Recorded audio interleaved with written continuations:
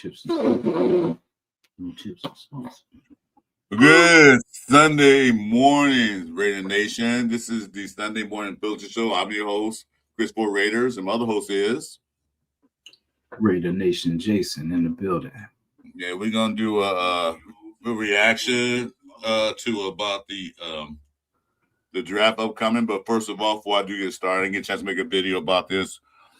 But as the nation know, we lost a Raider family member this past Monday. And you know that member was my favorite all-time Raider player, Rob Martin. I met the guy, one of the nicest down-to-earth guys you can never meet. But anyway, so we lost one. My condolences to the Rob Martin family, to his two daughters, and everybody else involved in his family. Congrats, my condolences. Anyway, just want to say that piece right quick. So what we want to do here now is get this show started. You ready, Jason? Oh, we ready.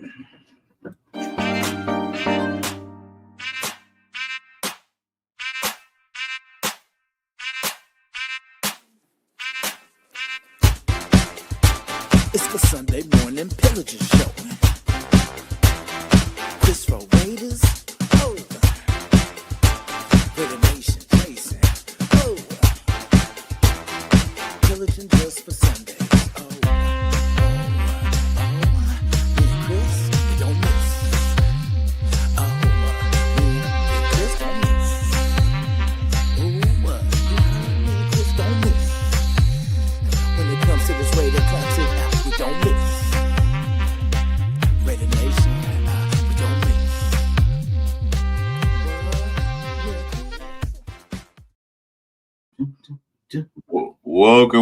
Welcome to the Sunday Morning Pillaging Show. First of all, let's start by just talking to the chat, see what they're saying. We got a Raider. Hey, Raider Ryan, what's up, brother? Double R. And of course, my man, Frank Weber. Rest in peace, Rob Martin. Thank you very much. Hey, long time no see. Robert Pena's in the building. Hey, Robert Pena. Well, Pena. glad to see you in here. I've seen you in a while. Yes, Okay, got probably more people coming in, but let's talk about this. Let's get this out the way.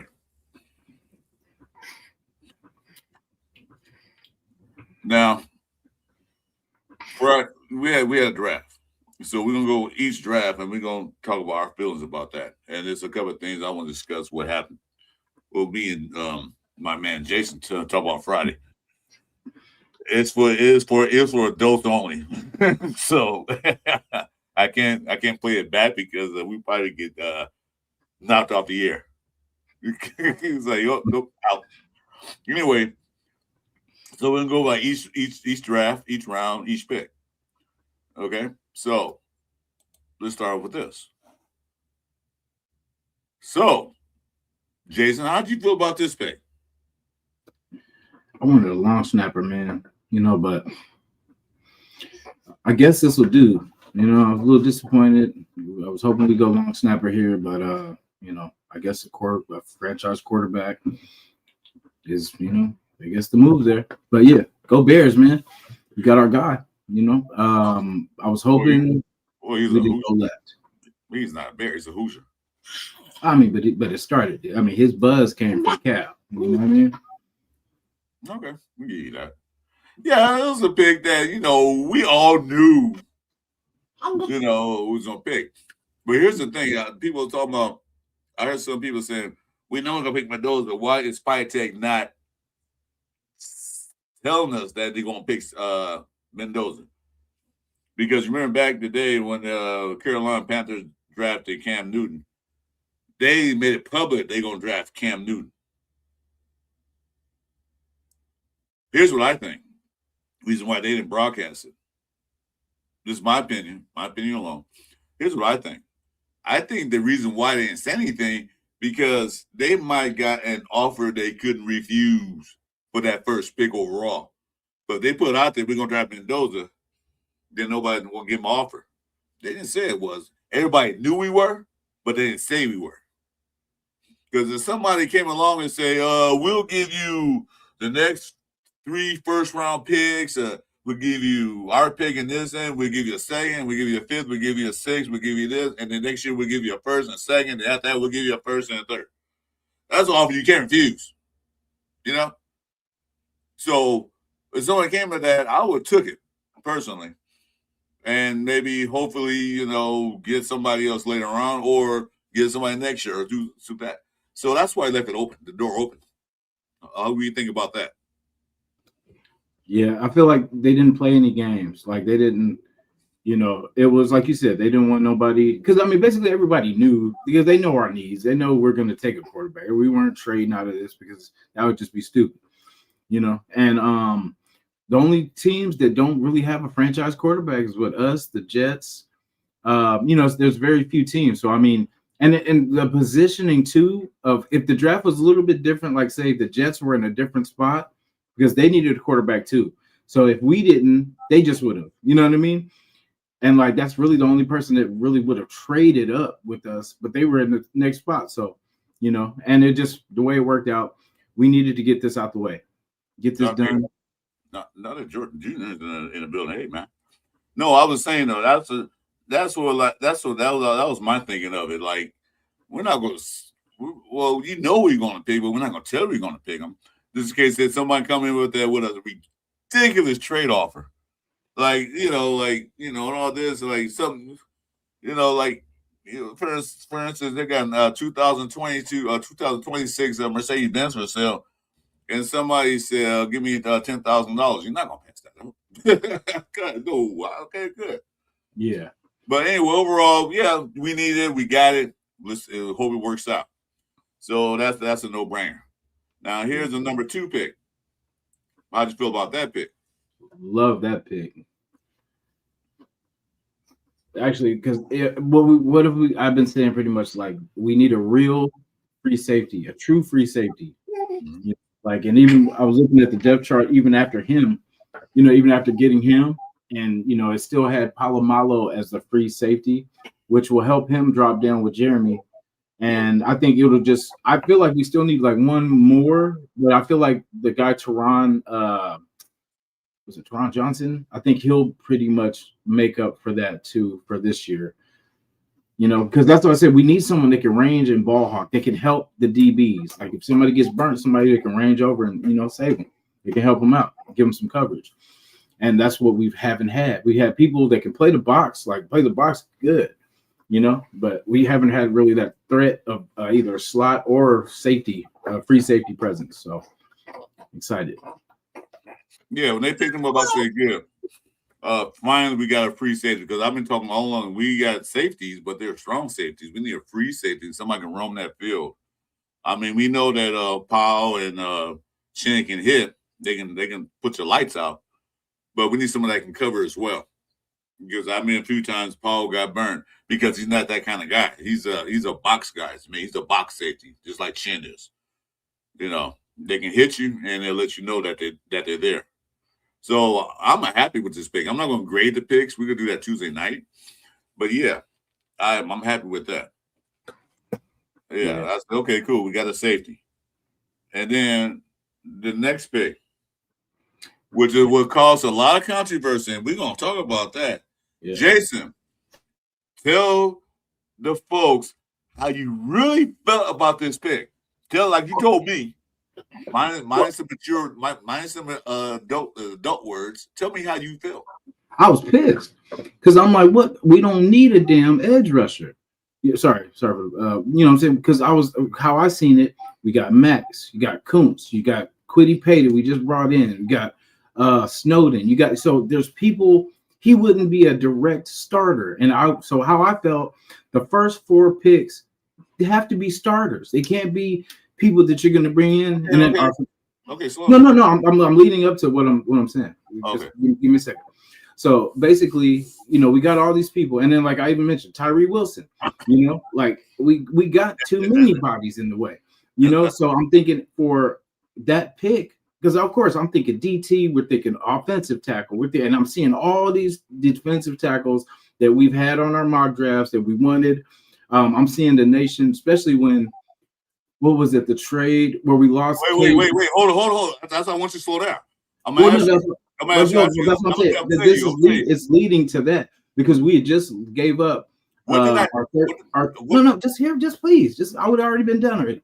So the 36, we traded to Houston and we lost Caden McDonald, which was one of the people that I wanted. So I was already pissed from that. And then we did this.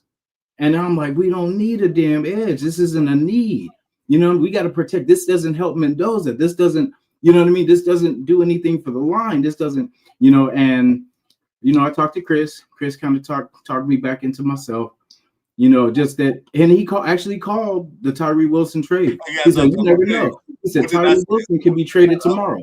Like I said, what did I say when I talked to you when you was Brandon Raven? What did I tell you? I told you Friday night. I said this means one thing: they're gonna trade Wilson. I said that Friday night. Didn't I say that? That's what I just said. I said you called it. And what happened? They traded him.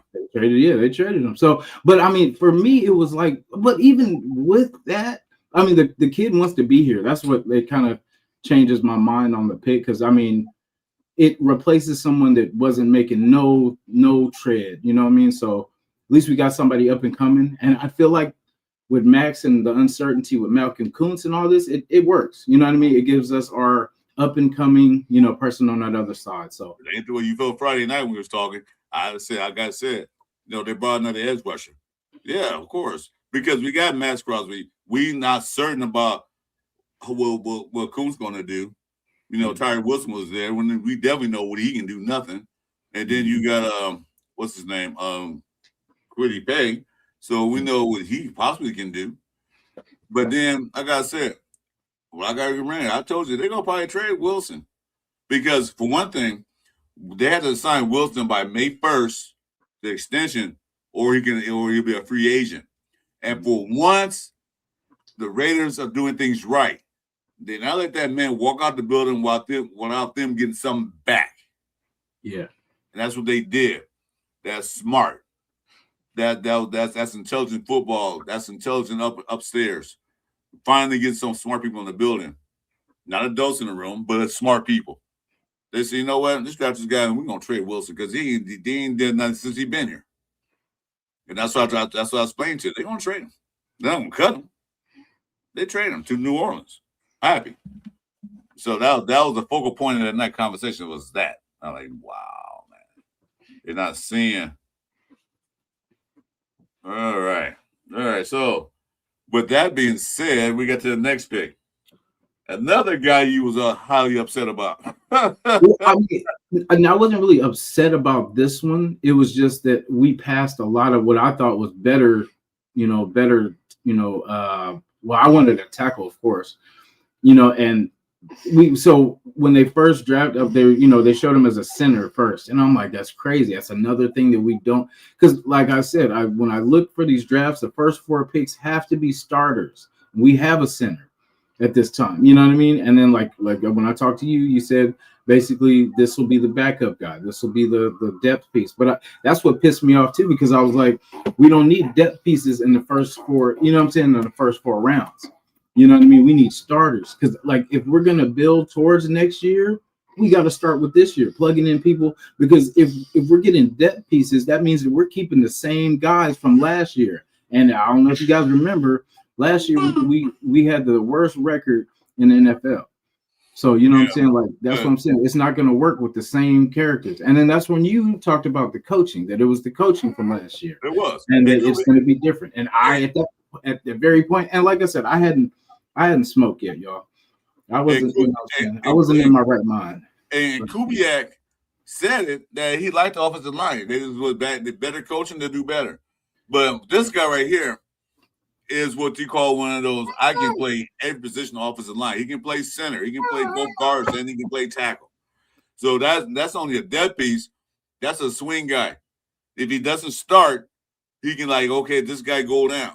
Because you all know what happened last year when we lost Colt Miller and JPJ. The offensive line was already bad as it was, but then we lost those 2 guys. It got even worse.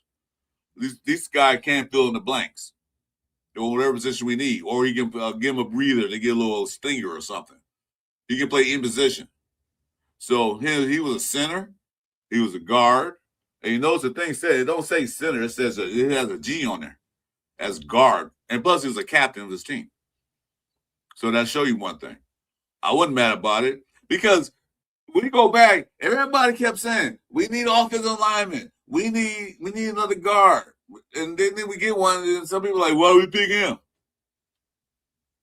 I said, well, that's what he wants. But not only that, he can play all three positions in case we need him. The guy's a beast. He's a monster. So I was happy with that. Yeah, like he's definitely a good player. Like it's just, there was people still on the board at that time that, like I said, and then like you said too, that we didn't get who we wanted. So like I was kind of tripped, because it was, I just seen a lot of other names that were still on the board, and then we get him. I'm like, why? It just, I don't know, just the Raider usual. But that's why we're couch GMs, because the Raiders already got their shiny new toy in that first pick. Now they're getting guys up needs, not wants, not to make everybody else happy. Although we are Raider fans, we want to see certain guys on the field, but it doesn't work that way. Because if it did work, then they wouldn't have fired the last GMs and head coaches. But apparently, it didn't work out. You want to please the crowd. Yeah, pleasing the crowd is not picking the guys that the fans want. It's picking the guys so we win football games. That's how you please us. I don't care who's on the field, really. and as long as we win games, I'm happy with it. Who's playing quarterback? It don't matter when we win it. I have my favorite player, like everybody else do. But if we're not gonna win with that guy, why he's on the field? So I told Chris yesterday, 2 wins max. Because after day 2, I was like, we're not hitting on what we need to hit. Because my goal, because that's why it's nothing personal against him as a player. Like none of the guys that came in, it's nothing personal against them. Like they did anything. It's my vision was because we got Miller coming off injury. We got JPJ coming off injury. I mean, I hope to everything, Jesus, that they both stay healthy and make it through the season. But just knowing how things go, I'm prepping for that before it even happens. So if they're healthy, the win-win. Then we got somebody in the back. We got good depth. Because I want to replace Miller. Because Miller's not going to be here the next 5 years. You know what I'm saying? So we need to get our replacement for him. And nothing personal against him, but it's just the way things go, bro. Like he's been injured the last 3 years in a row. So if you're a betting person, you're going to get ready for that 4th year just in case. You know what I mean? And it's like you don't want to have what happened last year happen is when they go down, you have lesser competition in the room. You know what I mean? I want the person that replaces him to be better than him. You know what I mean? And or at least, where it doesn't lose, because Genty's the one that's going to struggle. You know what I mean? It affects our running game. And if we can't run the ball, we know how that goes, but like I said, that was my thing with that. I wanted us at those high picks to upgrade for our tackle of the future. If it's left, right, whatever it is, just to get our line better. Well, know what? Yeah. He might be already in the building.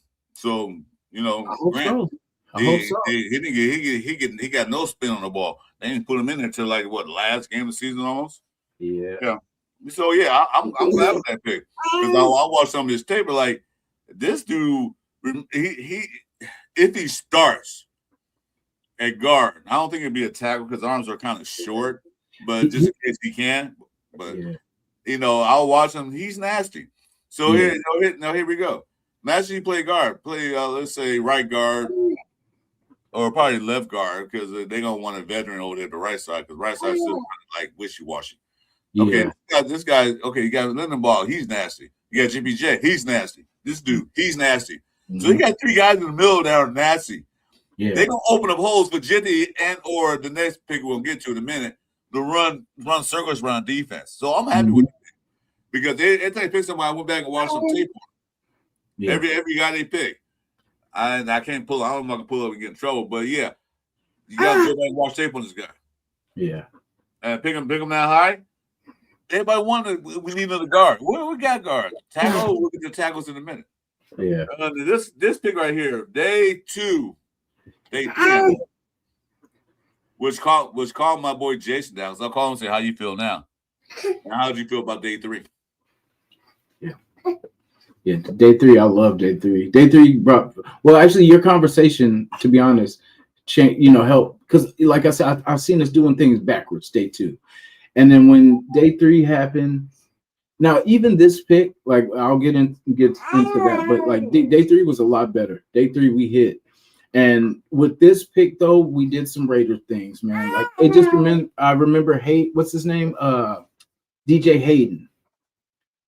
We took a chance with him, like on an injury that was kind of, back then it was something with his heart too, but yeah, it was, one of those things where it was a risk with his too. Like could have got him like it could have been life threatening later on down the line or whatever too. And I think he's passed since then too, huh? Yeah, he passed away. Yeah, so rest in peace to him. But yeah, it just because the risk versus, it just sounds like it's more risk, man. Like, but I just hope they don't play, or I don't know. I just don't know how to, because like I said, I'm unfamiliar with that, how his, that whole injury thing is crazy. But I want him to be okay. I don't want him to risk his, I want him to be a good player, but at the same time, I want him to have a future. I don't want him to lose his career due to, the surgery or whatever it is. Because I mean, if you only got a couple years, like if I was in his position, bro, I'm gonna play till I can't play no more. You know what I'm saying? I'm gonna just wall out until I can't physically do it. You know what I'm saying? So like, I'm not gonna let nobody take this away from me. This is my opportunity. I'm on a team. You know what I'm saying? I'm a ball out till my body just doesn't give no more. So I mean, I hope for us this is the reward. But like we're so used to the negative that we only see this really going negative. But I hope for his career and just for his future. Good player, man. He's a fiery dude. I hope the best for him. I hope even if it's not with us, I hope just for his career to be long. Well, here's the thing about it. They didn't take him in the first round or second round. They come in the 4th round. So if it doesn't work out, okay, well, it didn't work out. But I'm glad they're taking a chance on him. See, the Raiders stopped taking chances with other players. Oh, he's hurt. He's injured. Oh, well, no. Because I thought they were going to get that guy, Chris Johnson, but he went somewhere else before we got to him. So, but this guy is a sticky cover guy. Yeah. Hopefully, like you said, hopefully his knee don't choose it.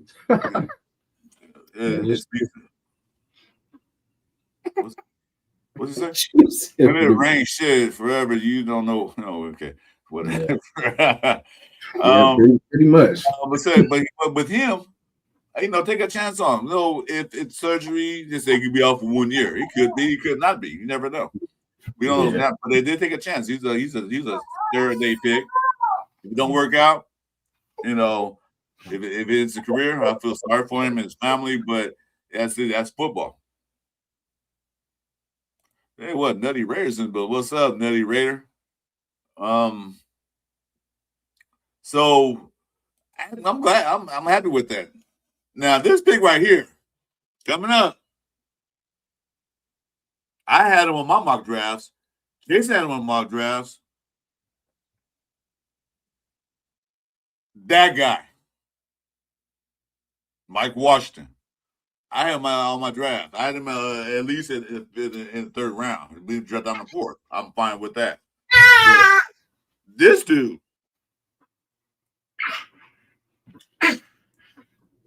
My God.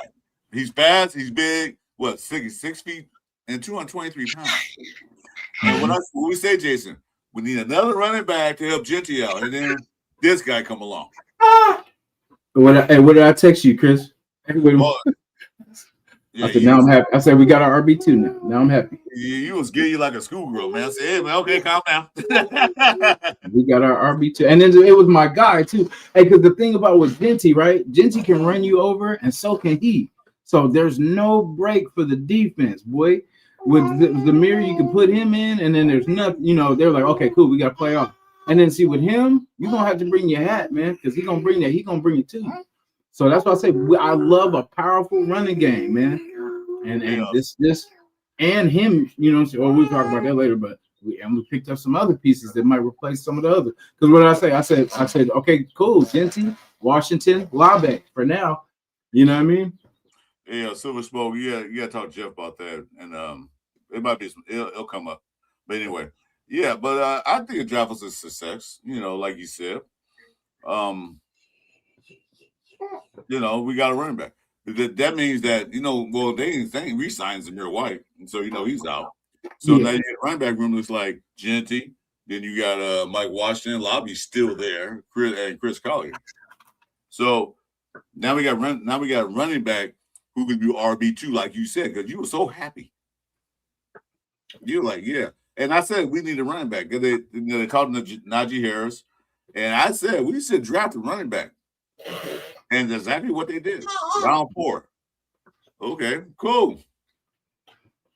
And he was overlooked. Everybody's talking about the Love deal. Like Love, of course, he was going high. He was the best running back in college last year. He was number 2 overall pick. To who? The Cardinals. Yeah. Good luck. Have fun. So yeah, this is a pick that this one of those picks that I was really happy about. This is like the pick of like, that besides Mendoza, this is like my second favorite pick of the whole draft. My second favorite. I was happy with this when they announced it. Because I actually hadn't seen it. I was doing something else. I came back and I had to scroll back and like, what they pick? I missed it. And like, oh, then that's when I came back. That's when Jason texted me like, "Hey," I say, "Okay." Now we're getting somewhere. So we'll go through his grades and stuff and PFF all that stuff on Tuesday night when we have a little more time. Yeah. Now the next pick was kind of surprising.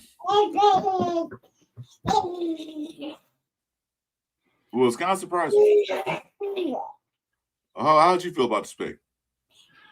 Well, I've seen a couple people on the board. I have to start writing that down. Next year, I'll write down the people that I wanted, versus who we got. But when I found out that he was pretty much his best friend was, the other safety, the free safety. So I'm like, it's kind of cool because you got 2 people that played free and strong. And then basically that would help us if they can hopefully, both come over here and start hopefully at some point together. They know communication together. So, the things that they seen in college and they can match that and increase it to what they see in the NFL. And they've already got, communication, probably finger signals, all this kind of stuff that they got between each other. So it's kind of cool having 2 teammates in that same position on opposite sides that coming back to that. You know what I mean? Because in that way. So here we go. If I lose my train of thought, lose thought. Here we go. So you got the Kobe Dean and Quay Walker, who play at Georgia together, they're on the field.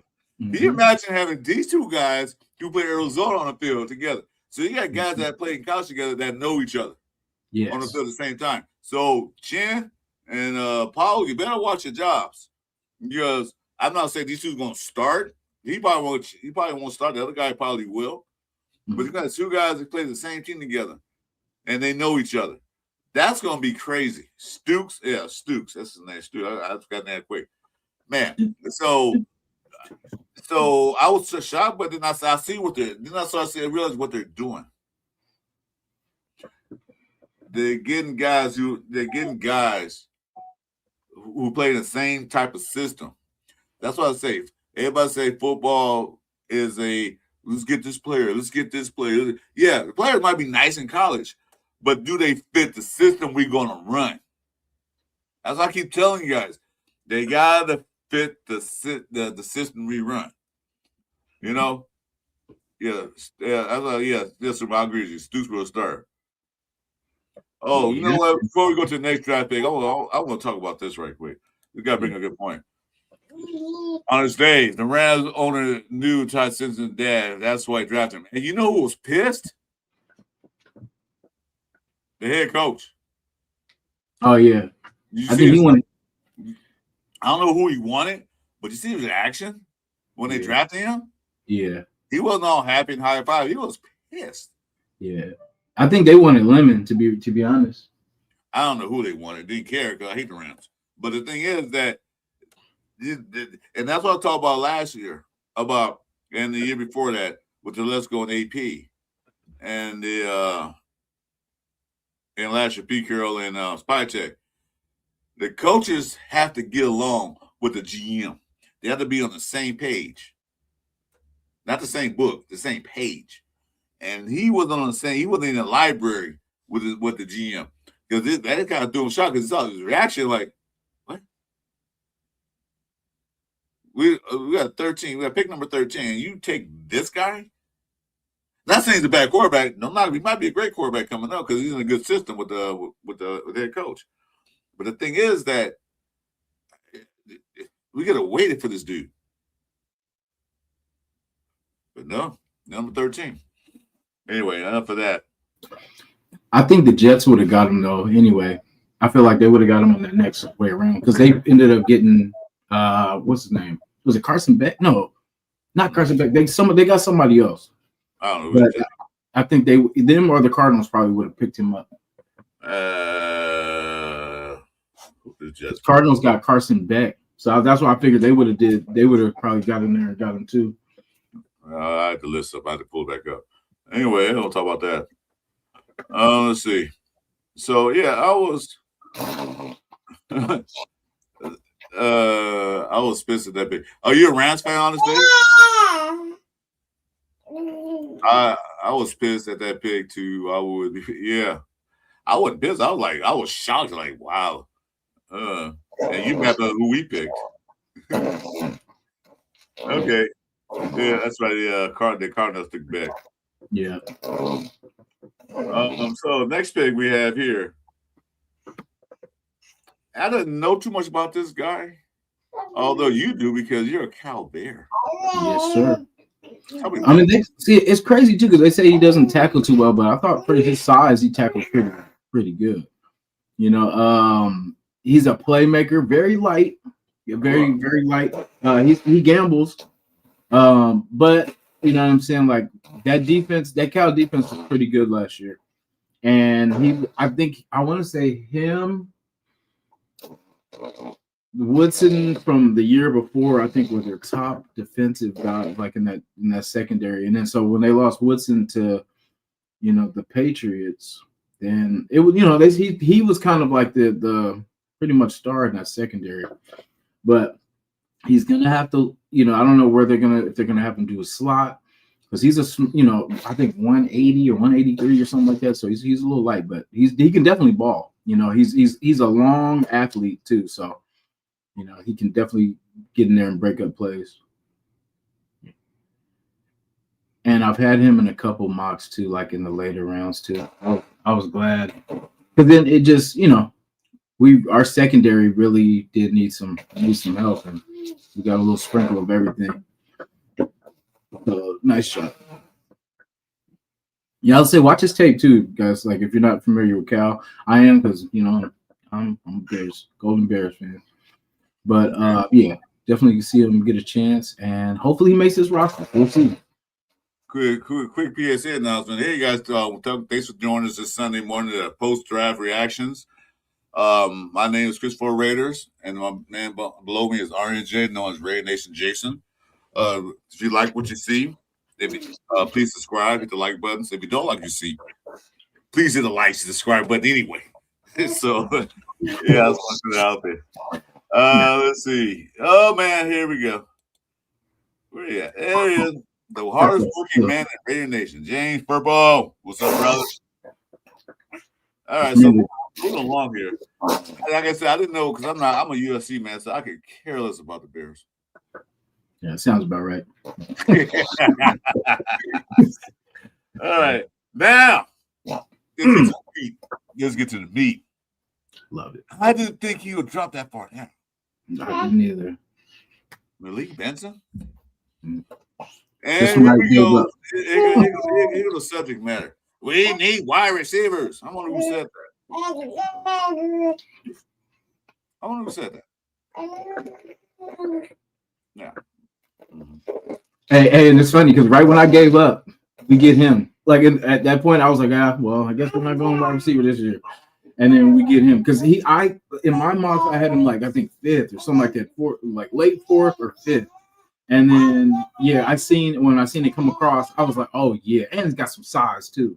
Mm-hmm. You know what I mean? So man, it's gonna be cool, man. And then so this is what we wanted Thornton to be. You know what I mean? Like we wanted to be that pretty much that 50-50 ball type. That's what he's gonna be. That back shoulder guy, what was him and Surratt or Mendoza and Surratt was, that's what I'm hoping he can be, man. Because he's got the size, he's got the hops, and you know, in the right coverage one-on-one, I think he can come down with them. Nope, give me that. Oh well, you know, Thornton better watch out. Like I said, they basically. When we get to the last pick, then I'll go and summarize what I think happened. What's going on here? All right, I'm happy with that pick. I was like, dang, he fell that far down. I forgot all about him because, you know, he has 4.3 speed. He's fast, and he has good route running abilities. So, let's see. Anyway, let's just wrap this up. And then we got a D tackle at the end of the draft. Brandon Cleveland. Big boy. Help that middle out. So I'm good with that. So they got a lot of competition out there for the guys that's on the team now. You know, because I was never a professional football player. Of course, you know that. But you know, all in watch the draft. You saw Max Crosby's reaction when he drafted Mendoza. He knew they were going to draft him, but he reacted anyway. But how do you think how they felt in a room when you start drafting these guys? Because you're going to feel like, ooh, competition, or ooh, I'm out of here. And there are 3 guys on this list that I feel like some guys are in trouble. The safety they drafted, the first one, number 2 pick, Stooks, those guys are in trouble. The running back, there ain't nobody in trouble because pretty much lobbying is probably going to do special teams or whatever you want to do, so no problem there. Yeah. Joe McCoy, we got to wait for to see what happens. But if he's healthy, Corey got something to worry about. This guy nothing to worry about because he's probably going to back up or swing. Or then again, think about good. He can start because Meredith is supposed to be the slated starter. He can be in. This guy is going to be a rotational piece. He's going to be there, but it's going to be a rotation. Okay? But then, drafting him, he probably was worried.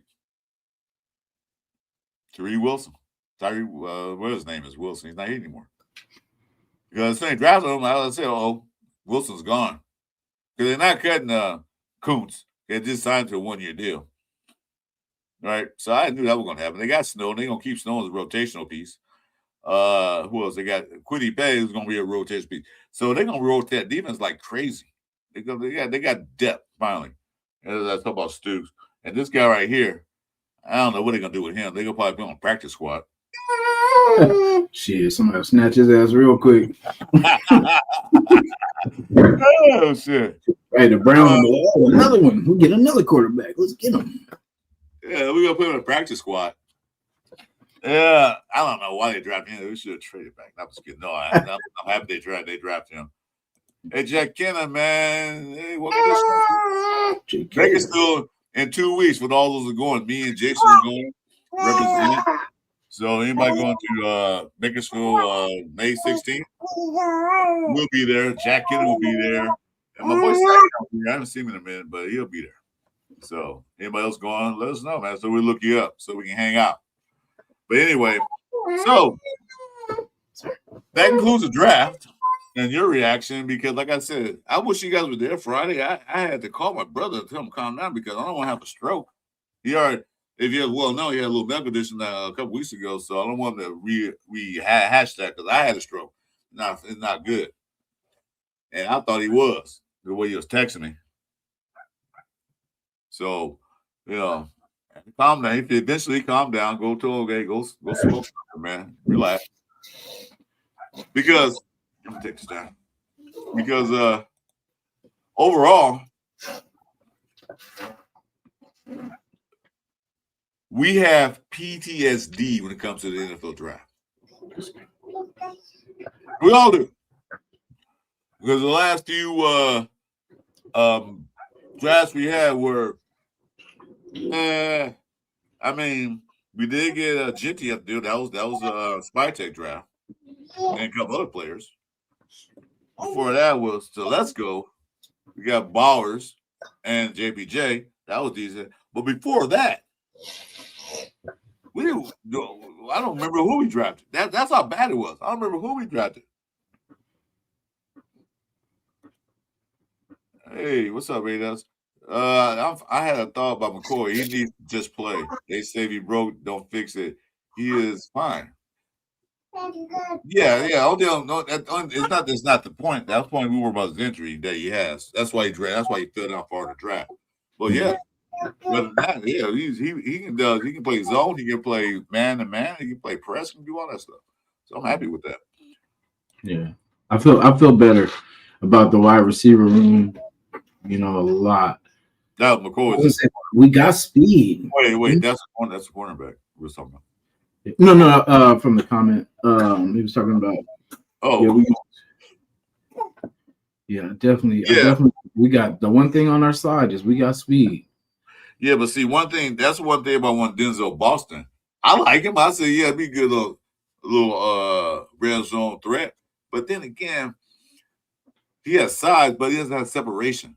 And what the one main thing we talked about last year, they don't separate. Receivers don't separate, all but Tucker. Now we got guys who can separate. Mm-hmm. So, but anyway, what was I saying? I lost train of thought because it got interrupted. What was that? Now you're talking about the DB. You're talking about McCoy. Oh, before that, my dog was barking. Anyway, it'll come to me. But so I'm happy to draft. I mean, the point is that they didn't make picks of wants. They didn't pick some needs. And like I said, look at it. We all said on my drafts, we need wide receivers, we need cornerbacks, we need offensive guards. And what they get, they got all of them. And then some. So I'm cool with this draft. I'm not gonna grade it because I'm gonna grade a draft when they haven't got on the field yet. Like this last year's draft, they get on the field, then I'll start grading. Okay, Spytek's draft last year. This guy was good. This guy came out to be good because you know what happened last year. The coaching was worse. So, well, we'll see how it goes. At least they got guys in the building. Let's see here. Oh man, I lost it. Go ahead, man. I'm gonna just say, I liked from the UDFAs and everything like that too. That was exciting too because when I seen a lot of Indiana players, I was like, okay, cool. Let's let our guy feel comfortable. Let's get him some guys that he's familiar with. Because when you go to the NFL, man, you leave all your friends, you leave all your teammates, and you kind of go through your own journey alone. But it's always cool when you got somebody that you can relate to that speaks the same language as you. So that way it's easier, in a pinch, you could just say, hey, Swiss, or, whatever you guys got the code. And he knows what that means. And it's just easier conversation than someone that you just kind of got to this year. Somebody mentioned something too. I forgot what player it was, but they were talking about coming into the new system and then also the quarterback getting into the new system. And so I basically feel like they're going to be either splitting the ones with Kirk. I still see Kirk starting. I honestly do. I see Kirk kind of starting, and I guess maybe when they feel he's ready, they're going to put him in. But I feel like Kirk is good enough to get us through the season and everything like that. Unless something crazy happens, but I feel like we're okay. Like there's no really rush for him because that's what I said. We shouldn't be putting pressure on this year. This year, just get the right pieces in the right places. Put the centers that are supposed to be centers, make them centers. Put the guards that are supposed to be guards, make them guards. Get the linebacking unit. Whatever's our best. Put our best foot forward, and then we'll start talking our usual Super Bowl this year. You know what I'm saying? But for now, let's get the pieces in place. Let's get I hate to say bums, but let's get the players that aren't that good and aren't supposed to be starting out of there. Let's get some real starters in there. You know, I love this team. I love every player on this team. I appreciate you, but it's a business, bro. Like you gotta either shit or get off the pot. You know what I'm saying? Like it'll take pretty much a tough person, which I think our coaching staff will be. Like as long as certain people stay out of the way and stop putting their, input, just let these guys cook, man. Like let them get their players. Chris even told me that. You know what I mean? Just like they're getting the players that fit this scheme. It might not be the players that we want and that we desired and thought could make the difference on our team, but they see something. And so far, look, Tyrie's gone. Zamir's gone. Like when you think about the weak links on the team, like the only one that sticks out to me now, and it's nothing, like I said, nothing personal, it's just Labe, because I know the fumbling issues. So I like that we've already secured that. So, I mean, basically the weak points on this team that were there are not anymore. So, I'm stoked with the Hawaiian kicker we got as a shooting fake. Don't you have a video of that? I do. Pull it up. I don't know if you guys have seen this already, but it's about the Tokyo Turkey. And it's a beautiful story, man. Let's see, let me go to the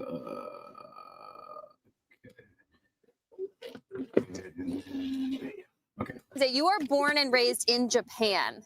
How did you get to this place where you knew, like, hey, I'm going to go to the U.S. and become a kicker in the NFL? How did this happen?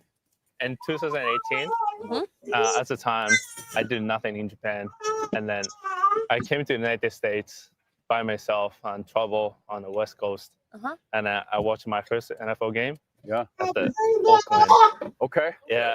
And then I really loved it. And then, like, I want to do this. This is going to be my life. Do you remember the game? Do you remember, obviously, it was Oakland Raiders, and then do you remember who they were playing? As a Rams.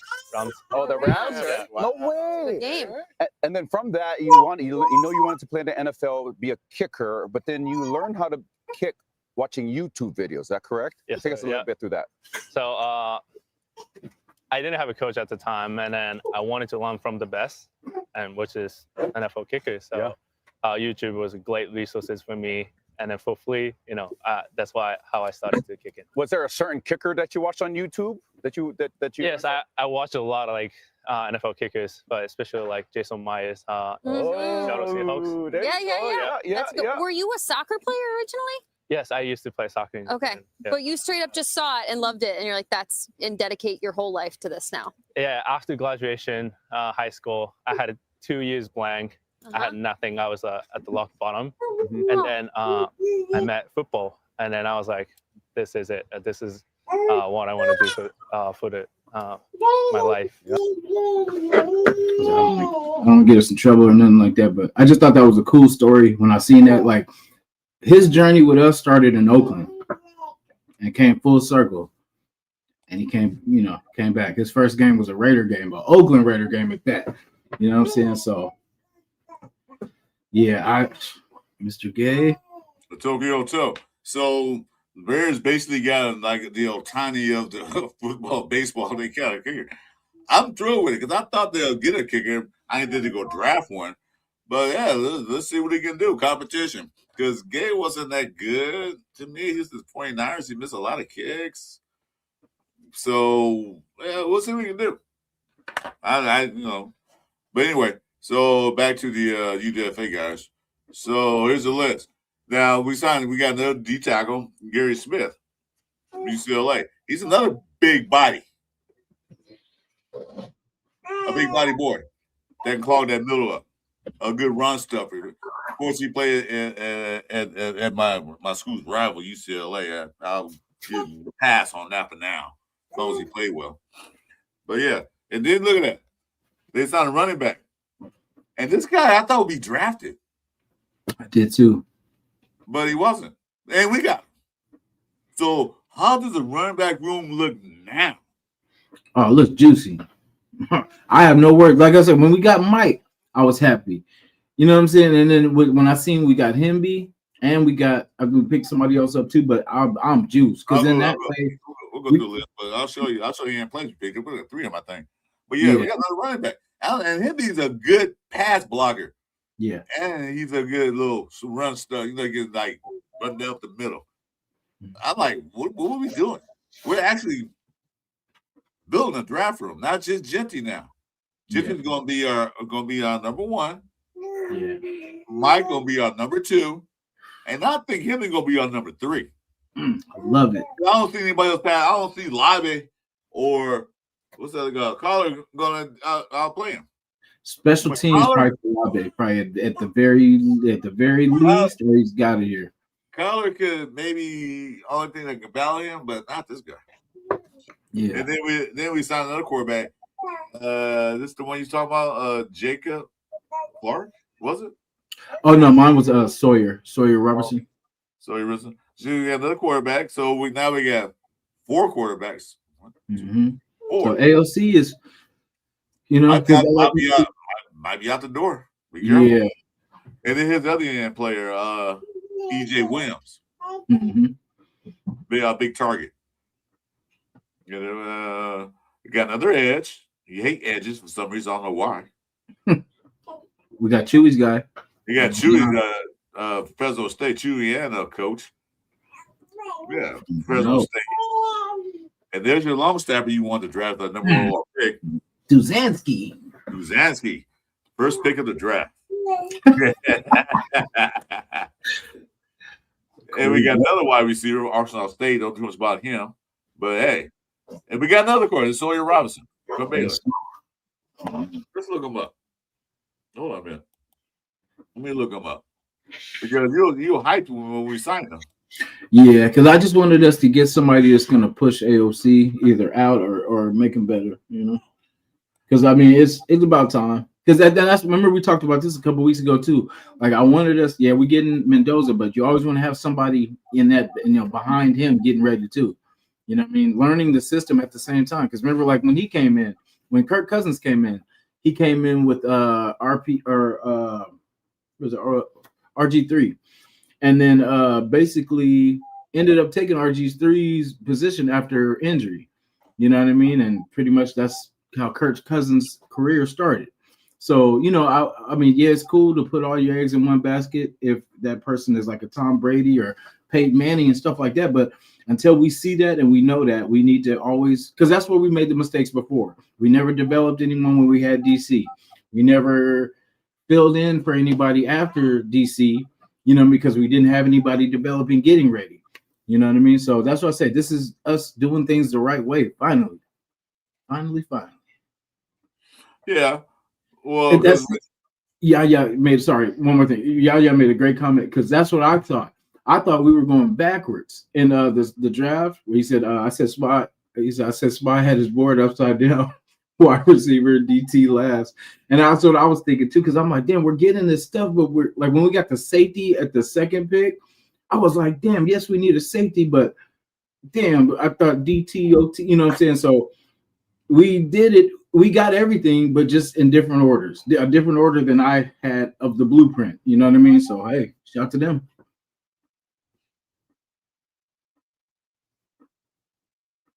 I'm trying to find. Oh, here it is. So, this guy is 6'4" and 220 pounds. So we got another big quarterback. Yeah. And if I'm listening to something, I can't show it because, YouTube little thing. Mm-hmm. He can actually move. Mm-hmm. That's why I was okay with him. Because remember, I was saying Taylor Green just for that athletic ability, but he can move too. So that's it. So I'm good. We got our mobile guy. Yeah. So, and I always said that, the draft, though, you get 7 rounds, and depending on your picks, you're going to at least get 7 picks unless you trade out of them. But if you didn't trade out of them, you get 7 picks. You get 7 guys you choose from, at least the minimum. Well, not the minimum, but basically. So you got 7 guys. But then there's a lot of other guys that don't get drafted that falls off the draft board, and then you grab them. And I always say UDFA are important because I'm always like a UDFA guy because some of you they even come out of nowhere, end up being stars, end up being a Pro Bowl, end up being a Hall of Famers. It happened. So who's to say? I'm not gonna say this guy's gonna be a Hall of Famer, but who's to say? UDFA. Because you see what they're doing. They pick them guys to either push the guys to get better or push them out. You're out of here. Sorry. thanks for playing for us, but time is up. You know, they get another edge, another offensive lineman, Chase Roberts from BYU, another receiver, another D-back, another O-line, another tight end. You know, can't have too many tight ends. Because we saw having Brock Bowers went down, we were like, "Oh my God, we suck. We had nowhere to go." So another safety, another O-line, another linebacker. See what they're doing? Another punter. I don't think anybody's gonna take Carl's place, but it's always good to have competition out there. You know, it's always good to have competition out there. But see, sometimes when they bring these guys in for training camp, they all go to training camp and mini camps. The reason why they do that to see what they got. Because if something should happen to one of their players, like say for our punter, which is one of the best punters in the NFL. Say something happened, like what happened last year. What something happened? They can get on the phone. They might not sign him to the 53 roster or a practice squad. I don't think they'll put a punter on a practice squad. But say something happened to Carlson. Well, damn, we need a punter. They can get on that phone. Hey, what was his name? Hey, Joseph, what's up? We need a punter. You want to come in? Sure. Boom. Get your punter. Because they saw what he can do in the practice, in the scrimmages, and all that stuff. He probably played preseason. Let's see what he got. So they got him on the speed dial just in case something happened to our punter. So that's why they do that. That's why I think that's what they do. That's my opinion again. We got a receiver from UNLV, another linebacker from Maine, Delaware, another Hawaiian player, a linebacker, Giovanni Avino. Nice name. So, and then we actually picked up 2 kickers as UDFA. So it was a major competition. Tokyo Toe and this guy, Nate Reed from Delaware. And I like what they're doing. They're not putting all the eggs in one basket. They what you got. And they'll tackle. So the Raiders are not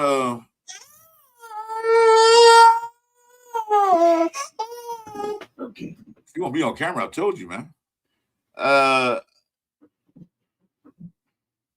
They're like not selling for okay, we already got a kicker. Man, we don't need another one.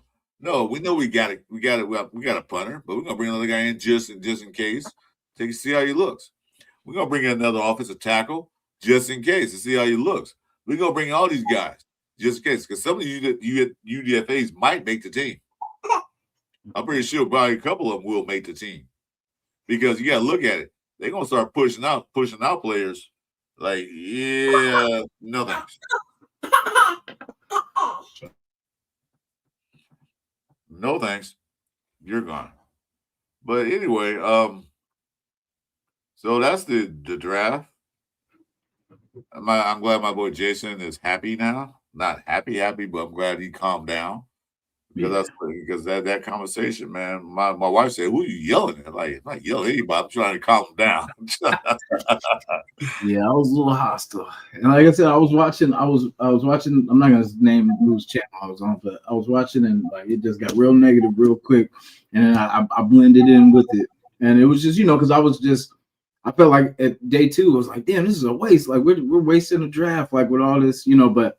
Like I said, Chris, you made very good points, and remember I even told Chris, I said, "There's nothing you're gonna be able to do to change my mind." And blah, blah, blah. But by the end of the conversation, you definitely changed my mind. Well, I'm gonna try to change your mind. I'll just say, calm down. Yeah, because I just they moved past so many people that we had on our boards, and then we're like, "Oh yeah, this is for sure gonna be." And then, like I said, when we traded that 36 pick to 38, and then they got. McDonald at 36. I was hot. That was the start right there because I was like, okay, this is already kind of going. What are we doing going backwards? Let's get the guys we need, But you got to take that down. Take that. I got to add something else to the stage right quick. Take that video down off the thing. I can't take it down. They won't let me add another one. I'm gonna show you something. But if they wanted him, they would have drafted him. Yeah. But apparently they didn't want him. Yeah. I don't know if he even came into the. I'm trying to see if he came into the visit. See, this no Boston. I swear he did though. He should have. Yeah, he did. He came for a visit. But apparently they didn't like what they heard from him. They didn't like what they saw. Yeah.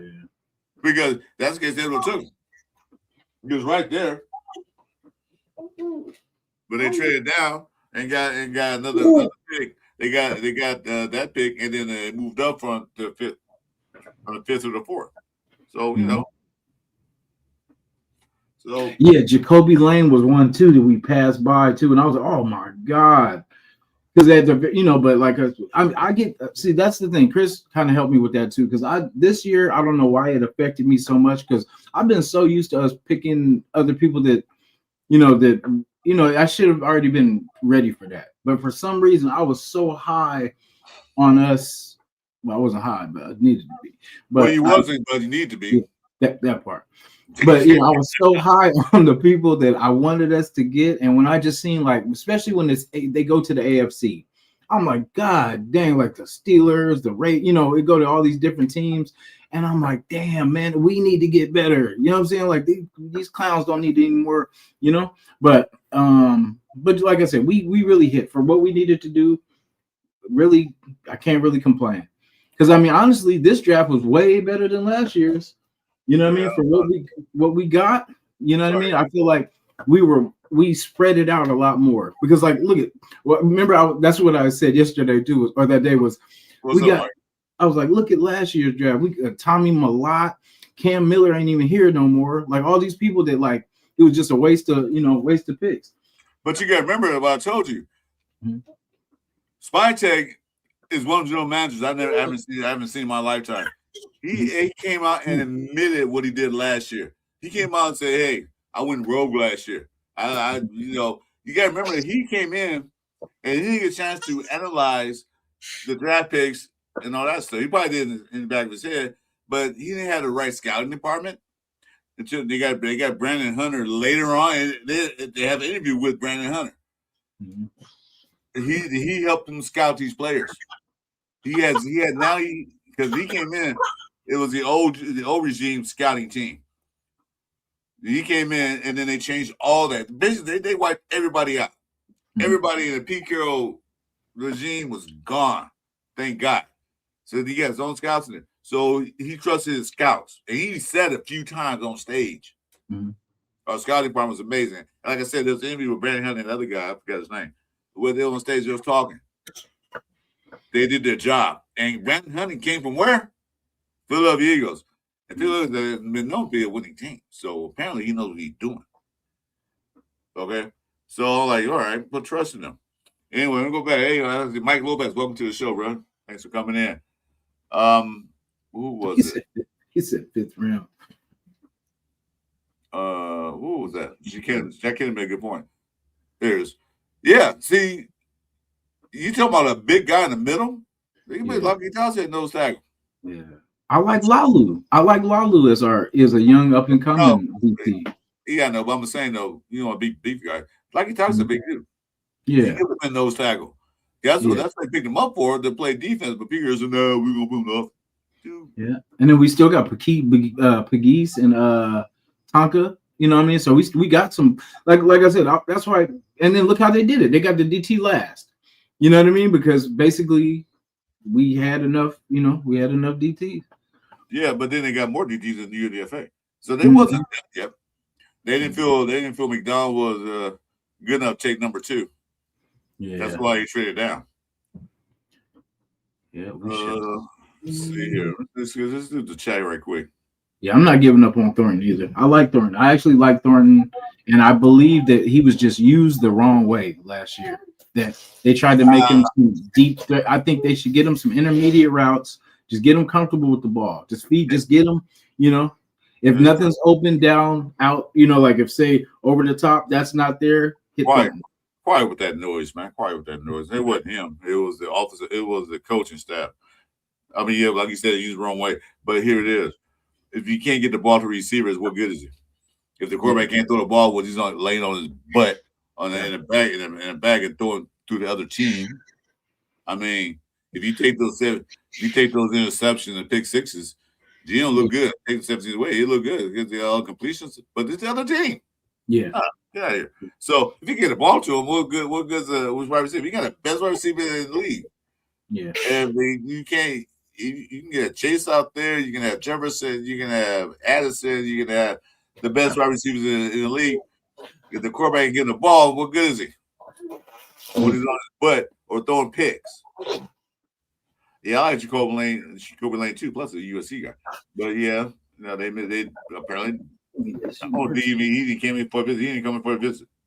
Nope, Ted Hurst did. Yeah. Chris Bell did. They might have been some smoke signals.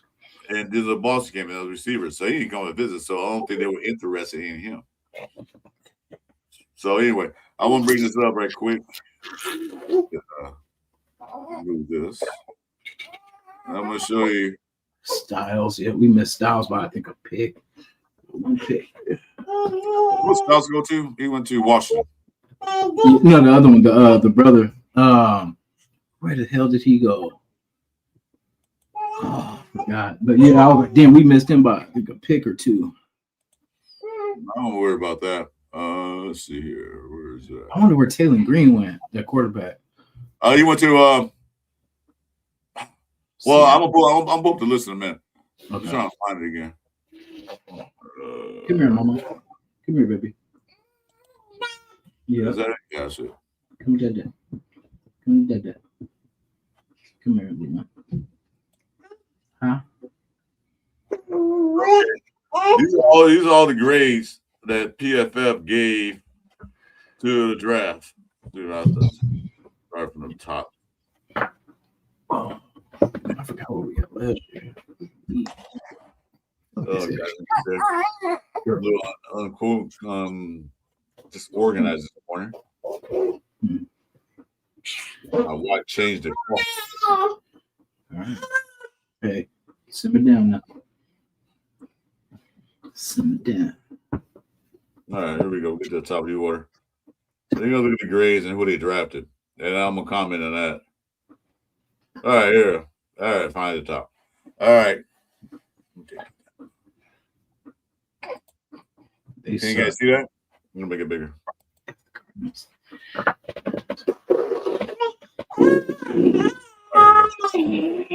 All right, so we start with Cardinals. C+. Do you see anybody on the list that we should have took? I like Reggie Virgil, but like he's like a late round. We could have took him. Carson Beck would have been a cool project quarterback. Yeah, he went in the second round. So yeah. And in that second round we got Stoops. So whatever. But I don't think Carson Beck would have meshed well with the damn Mendoza, because after that championship game, he didn't shake his hand. So I don't think that would mesh well. Carson Beck's got a little attitude problem. Yeah. They didn't want that. Okay. So they got a C+. Yeah. They went off. Remember, we went running back last year at 6, and then they went at 3. They got C+. Well, they went for Jeremiah Love because they thought he'd be gone if they get to the second round, which he would be gone in the first round. He would have been gone. Then the Falcons got a C+. I don't get what they were doing. Yeah, I was gonna say they got Zachariah Branch and when they got Terrell, but then after that it was kind of like, Yeah, I don't know what their goals are. Number 1 pick. They got C+. Zachariah Branch, I like him, but he was a small receiver. He's fast, but he's a small receiver. We already got those. We don't need another one. We got those. We got a couple of them. Mm-hmm. I know he's a Cliff Branch relationship, but yeah. All right, the Baltimore's got a B+. They didn't want to go play. They got. I looked. The guard they got was the damn guard I wanted. too. Oh, you know, they got Penn State. Vega, yeah.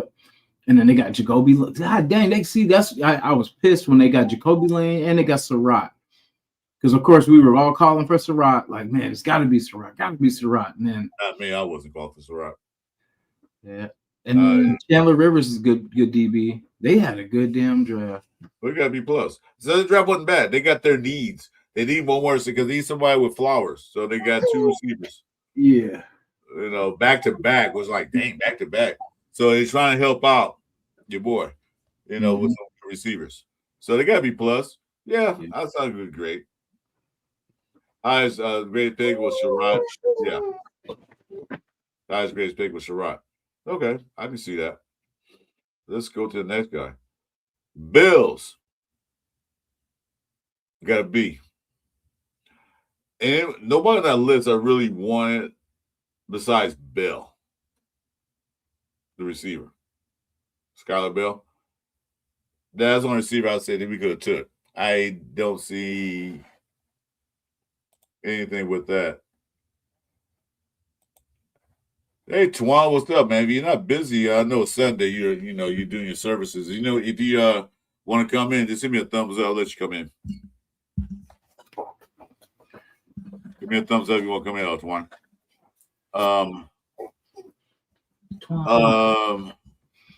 So they got a B. They didn't. The only person that was Skylar Bell was the only one I was like, yeah, I would have took Skylar Bell. Yeah. But he won the 125th pick. So, yeah, they could have gotten they want to, but apparently they wasn't interested. Like I said.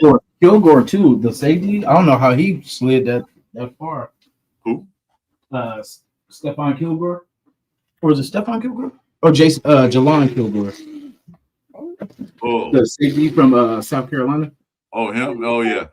I didn't really see him, but okay. Now, Carolina Panthers actually did pretty good in this draft. I don't know about that Brazo guy, the receiver, but Will Lee, I thought was a good pick for him. I would like to. I could see him Raiders getting him.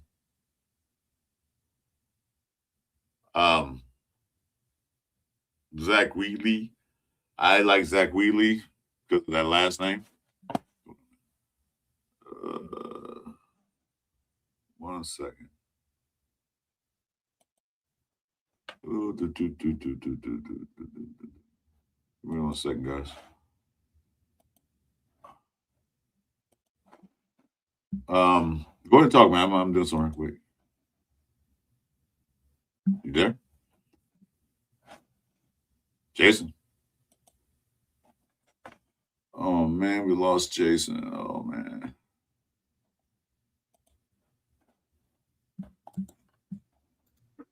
Oh, I'm on a phone call real quick. 1 second. Okay. Well, I was doing something right quick. All right, Tawana, yeah, check Instagram if you want to come in. Cool. Yeah, so yeah, they got an A plus. Bears got a B, and I'm looking at their draft.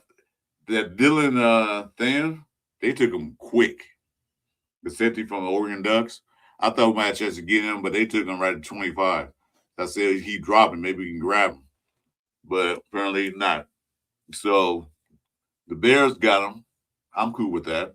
They're not our conference. They're another conference. Yeah, could go for South Carolina. Yeah.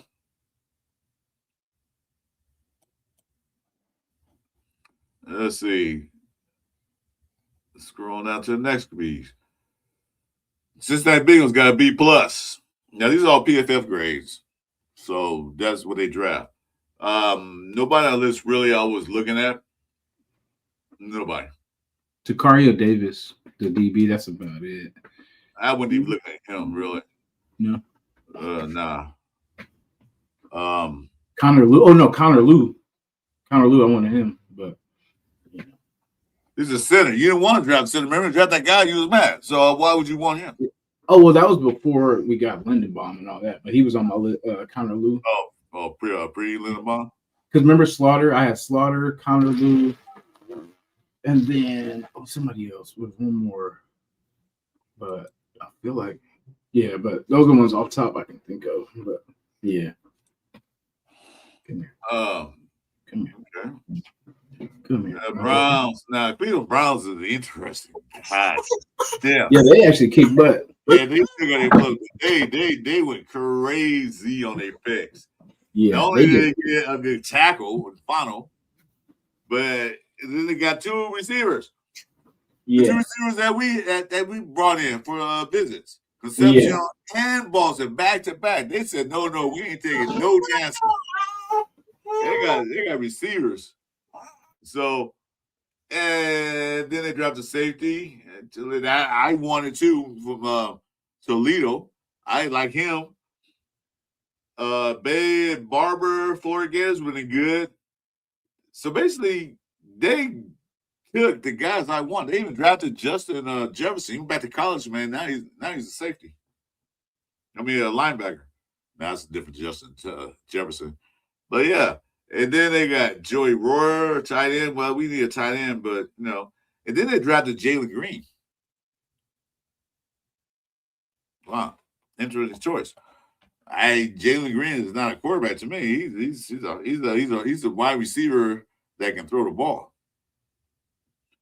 So they got an A+, but they did draft well in the first 3 picks. I mean, first 4 picks actually. Those all 4 of the guys, 9 through 58. I wouldn't mind those being on the Raiders.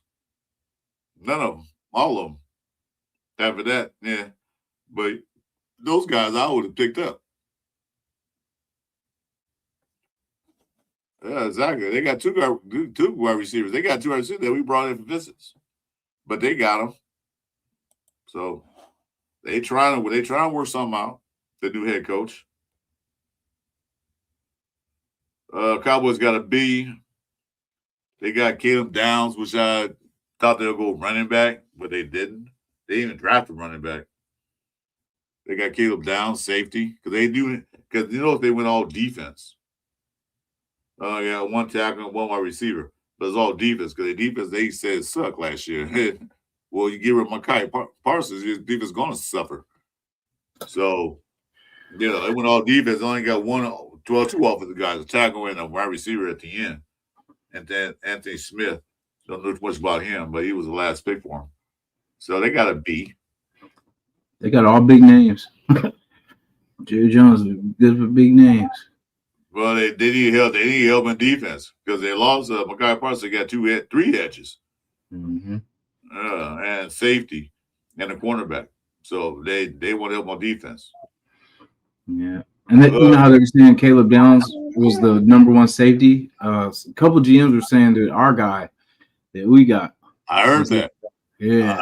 I heard a couple analysts say actually, well, the Raiders pick is actually better. Plus, Caleb got that little injury issue, so we go see. So I'm happy with what we got. There's we talk about our rivals. Donkeys. Who they get? Tyler Unundido. Jonah Coleman, I liked him, the running back. Yeah, I like Jimmy Coleman. He's been good fit. He really got him. But they got Bentley. Bentley. But they didn't have really too good of a draft, I don't think. Well, that's why they got C-, almost a D. Nobody there I really like. But I do like the Mr. Irrelevant. I like that name. That sounds like an old school 1930 football player, Red Murdoch. Yeah, he smoked cigarettes. That was a good name. Mm-hmm. That was a good day. Like he dry shaves and smokes cigarettes. Yeah, no, smoke cigars. So there was this little shot. Yeah. If my name's Red Murdoch, I played for the Denver Donkeys. I'm the linebacker. Funny.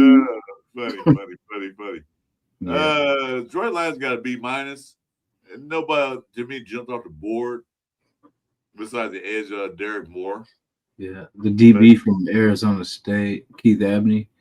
Good pick. Yeah, that was a good pick. Yeah. You know, Blake Miller was the only person on that I really wanted. Tackle, yeah, he wasn't on my list, but yeah. Packers got a B. They did okay. I was gonna say, I barely heard their name in the draft. They only had what 2, 4. They only had 6 picks because all of them were traded out for that. They traded out with Dallas for that Michael Parsons thing. Yeah, right. So that's why they had a pick. But Brandon Sides would have been nice. Yeah, he went in the second round. So other than that, nothing really jumps out there. They drafted a kicker, Trey Smack. I like that. That would have been nice on the back of the Raiders too. Hey. Smack for a 50-yarder. He smacked it out the mark. For 60. Yeah, man, that's crazy. I would like that. Hopefully he gets cut. Sorry, but we get him. We'll trade you for Gay. We'll give you guys Gay. Let's get Smack. Yeah, okay. We gonna trade you Gay for some drugs, Smack. Yeah, for some Smack. Sorry, YouTube, not the real Smack. Not the, you know what I'm saying. Not that. Sorry, YouTube. Apologies. Let's see. They got to beat my Texans. So they win DI. They got a guard. Nobody really. They got Kamari Ramsey from USC. He was okay at USC. That's why he was late. It was all right. Nobody really jumped off the ball apart from me in that. Let's see who got next. Colts. Finally ended what they did. They went defense too. They drafted 3 edge rushers. 3. My God. 3 edge rushers. That's what they drafted.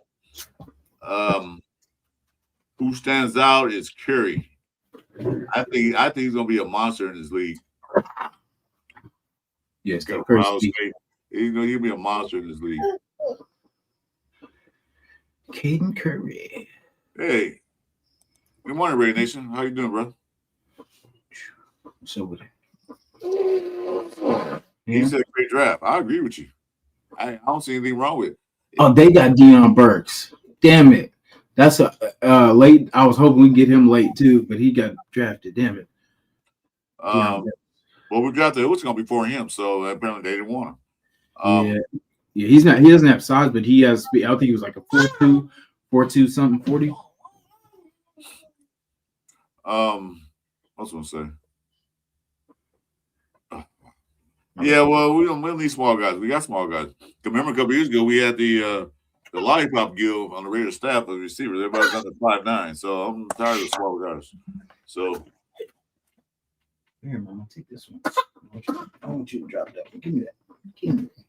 You take this one. They made me nervous not picking up a nose tackle at first, like Crawford until they made Tyrie trade. Yeah, I don't know if you came in late when I said when I talked to Jason Friday night. When he was like huffing and puffing about the edge we got a lot of edges. I told him very confident. I said, dude. I was like, edge is not a need. I was like, we got hella edge rushers right now. I'm like, we need this. We need that. When I tell your phone, I said, what? What did I say? And Chris Jadamas here said, he's like, you never know. He said, we might trade Tyrie Wilson tomorrow. I didn't say might. I said we will trade Tyrie Wilson. I said they probably will. Yeah, you're right. They probably will trade Tyrie Wilson. And next day. Yeah. As soon as it did, I thought of him. I said, oh shit. I said, Chris for Raiders, for GM. Let's go. Jacksonville got a D+. How do you get a D+?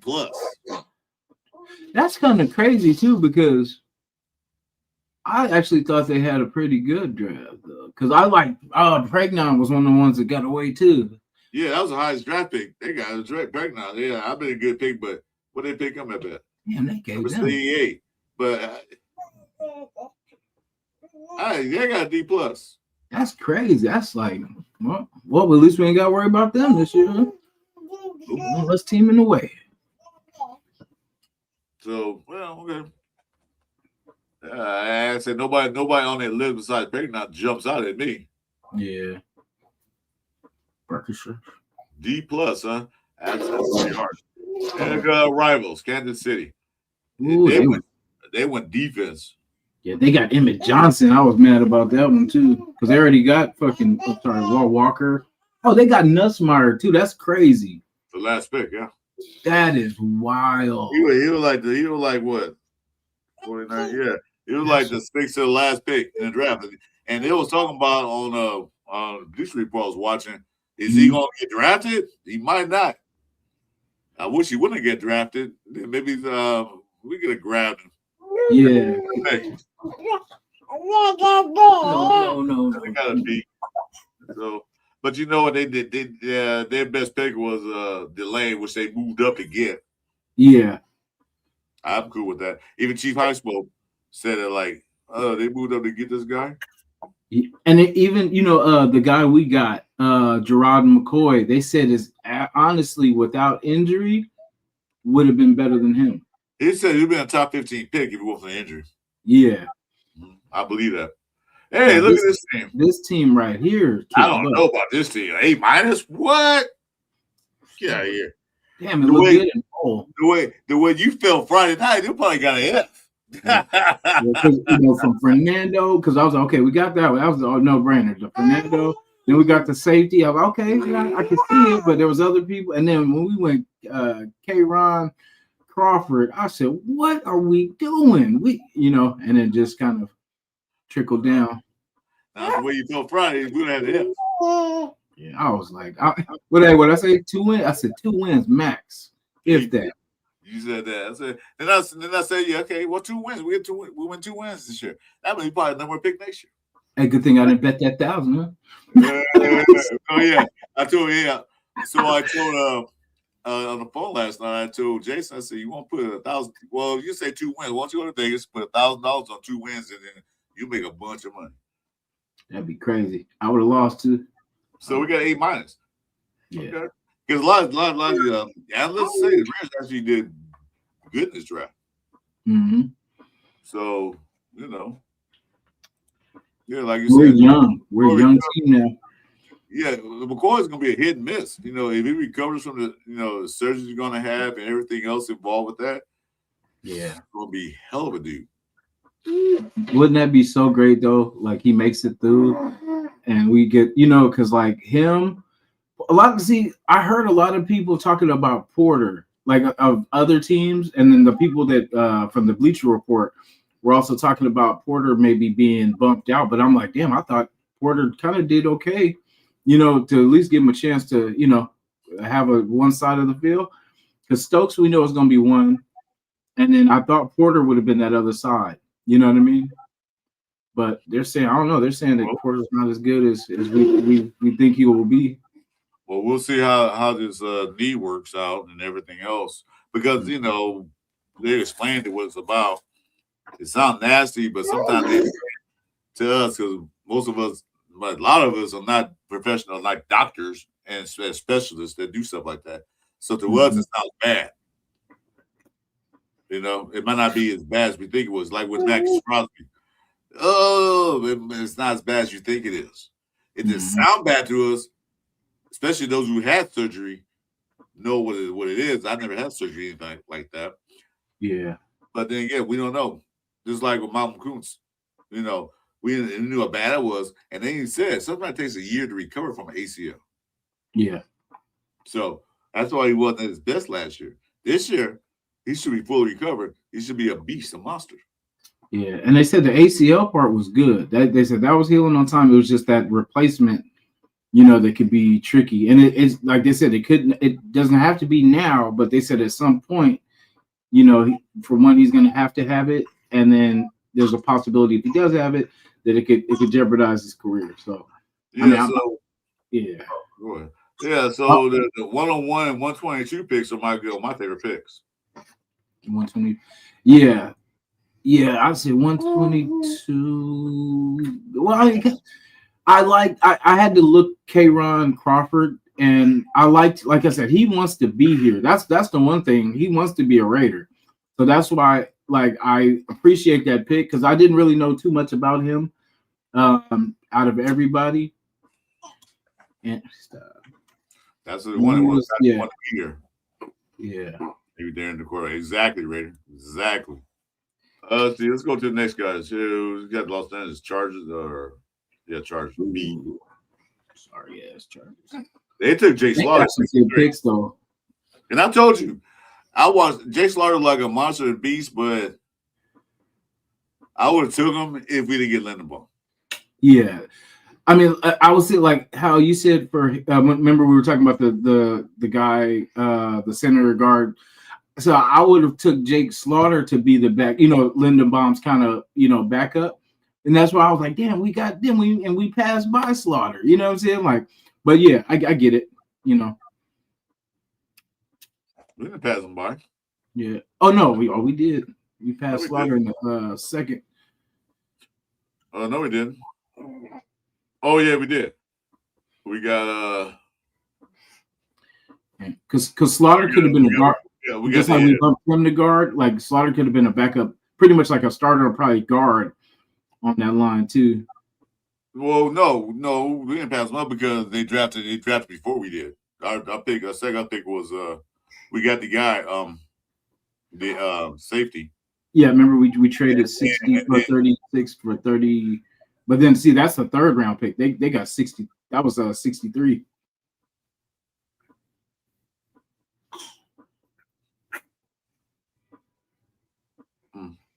Or wait, how much of it? Or is it still second round? That's second round. What are you talking about? That's second round. It's 36. No, that's third round. Oh yeah, very beginning probably. It's being third round. You're right. So yeah. Oh yeah, because we did 67. Yeah, they picked him anyway. They picked him before we did. Yeah. But, hey, you never know. That could have been if maybe he got picked. Well, they didn't bring him in, so they barely won. And my old Rams got to see they only had 2, 4, 5 picks. Yeah. Yeah, that's crazy. And CJ Daniels though, that's good. Look at what it says. Look at it said the highest graded pick was a tackle Tross from Missouri. Not Ty Simpson. Nah, damn, that's crazy. Because they do need to replace what's his name though. I mean, coming up, Matt Stafford. Might, but they probably thought picked him too early. Yeah, that's crazy. But shit, they got him. And we'll see how it plays out because I don't know. Is he better than Stetson Bennett? We'll soon see. I don't know. Yeah, I would kind of say so. But like I said, you can see the head coach was not happy. Mm-hmm. He was not happy. I'm like, whoa.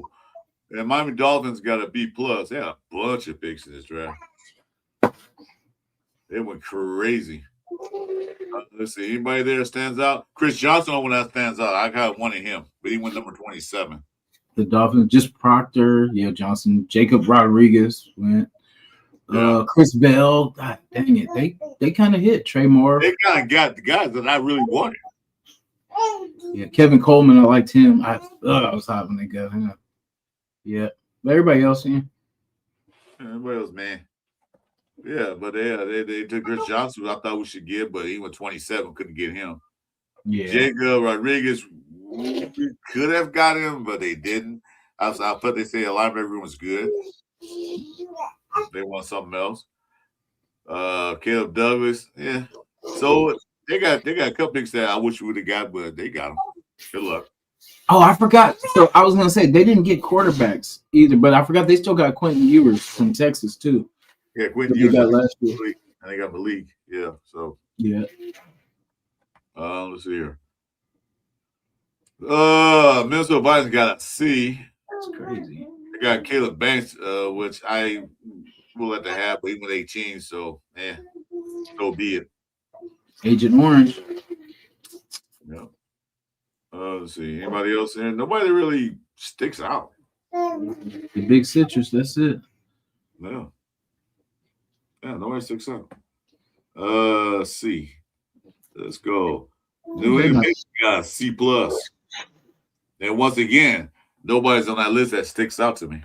Yeah. Lomo, I thought he was, cool, but I don't know. It's kind of a little sus. He gives me Wilkins vibes a little bit. Who? Caleb Lomo. I seen his They were showing him dancing at the thing. I was like, oh, I don't know if I want my tackle to be, a little spicy. Yeah, they had a good draft. They got a lot of picks, so yeah, they had a good draft. Yeah, Jam Miller, your boy Jam Miller. That's a nice name, Jam. Yeah. And they got that quarterback Morton for Texas Raiders. Okay. I'm not from Texas. I was a Red Raider. And see here, New Orleans got a B. They took Tyson, which I thought he's a good pick, but I thought that was kind of early. They had some good picks too. But Tyson, they got Styles. We're the ones that got Styles Jr., the brother. Oh, yeah. Yeah, they took Tyson, and I thought it was kind of early, but, so be it. Lorenzo Styles, the safety. Yeah, they got him, yeah. Yeah. Christian Miller. Jeremiah Wright. Bryce Lane. Christian Miller been a good pickup for us, too, but they took him. So, they got Bryce Lance as the highest rated guys on their draft board, and he went number 136. Nice. North Dakota Bison. Nice. Let's see. Murray John's got an A. They did They pretty did. Yeah, they did really good, actually. Yeah. They got Alvaro Reese, which I think they're going to take. Mm-hmm. But I like the other guy better. So, that's my opinion. They got Muwago. If I'm saying that name wrong, excuse me.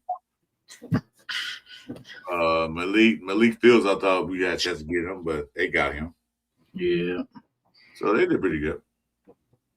Yeah, that's a pretty good draft. Let's see. Getting down to Indiana. The Jets did a good draft too. They got A-. New Orleans is going for the number 1 pick. They took Ed Bailey, which is there, and they took your boy Pons. Mm-hmm. Oh, that's where Pons went. And Omar Cooper. They took both in the Hoosiers. Oh, that's cool. They get to battle each other again.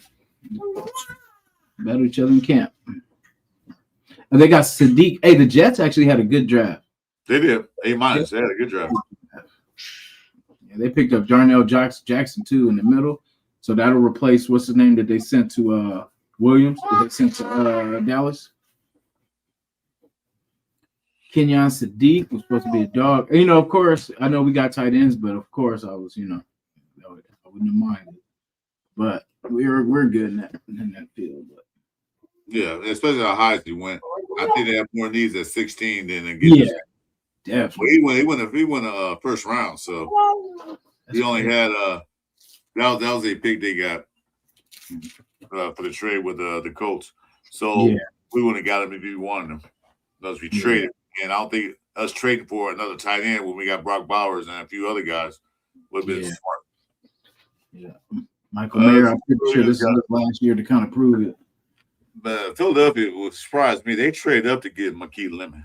Yeah, which so there's a story behind that. Pittsburgh was pretty much had already made the call to Lemon saying that they got him. And what's his name? Philly swooped in. They kind of prematurely called Pittsburgh. They prematurely called, and then Philly swung in and got him. What? I didn't know that. Yeah, it was great. There's a story on YouTube about it too. Just say, I think it's like a Pittsburgh mishap with Lemon. Yeah, because they were going to get him, and then Philly pulled the move. Will a gank move on? Like, we're gonna take it. Yeah, which I think. Now he's in a no pressure situation because, like he doesn't have to be that guy, but he can easily be sprinkled in and be an instant, weapon for Jalen Hurts. Like a possession, like a real possession guy, like a go-to, because him and what's his name, AJ Green are kind of not, for some reason not on the same page. So this will kind of be a new start, getting some chemistry going again in Philly. For USC guys, he was pretty good though. It's all right. Pittsburgh got a C. They didn't do really nothing I didn't expect. They did draft Drew Allar. Yeah, which is wild. Hometown boy. So Penn State. They got my boy Dunker. They got Dalen Everett too. Oh, and they got Ignore. That's the tackle. That's the number one guy I wanted was Ignore. That's a nasty dude right there, boy. Like he will block you all the way till after the play. You know what I mean? Like he's one of those. Like he's gonna stay into you. There ain't no taking no, but they got a good one there. Yeah. Good. Well, like I said, I look at the picks that they got, those little first rounders. We couldn't get those guys we wanted to. But yeah, I think you're saying. Yeah, he was that one. Nobody jumps out at me. That was the only one jumps out there. Yeah. Yeah, nobody in their later ones. I see why they got the C plus because like they hit in the first 4. Oh no, first 5. Because I wanted Dunker as a guard. He would have been nasty. And Dalen Everett would have been cool. Yeah, Bernard. But yeah, Ignore or Inacor or Hinacor or something. Well, you'll get a phone call. He say, "Don't butcher my name, mother sucker." No, he's like it's. I said, "Mother sucker." Show up. Watch it. And dropped a fullback from Navy. That's the replacement what they gave us. We got special guests coming in as soon as he's ready. Yeah. Hey, look at the 49ers. They got a D. Oh man.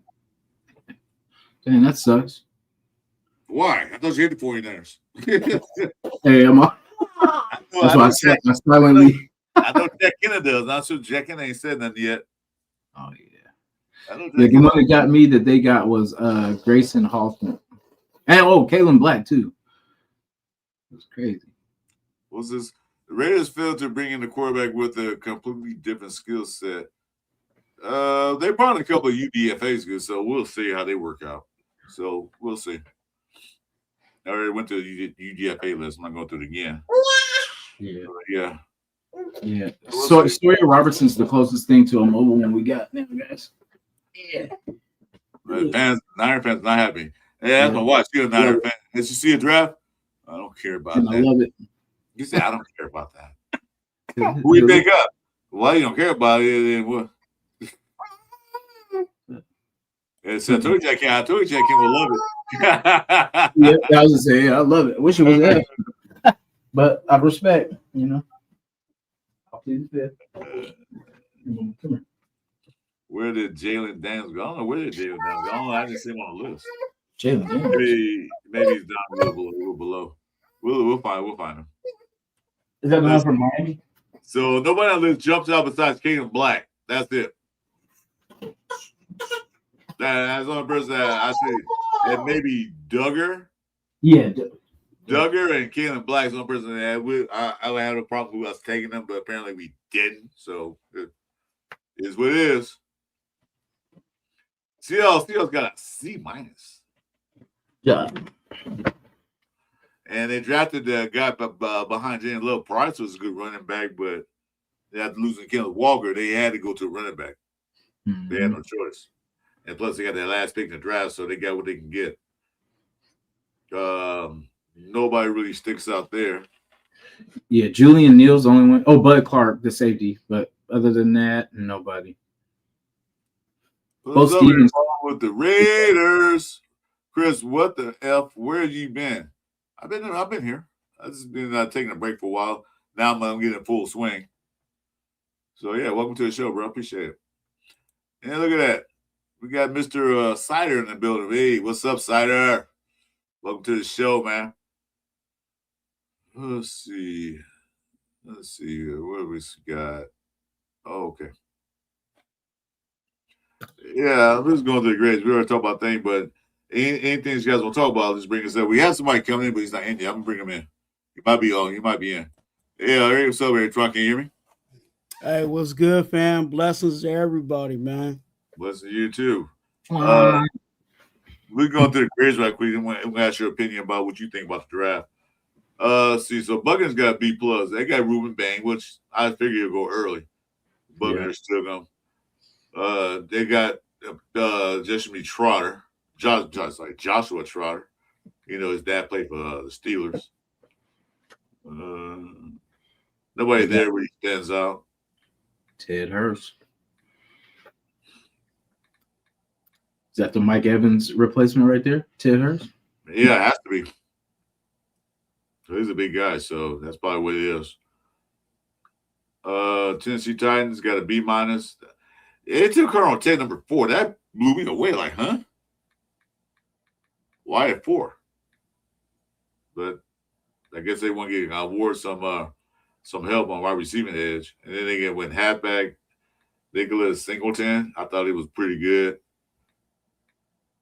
Let's see, B minus for Tennessee Titans. A minus for the Commanders. They got Sonny Styles. Good for them. Tony Williams. Yeah, Tony Williams. Yeah. Katron Allen. I liked him as a running back. Yeah, it was good. He won, 187? I'm happy with the running back we got. Yeah, we definitely won on them. I think that was it. So those are the picks, the grades. We got an A minus. The lowest grade was a D. And that went to the 49ers. And I think someone else got a D too. But anyway. All right, so that's it for that. Hey, so what's up, Twan? What do you think about the draft? Overall, excuse my voice, man. I did 6 lives in 3 days. And I lost my voice in day 3. And it wasn't just because I was talking a whole bunch on the live, but day 3 was the one that for me was the most exciting of our draft. Exactly. But overall, not to give all the bullets, but a few bullets. I think our draft makes sense, and that's what you want every year. Coming out the draft, no matter who we draft, personnel wise, does it make sense? And one of the bigger ones that, to kind of drive the situation home, if you allow me a few moments, is the Tyrie situation. Drafting Kieron Crawford, I hated it. But then when the next day we find out that Tyrie was getting shipped out, it goes back to what I said in the beginning. It made sense. You got rid of a defensive end because you brought in a defensive end, and you got value for that defensive end that pretty much was on the last year of his contract anyway. Mm-hmm. So it's making sense. Now, could have we got other things? Yes. Did we address everything? No.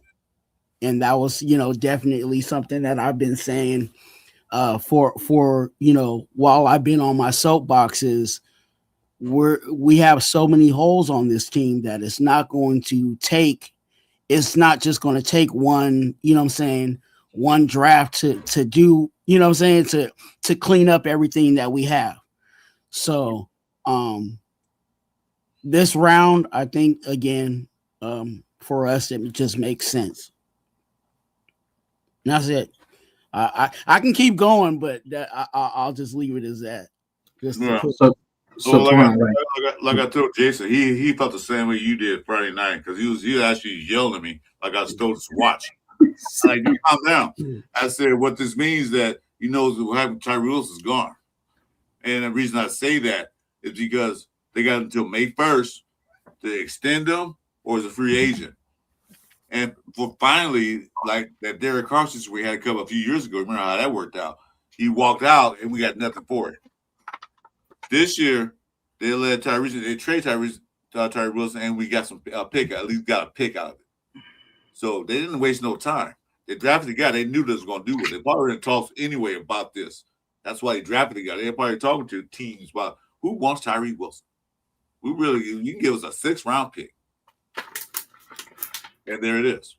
So that's why I told us that before the trade even happened, they're probably going to trade him. So, I mean, we could be bummed out because ultimately, you gave up a 1st round pick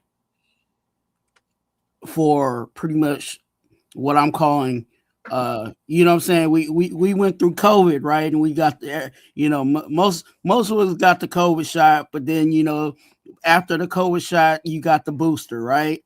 That was a booster. It wasn't even the COVID shot that we got in return for, you know what I'm saying, for what we got for Tyrie. Literally, we gave up a pick to move up, you know what I'm saying, with Tyrie to get, you know what I'm saying? It was a booster. It wasn't necessarily like, oh yeah, we got a third pick and we're good with that straight up. But ultimately, a first round pick that didn't really get the footing that we, you know, expected from him, we got something out of it. And, you know, that's been one of the biggest things that I've been saying in regards to any of our players that leave this team.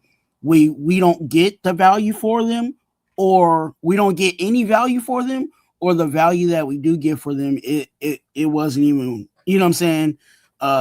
You know, it wasn't even what I think good value. I'll say it like that. You know, I'm thinking about like players like Darren Waller. The value that we got for Darren Waller wasn't good value. You know, like you said, Derek Carr. We got nothing for him. You know what I'm saying? You know, stuff like that. So, yeah, expiring contract. You know, pretty much the writing was on the wall. It wasn't like we were going to retain him in any way. No. Do your best to get something out of it. And, you know, I'm glad that they were able to do that. Now, the reports, I don't know if you heard this, but the reports that came out in regards to that Tyrie situation was that deal was set early in the morning. So that means that when they drafted Kieran Crawford, after they drafted Kieran Crawford, Spytech was on the phone that night, you know what I'm saying, trying to iron it out and trying to shop it and trying to deal it. So, you know, whatever morning time it was, that they were already in the mindset of getting rid of Tyrie after they drafted, you know, after Kieran Crawford, in their opinion, landed to them at that pick. I forgot. I on the top of my head, I forgot what number it is at Kieran Crawford, but whatever pick that was, they already kind of had in the mindset, let's go ahead and start shopping Tyrie at that point. So that's the timeline. I had said the mock drafts and pre-drafts and all that stuff. I had said I would take a 6th rounder for him just to get him out of the building, because we knew he wasn't there. You know, he had all the time in the world, almost 4 years, to develop, and he didn't. He didn't change his style. He just did one thing: bull rush. Well, you said he was pick number 67, so he was a 3rd round pick. Okay. Yeah. Chris knew Friday, Twan, that this was going down. I think he gave Spytech the word, because, you know, he literally called it Friday night after my meltdown. Chris said Tyrie Wilson will be gone tomorrow, and then, well, you know what I mean? No, and that's great, because again, the reason why I hated, and I don't want to say, because I'll just quiet as kept, Crawford is a family name. So anytime a family name comes over to the Raiders, I'm excited about it in that aspect. But the player wise, I was like, man, that when I looked at our roster, our DEs, defensive ends or edges, however you want to call it, that's a loaded room. Not saying like uber talent in that room, but number wise, there's like 5 or 6 defensive ends before we added Crawford to that room. So I'm like, somebody in that room is getting cut, regardless.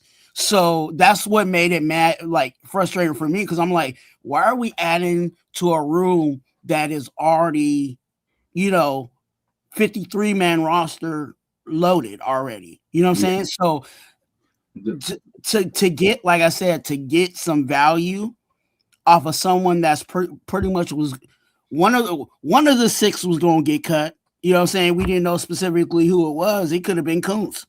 Because to be honest with you, my personal opinion, I think Tyrie produced better last year than what Kuntz did. So, you know what I'm saying? If you ask me in that aspect, I would have been like, okay, maybe Kuntz got cut. But yeah, there was going to be a cut there, but at least they tried to get something out of whoever that was. You know what I'm saying? And who knows? And who knows if, you know, we're so on, you know, so fixed on Tyrie getting cut. Who knows if Kuntz wasn't one of the guys that was in that discussion with the Saints, but the Saints was like, nah, we don't want Kuntz, we want Tyrie. Which is crazy too, right? I think that Tyrie was the only one on the shop block. If they wanted something else for him, another player, the Reds wasn't giving that up, because you got to remember that the Reds did sign him to another 1-year contract. If they didn't want Kuz on the team, they would not have signed him. So I don't think he was part of the deal. Kuz was getting better towards the end of the year, because like I said, ACL too. I said this earlier. It takes a while. I never had them. I know people who did. And one of the guys I do know, he had an ACL tear 3 years ago. And he's still not walking right. You know, it takes time for it to heal. So he was still healing up, getting better. And he got better towards the end. So that's why I decided to bring him back for 1 more year. Give him a $1 million pay cut, but he's still getting paid. So I don't think he was on a trade block. They wanted to get rid of Tyrie Wilson. Either they're going to cut him, but they say, you know what? Let's see if we can get something out of this deal. That's exactly what they did. And the 4th-year option too, guys, too, because remember, he was a 1st-round pick. So his 5th year is coming up May 1st. They had to either sign him by May 1st or on May 1st, or he becomes a free agent where he can go anywhere he want to go. And then we lose out on a 1st-round pick that didn't do anything for us jack crap. Yeah. So the Saints basically get that option now. They get that extra year option of whatever they, you know, choose to do. So that's, I think, why he was more appealing than the Kuntz deal was, because for one, it was more money. They didn't want to get rid of Kuntz. They wouldn't have resigned it. They were like, because he's a free agent, they could let him walk. Mm-hmm. You know? I get that, but I think also at the same time, because Kuntz has a bigger value, you know, bigger dollar amount to his name, but it's still a 1-year contract. So if you can get, you know, it's almost like a sign and trade. You can sign a player and then trade them off. You know what I'm saying? Just as that. And you know, if we were like, and maybe I'm in the mindset of if we were okay with getting rid of Max Crosby, then anybody could go. So that's everybody. There's nobody safe on it. On this rated team with this rated regime, nobody's safe. Nobody's safe. I mean, even Kirk Cousins not safe. They didn't sign whatever. Yeah. You know, I don't count the rookies because they have a chance to prove themselves. But I'm talking the other veterans. There's nobody on this roster that's safe. They can go at any given time. If the regime feel like, what are we paying you for? You're not doing what we want you to do. Bye. So, you know, even Coach can get traded later on in the season. He can get traded during the mid-season. We don't know. But for now, they're keeping him to see what he got. Yeah.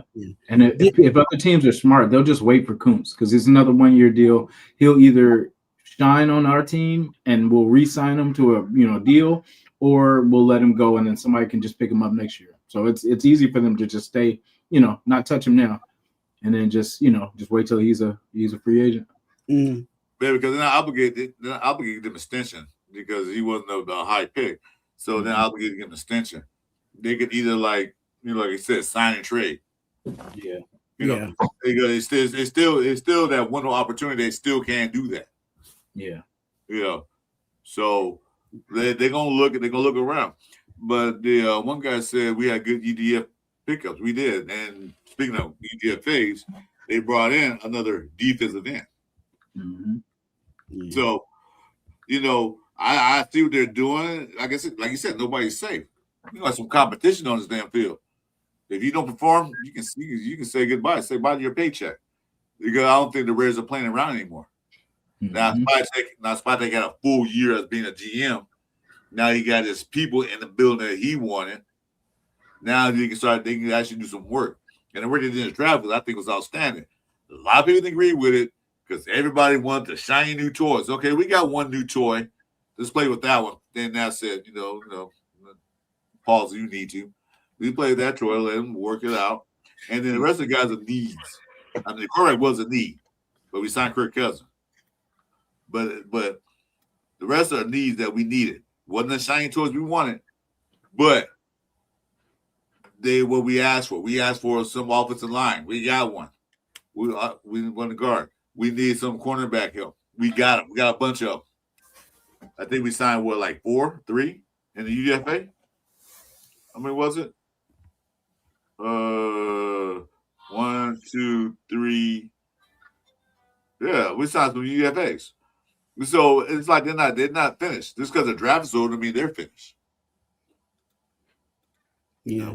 Hey, Jason, did you have a question? I might have cut you off earlier. Oh no, that's all good. It's probably nothing important anyway. Oh, okay.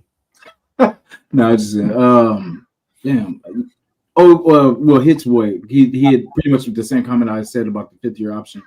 Because I was gonna say that's what made it a juicier deal. Pretty much was the 5th year option. Mm-hmm. Yeah. Yeah. The person bring up a good point, and I brought that up earlier. If you look at our draft in Phillies, ours look more like they have looked in recent years. This draft has Brandon Hunt. Exactly. I said it earlier. I don't know if you're here for that. I said you look at what's going on. Last year, Brandon Hunt came in after everything's all settled, after Spytek got here. And we had used Pete Carroll's or the prior regime scouting department. After all that fiasco, they got rid of those guys and got Brandon Hunt, who runs the scouting department. And look what it did. Look exactly what the Philadelphia was doing back in the day. And you saw what Philadelphia did. They were winning games with Super Bowl, even won one. Not saying we're going to win one. We will eventually one day. I don't know, before I leave this earth. But you saw what happened in this draft. They got players of needs that fills the gap, that fills the style of football we're going to start playing next year. We didn't draft a guy because he did in college. He might not fit the scheme that we're going to run. So why pick up a guy in the draft that doesn't fit our style of play? It makes no sense. They put guys that this style we want. And they also pick guys who wanted to be here. Would you say that? Which guy wanted to be here?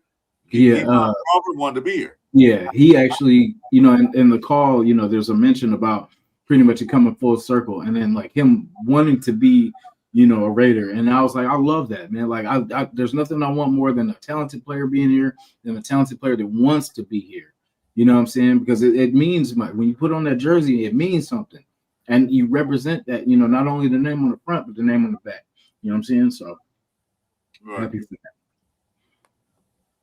You gonna say something? No, I just think there's some interesting things that I've been diving into and looking at in regards to Spytek and stuff like that. And I think last year we have to consider that a wash. Yeah, that really wasn't Spytek. I think there was a lot of politics that was involved last year to where now, I say a lot of things casually, but when I say we got a GM that's actually being a GM, that's exactly what's going on. Is last year we didn't have that because there was a lot of caution tape for this GM to do what he really wanted to do for the team, in year one. Now his year 2, he's more free. He's able to do, all he has to do now is deal with Mr. Telephone Man, and Mr. Telephone Man ain't really doing much for him anyway. That's Tom Brady for those that don't know. But yeah, so now we're seeing who he is, and what he looks for. Mm-hmm. And if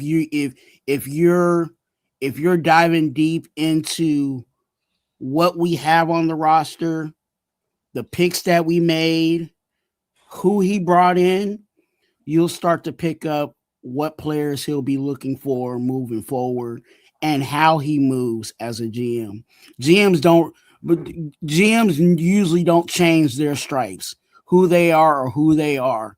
And when you figure out who they are, then just get used to that. Get used to Spy Tech, you know what I'm saying, doing something crazy, trading back in the second day and getting real nasty in day 3.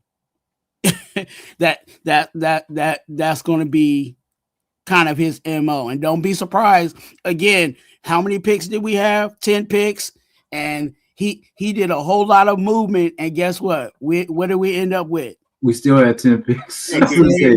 We got value, but we still got 10 picks. And what GM have we had in the past that was able to you know what I'm saying, do the electric slide, you know what I'm saying, go up, go back, go left and right, and still get it done. Yeah. So as many times, like you said, as we moved up was crazy, and to still have 10 picks is pretty amazing. Yep. Yeah, but he took picks and he moved up a couple of picks, and that's what he did. He saw a guy that was still there, let's move up.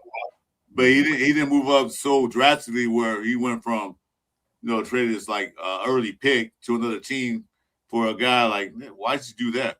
Like what Kansas City did the other night, give all those picks up to move to get one guy. I like, yeah.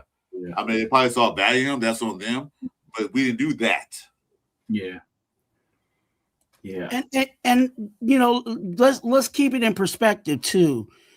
The Kansas City Chiefs can afford to do that. The teams like that, they can't afford to F those picks. You know what I'm saying? And I hate to say it because I got to take off my Raider cap. The Chiefs are a playoff team, so all they need is a couple of pieces. You know what I'm saying? But for us, we need every pick we got and maybe even more. You know what I'm saying? So for Spy Tech to move, like I said, move the way he did, you know what I'm saying? We gave up a 7th-round pick for last year, but who's tripping on a 7th-round pick for last year to move up? You know what I'm saying? In one situation, like, who's really worried about that? But he still stayed true to the 10 picks that we had because, again, we needed as many bullets as we could, you know what I'm saying, in that gun. Yeah, like you said, we haven't got to that point yet. We'll like what Philadelphia did. When the Philadelphia started drafting while they were a winning organization, they drafted for depth and everything else. We haven't got to that yet, that point. So that they can take their picks and move them around. Like, well, we really don't need a defensive tackle. We got some good ones. We can go somewhere else and get something else. Or we can trade picks and get more picks. Or we can trade and whatever. We haven't got to that stage yet. I give this year actually his first year. Mm-hmm. Spy Tech's first year as a GM. Last year was like I said, politics, battle struggle. Because Pete Carroll wanted to run everything. He ended up Spy Tech to do his job, I don't think. Because there was a word that Spy Tech really didn't want to draft Gentry. He wanted to trade for some more picks. He actually wanted to trade for more picks. But Pete Carroll so adamant against Gentry, then whatever, we'll draft him. So I'm glad he did, but now because Pete Carroll's hired right after Spy Tech a couple of days later. That was a Spy Tech pick for head coach. That was a radar. That was a Mark Davis pick for head coach. But this year, Spy Tech picked the head coach. He picked the defensive coordinator. He picked the offensive line coach.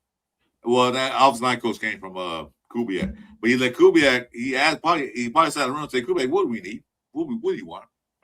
And he laid it out to him, plan. And then what do a real GM do? Listen to their head coach. Not listen to their ego or their son last year, but listen to their head coach. What do you need to build this thing? And what did Kubiak says? we need to build defense up.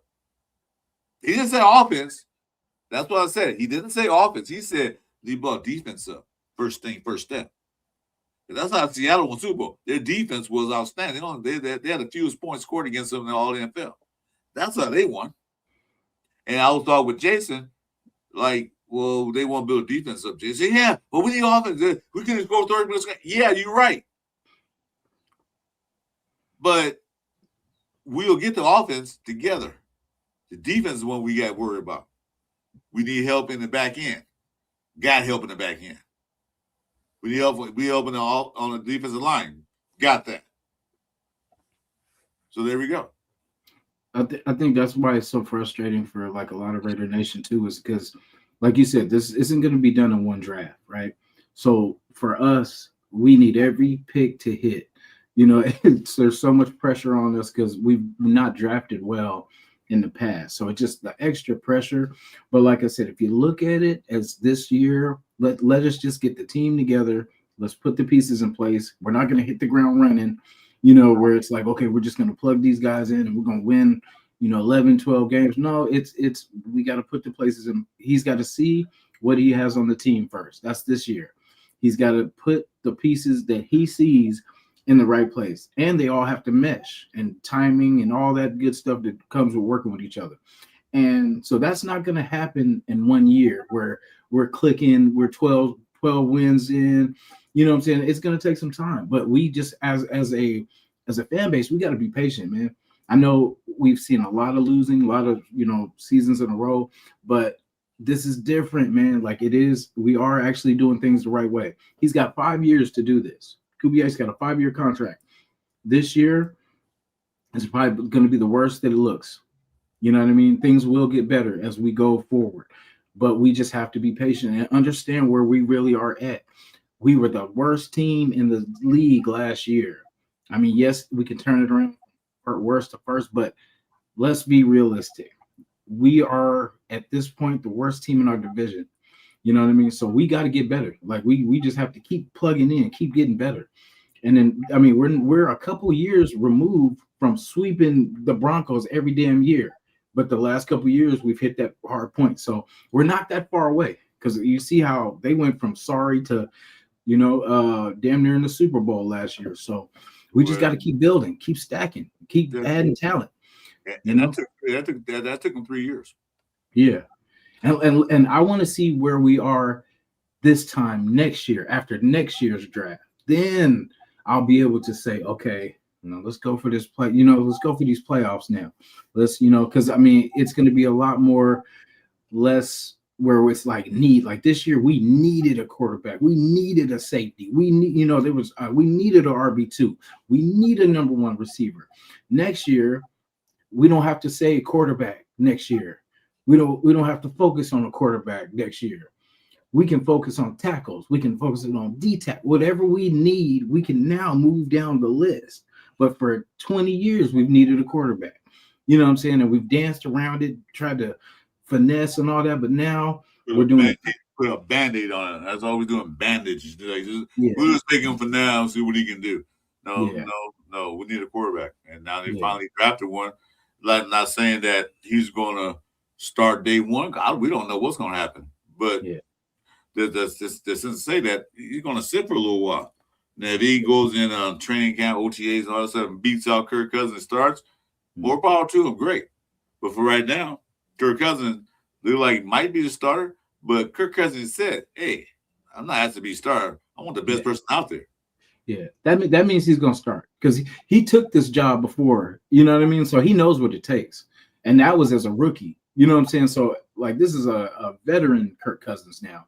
So if he was able to do that as a, you know, I know bar be injury, but I think it's a smart thing to kind of let him cook because Mendoza needs to see what it looks like to see a pro do it. You know what I mean? Because, I mean, there's no reason to really thrust him in and just get him creamed for no reason. You know what I'm saying? Like, he has to see it done by a professional. And with Kurt and Tom, you got a double. You got double QBs in your ear telling you, you know, getting you better. That's why I say it's not going to take long. It's just I would like to see it maybe 2 to 4 games of Kirk Cousins just to let him get the ropes, let him see mistakes, let him see, how to learn off these things, and then put him in there, maybe week 5, 6, something like that after the bye, something like that. But let him get the basics. Let Kirk and let Tom, really get him, tuned up and get him, settled. Because we want him to be the best version of himself. And you know what I'm saying? Like if the NFL is fast, man, it's gonna take him a minute to get that game speed. I agree with everything you said, Jason, and I'm gonna leave it there because I ain't trying to hurt nobody's feelings today. Oh, here we go. He said, "Here we go." No, I'm not even gonna say anything. I'm just saying ditto because I don't want to hurt nobody's feelings because I think some people have a misconception of who we got and the where that player is for us. So yeah, sorry, go ahead. Oh, so I'm looking at the running back room: Chris Collier, Genty, Lobby, and Mike Washington. How many running backs think we're going to keep? Plus the fullback, I would say 5. That's maybe. 5. That's 5 right there. Yeah, because I don't think Lobby. You talking about 5 on the roster? Well, he's counting the fullback too. Okay. Yeah, because I'd say Lobby will probably go practice squad, and then they'll have Hemby, Washington, Genty, and then the fullback. Well, that's what I would. You got Chris Collier there too.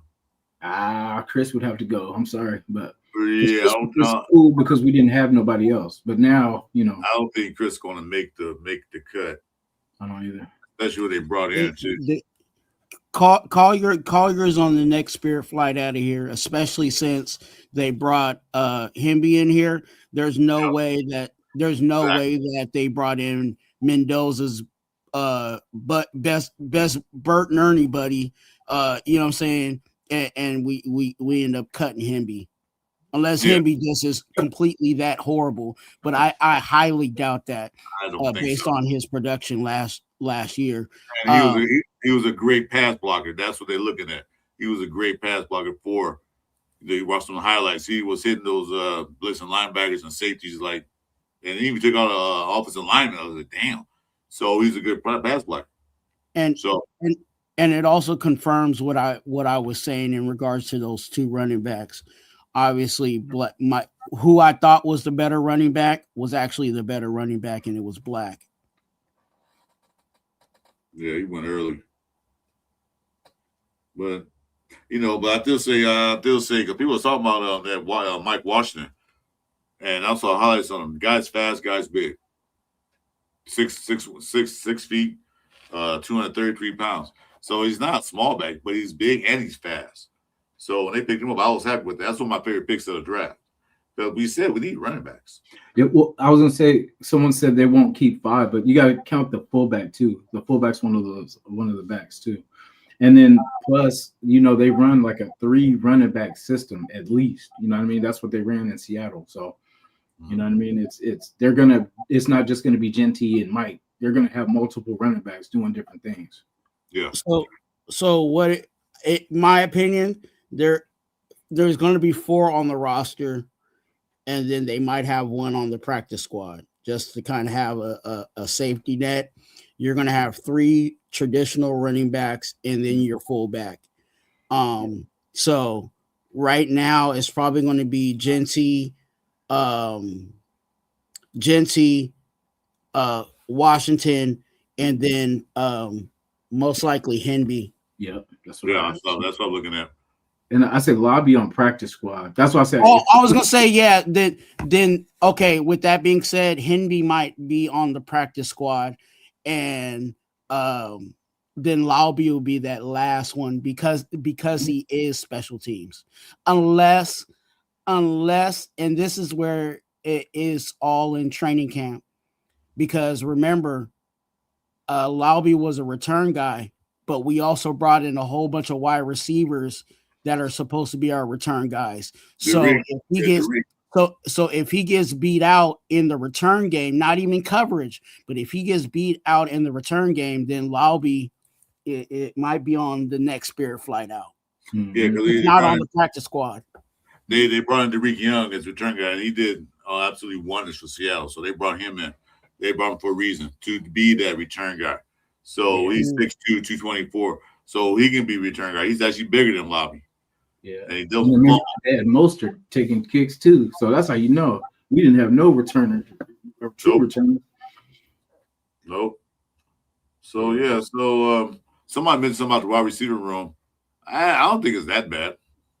Yeah, I like, so if it's used right, because like I said, we always go Brock as our number one target, but you know, with I forgot the lineup I had, but you know, I take that back. Actually, it doesn't look too strong. What was that, Red Nation? What's the let me think? What you talking about? What you think? Oh, here we go. Well, while Kirk figures out our starters, Mendoza gets quiet practice. Here's the thing. I'm gonna say this. You know, preseason. You know, Mendoza's gonna play in preseason. Kirk should play maybe 1, 2, 3 series. When he comes out, put Mendoza in, but not put him with the 2s. Put him with the 1s in preseason. Let him run with them for preseason. Let him run the 1s in training camp, so he can get a feel for the guys that are going to be on the field in case he has to go in. Because you've been with the 2s not going to be out there. Maybe one guy might be out there to substitute somebody else, but normally the 2s don't be out there. Especially on offensive line, receivers, and body running backs. Not going to be out there all the time.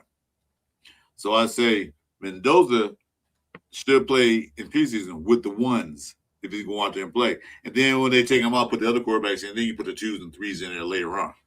But for right now, let him run practice with the 1s and preseason to get him fully developed so he know what he got. Because, you know, it takes that connection. You know, like, you got to see their tendencies. You got to know how Thornton going to run this pattern. Mm-hmm. Oh, that's what he does on this pattern. Okay, so I know when I throw the ball, I know where he's going to be at that given time. You know, what's Tucker going to do? Oh, I know what he's best at doing. What his speed is, how fast he runs, what his cuts are like.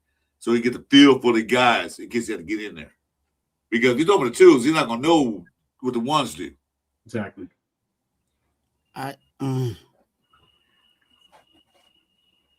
Yeah, they'll probably split those reps. That's what I said. They'll probably, because I don't, like you said, I don't see them having Mendoza with the 2s because he's not going to, you know what I'm saying? Then when he gets in, he's not going to know, you know, his crew. So I see them probably splitting, you know, and Kirk's a professional, so he's going to be able to do it. You know what I mean? Like, he's done it on a couple of different teams, and he survived Atlanta. So, you know, he'll be okay. Yeah, he survived. Yeah, exactly. I think he'll be fine running with the 2s. Yeah, he will be, but I'm just saying that the point he should play with the 1s too as well. Yeah. Technically, all our wide receivers are 2s anyway. So, hey, come on now. Sorry, my bad. Excuse me. No, and the reason why I say that is because I think. No, I'm not gonna say it. I'll be nice. He said, "I'll be nice." I know I hate doing that. I hate, you know, but it's honest though, because like wide receiver wise, we don't really have anybody that like scares me. Like if I was like, you know, we're scouting for our wide receivers, who would be I mean, Brock would be the only one. I'm like, we gotta stop Brock. We gotta, you know, do something about Brock, or he's gonna tear us up. But anybody else, I'm like, we'll take our chances. We just be physical. We just put a body on put some hands on somebody, and you know, we got this. I'll say it like this.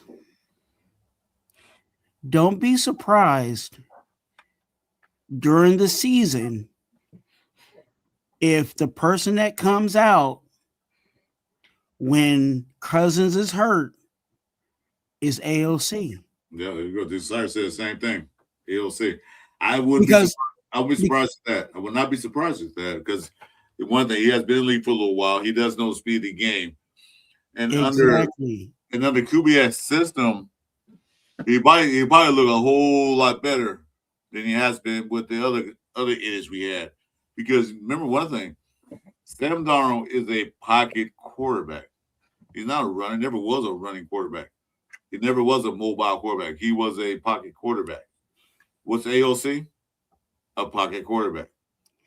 You don't and the reason why I say about AOC, because I hate, because let's just put the elephant in the room. We know Mendoza is the future. We know Mendoza is the guy that we want to have to be our franchise quarterback for years and years to come. But in year one, you don't want Mendoza to go out there and be your break glass quarterback.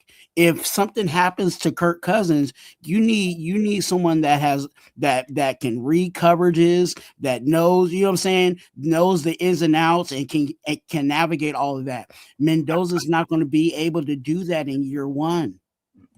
I'm sorry. I agree. I totally agree. Yeah, he's on the roster. Yes, he's our future. He may be even on the depth chart. He might be classified as our number 3 quarterback, because remember, in the NFL rules, your third quarterback is your emergency quarterback. Like when everything falls apart, that backup quarterback is a guy that, my quarterback hurt his thumb, and I got that backup quarterback going immediately in. You don't want to do that to your rookie quarterback at all. Especially this quarterback that came off a RPO system where all he had to do was do one read. Yeah, when he gets into this system, he's going to have to do multiple reads. Right. Did we feel with Aiden O'Connell like he was ready for that rookie year? They didn't even play him.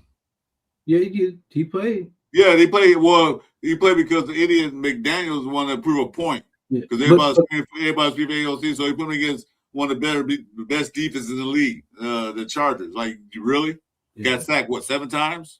Yeah. Remember the next time he played him, though? Mr. 63. But I'm just saying, like he wasn't ready either, and he was a 4th round pick. You know what I'm saying? Like, so, like Mendoza's different. Like, I agree with you that he's not going to be able, he's not going to be ready the first couple. But I don't think it's going to. He is like a lot of people don't put into consideration that he is a smart quarterback over anything. Mm-hmm. Like his physical and all that kind of stuff. Yeah, that's cool. But his biggest thing is he's a smart quarterback. So he deciphers a lot of stuff before he even, the play even gets to, develop.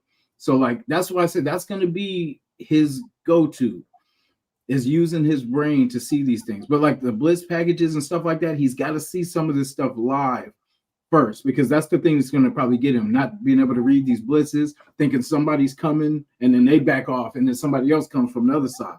You know what I mean? That kind of stuff is going to be a little tricky just at first, but like I said, he's gonna figure it out. And I just think I would rather him at 4 games or 5 games or whatever beyond getting into it than him to get thrown out there. He struggled, they would take him out, and then all that whole thing. So that's why they signed Lindenbaugh, because you're gonna help him out with that. See, now Mendoza ain't worry about calling those line plays. No, but we didn't have that. We had who? Coppa. What's the other guy's name? Meredith. Your boy Barham, whatever his name is, Barham. Yeah, not Barham. Another guy we had, the other center. We had those guys. They wouldn't help. They would help out, because you saw one game. Geno Smith was yelling at Meredith like, "Yeah, look at the clock." Your quarterback shouldn't have to do that. Yeah. So now they got a guy who can help Fernando out, AOC out, and Kirk Cousins. They can call a line shift and all that stuff. So then they don't have to worry about reading all that.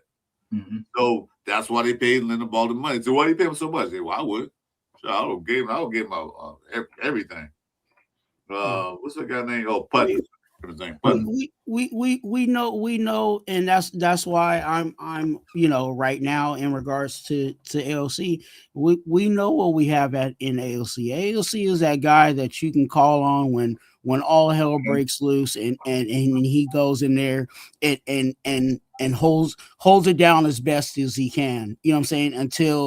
Until we get something better. But we have to be slow and patient with this new quarterback, because we don't want this. We don't want Mendoza to be another AOC where we're putting him up and down, and up, up and down, and he's not getting that development that he really needs to really run and be that franchise guy for us. That's why there's the benefit of having Kirk Cousins here, to hold things down until Mendoza gets it right. I understand Mendoza's a very intelligent player. I know Mendoza's an intelligent player, but until he gets into this NFL offense, until he gets and can fully read, blitz packages without using his center, because remember, yes, the center can help you out, but the center is supposed to work with you, not be the main force of you, of your protections. So until he can get all of that, then we need to have that buffer in between him. So I'm saying, just in case Kirk Cousins gets hurt, what are we going to do after that? I'm not comfortable with throwing Mendoza out there to the Wolves at this point. I agree with you. Throw AOC out there, let him get beat up. You know what I'm saying? Let him get beat up and him figure it out. Because again, he's been in that situation before. Because again, what has AOC been doing ever since he's been on this team? He's been up and down, up and down, up and down, up and down. So let him be up and down, and let Mendoza learn from all of that. Sit behind him and oh, look, AOC got beat up there. Okay, I know not to do that when I get in. You know what I'm saying? Let Mendoza build so that we can have Mendoza for 20 plus years or however long he wants to play in the league. So you say you want? Let's not rush this guy out there. Let's rush this guy out there. You say AOC gonna be the tackling dummy or the pincushion? Yeah. So we don't need him to be the test dummy this early. Let him sit there and AOC go out there, then Mendoza. No, I learned what to do with Cousins. I learned not to do with AOC. So he had to have best of both worlds. But I agree with you on that. He needs to be number 2 because, like I said, I don't want to put him out there early in the game, especially a important game that we can win. No, I want him to learn. I want him to figure it out. See, that's what I mean. We put too much pressure on this year. Like that's the wrong way, to be honest, to think about it. Because that's the thing. That's what's going to put the pressure on him. We can't have the mentality that, okay, well, he's got to learn regardless of what it is. And so AOC will be gone either by this season or next season. So there's no point of wasting this last season on contract. So yeah. Well, I'm saying, but he could get cut, now that we brought another. So we don't even know if he's going to be on the roster. I don't think they're going to cut him. They would trade him first because he doesn't value. But to my point, but to my point, he's going to be gone next year, regardless. I mean, we could look at whatever. Yeah. If it makes it this year, cool. Yeah. But this year, would you rather Mendoza learn with Lindenbaum, or would you like to waste the reps with AOC, and he's not even going to be here next year? Or would you like for Mendoza to get an early start of learning the offense, learning how, learning with Lindenbaum? Like, because either way, Kirk is just here to bridge us to Mendoza. You know what I mean? So the only thing that would make that speed that up is, like you said, injury. But if that happens, that's a sign just to go to Mendoza that, hey, it's time. Because at some point he's going to have to start learning. And is he going to really learn from AOC? But what's so cool about this? I've been watching the chat after we drafted Mendoza. I've been watching a few channels. And what I'm getting from the Red Nation, which I like, finally, they're all saying the same thing. Let Mendoza learn. Yeah. Whether it take 4 games or whether it take a whole year. Yeah. Because before, Raiders were ready to throw him out there like AOC. They wanted him to start right away. That's why I said we can't put pressure on this year. We got to stop that. We probably Garoppolo and Hoyer and somebody else. Yeah. And I can see the frustration. Yeah, put him in there. But now we have to do that because we got a veteran quarterback who knows what to do. So everybody's saying, yeah, okay, cool. You see, now you can see what the Raiders are doing. They're doing this. They're playing smart football. Like they're playing chess where everybody's playing checkers. We're playing actually 3-dimensional chess where everybody's playing checkers. So the field, the Postal Nation, I feel like they were saying, we knew was going to draft him. Let him sit. Let him wait. Let him learn. Yeah. And the scenario again to clarify the scenario, because some people were, it seemed like some people were confused on it. The scenario is, yes, Cousins is the starter. That was the whole idea, you know what I'm saying, of bringing in Cousins to allow Mendoza to, you know, to have that time. But let's just say, like I said, let's just say we're in week 3, you know what I'm saying, of the season, and something happens to Cousins. Yeah. You don't want Mendoza to go out there 3 weeks into his job and say, "Good luck, Mendoza. You're gonna save the day for us." Like, that's not, no. That's why again, in the depth chart situation, and because of the NFL rules, that third quarterback is a guy that you is like your emergency guy. That's going to be a Mendoza. You know what I'm saying? Yes, Mendoza's our future. Yes, he's our, you know, he's supposed to be our franchise guy, right? Right. But until that happens, you got to have something in front of that. The emergency break glass. When Cousins goes down, AOC, you hold it down until we feel more comfortable with Mendoza. Then we can make that adjustment. But you just don't want to rush that guy out there just because, you know, Cousin hurt his toe, you know what I'm saying, in week 3. Like, no, you use AOC. Yeah, that's why he's there. And to be honest with you, I think until they're extremely comfortable, you know what I'm saying, with Mendoza, even if AOC gets traded or we decide, you know, to move on from AOC, they might bring in another quarterback that might go above Mendoza until they completely 100% feel comfortable with what Mendoza's been doing in practice. Because obviously we're not going to see Mendoza, you know what I'm saying, on a during the preseason, yes, but not, you know what I'm saying, during the regular season. So all the work that he's going to do is going to be what he's showing in practice. So that let's not rush that horse out there. Yes, we know he's the number 1 pick. Yes, we know he's the franchise guy, but let's not trot that guy out there week 3 thinking that he's going to lead us to the Super Bowl.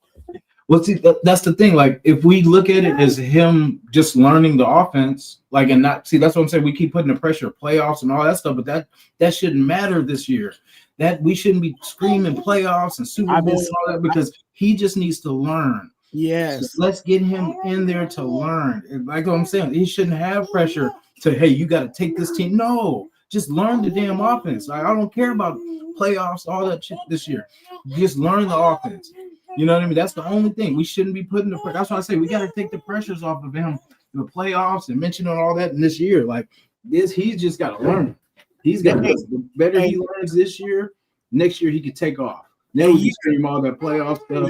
Yeah, because I don't care this year if we win a bunch of games. Really, I just want to see. Okay, we all on the same page. I want to see improve. I want to see us win better games, score more points, do on defense. I want to see you look better than last year.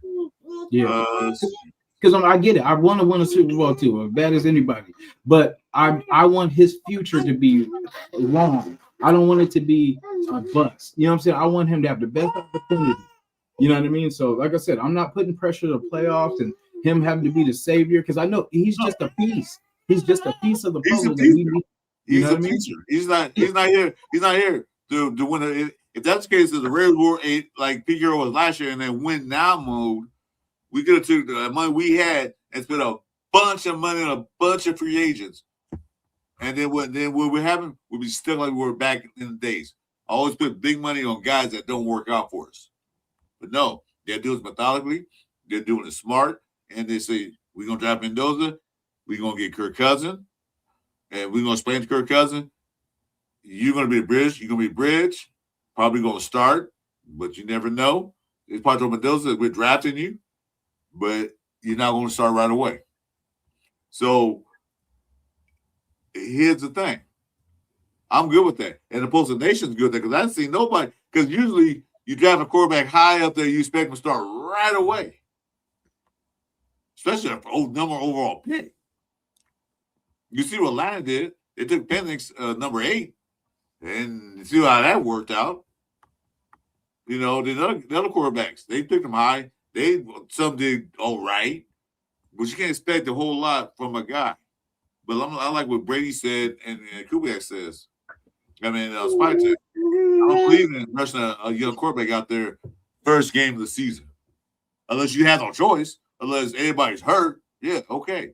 But they invested time and effort to get Mendoza. Not time and effort. They had to do nothing. Last year's team did that.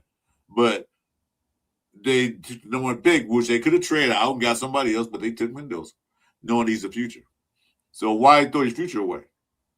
And I know a lot of Raider Nation has some of the old school cats like I am have PTSD with Jamarcus Russell. Right? Don't want to overall pick. But me personally, when we drafted Jamarcus Russell, I wasn't happy with that pick at all. I wasn't happy. I'm like, what? He did good in college only that 1 year. Kirk's not starting. But, you know, I didn't see it. But anyway, I digress. What's it say? No, yeah, you highlighted that. We say what? Kirk's not starting. He didn't come to Bridge. Yeah, he didn't. He did. They talked to Kirk. They knew exactly what his role is. He even said on his introductory speech, best quarterback should start. You know he came in. You know he came in for why he signed with the Raiders. He know we should have raised it and talked to him because he could have went anywhere else, but he decided to come here. And it wasn't like when Kirk Cousins went to Atlanta, he knew his number one quarterback. And then what Atlanta did to him was like he kind of pissed him off. Well, wait a minute, I thought it was number one. Why you drafting another quarterback? But coming here, he knew they were gonna draft Mendoza.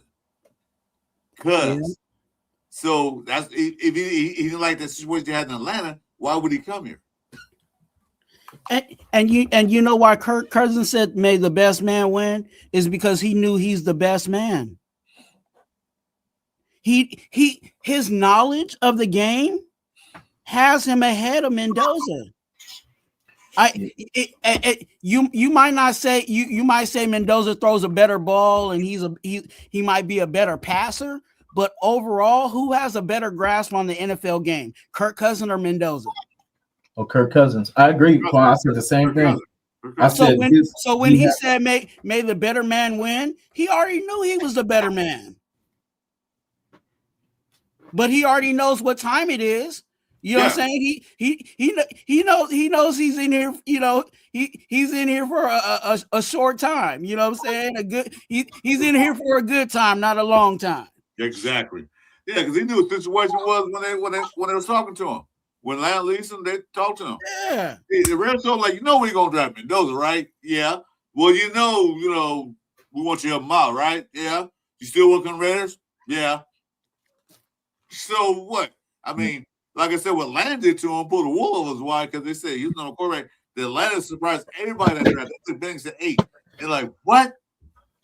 They didn't take him in the second round, third round, fourth round. They took him in the first round, number 8. That pissed him off. And even further with may the best man win. And let me make some of these Mendoza, you know what I'm saying, fellatio guys in the chat loving him like that. If Mendoza beats out Kirk Cousins, like clearly beats out Kirk Cousins, then yeah.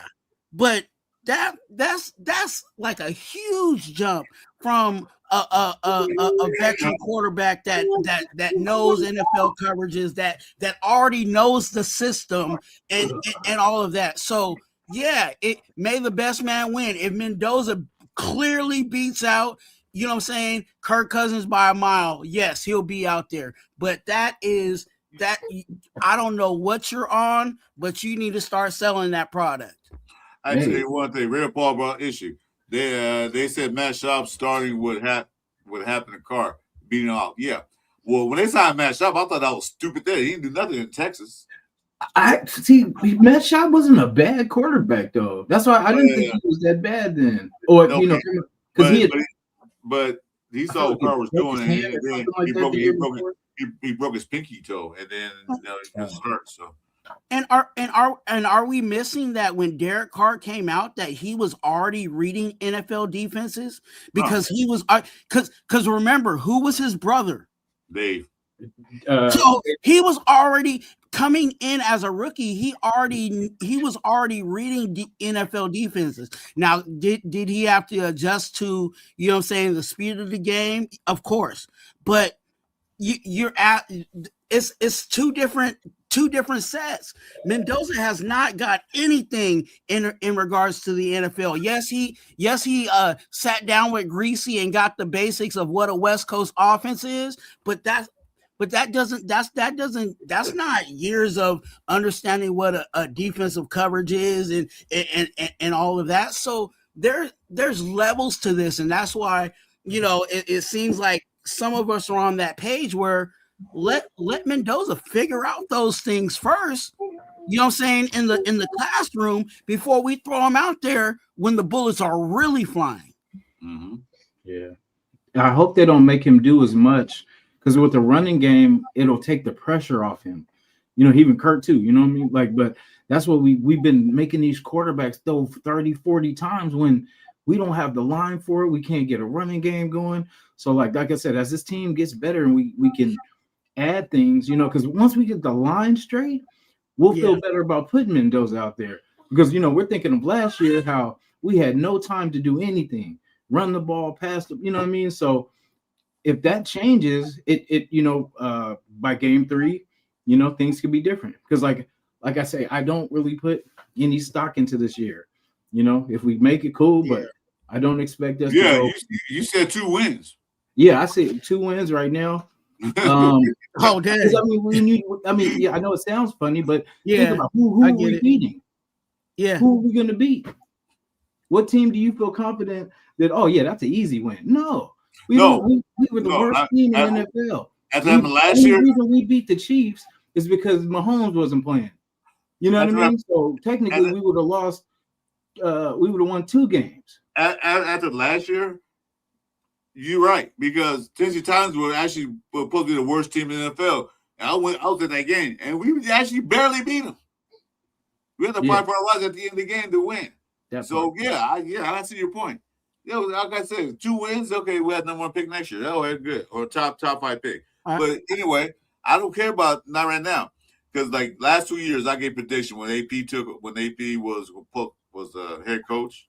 Mm-hmm. I thought it was going to win. When head coach, I thought it was going to win 10, 11 games. I was wrong about that. Then they got Pete Carroll in there. I said, oh, at least a 10 win. He's a 10-win guy. He even said I'd wake up winning 10 games. Yeah, 4 years you probably win 10 games, but yeah, not 1 year. And I was wrong about that. This year I'm gonna make a prediction because everything is new. Everything. The coaching staff, some of the players, the administrators, everything is new now. So I don't know what to expect.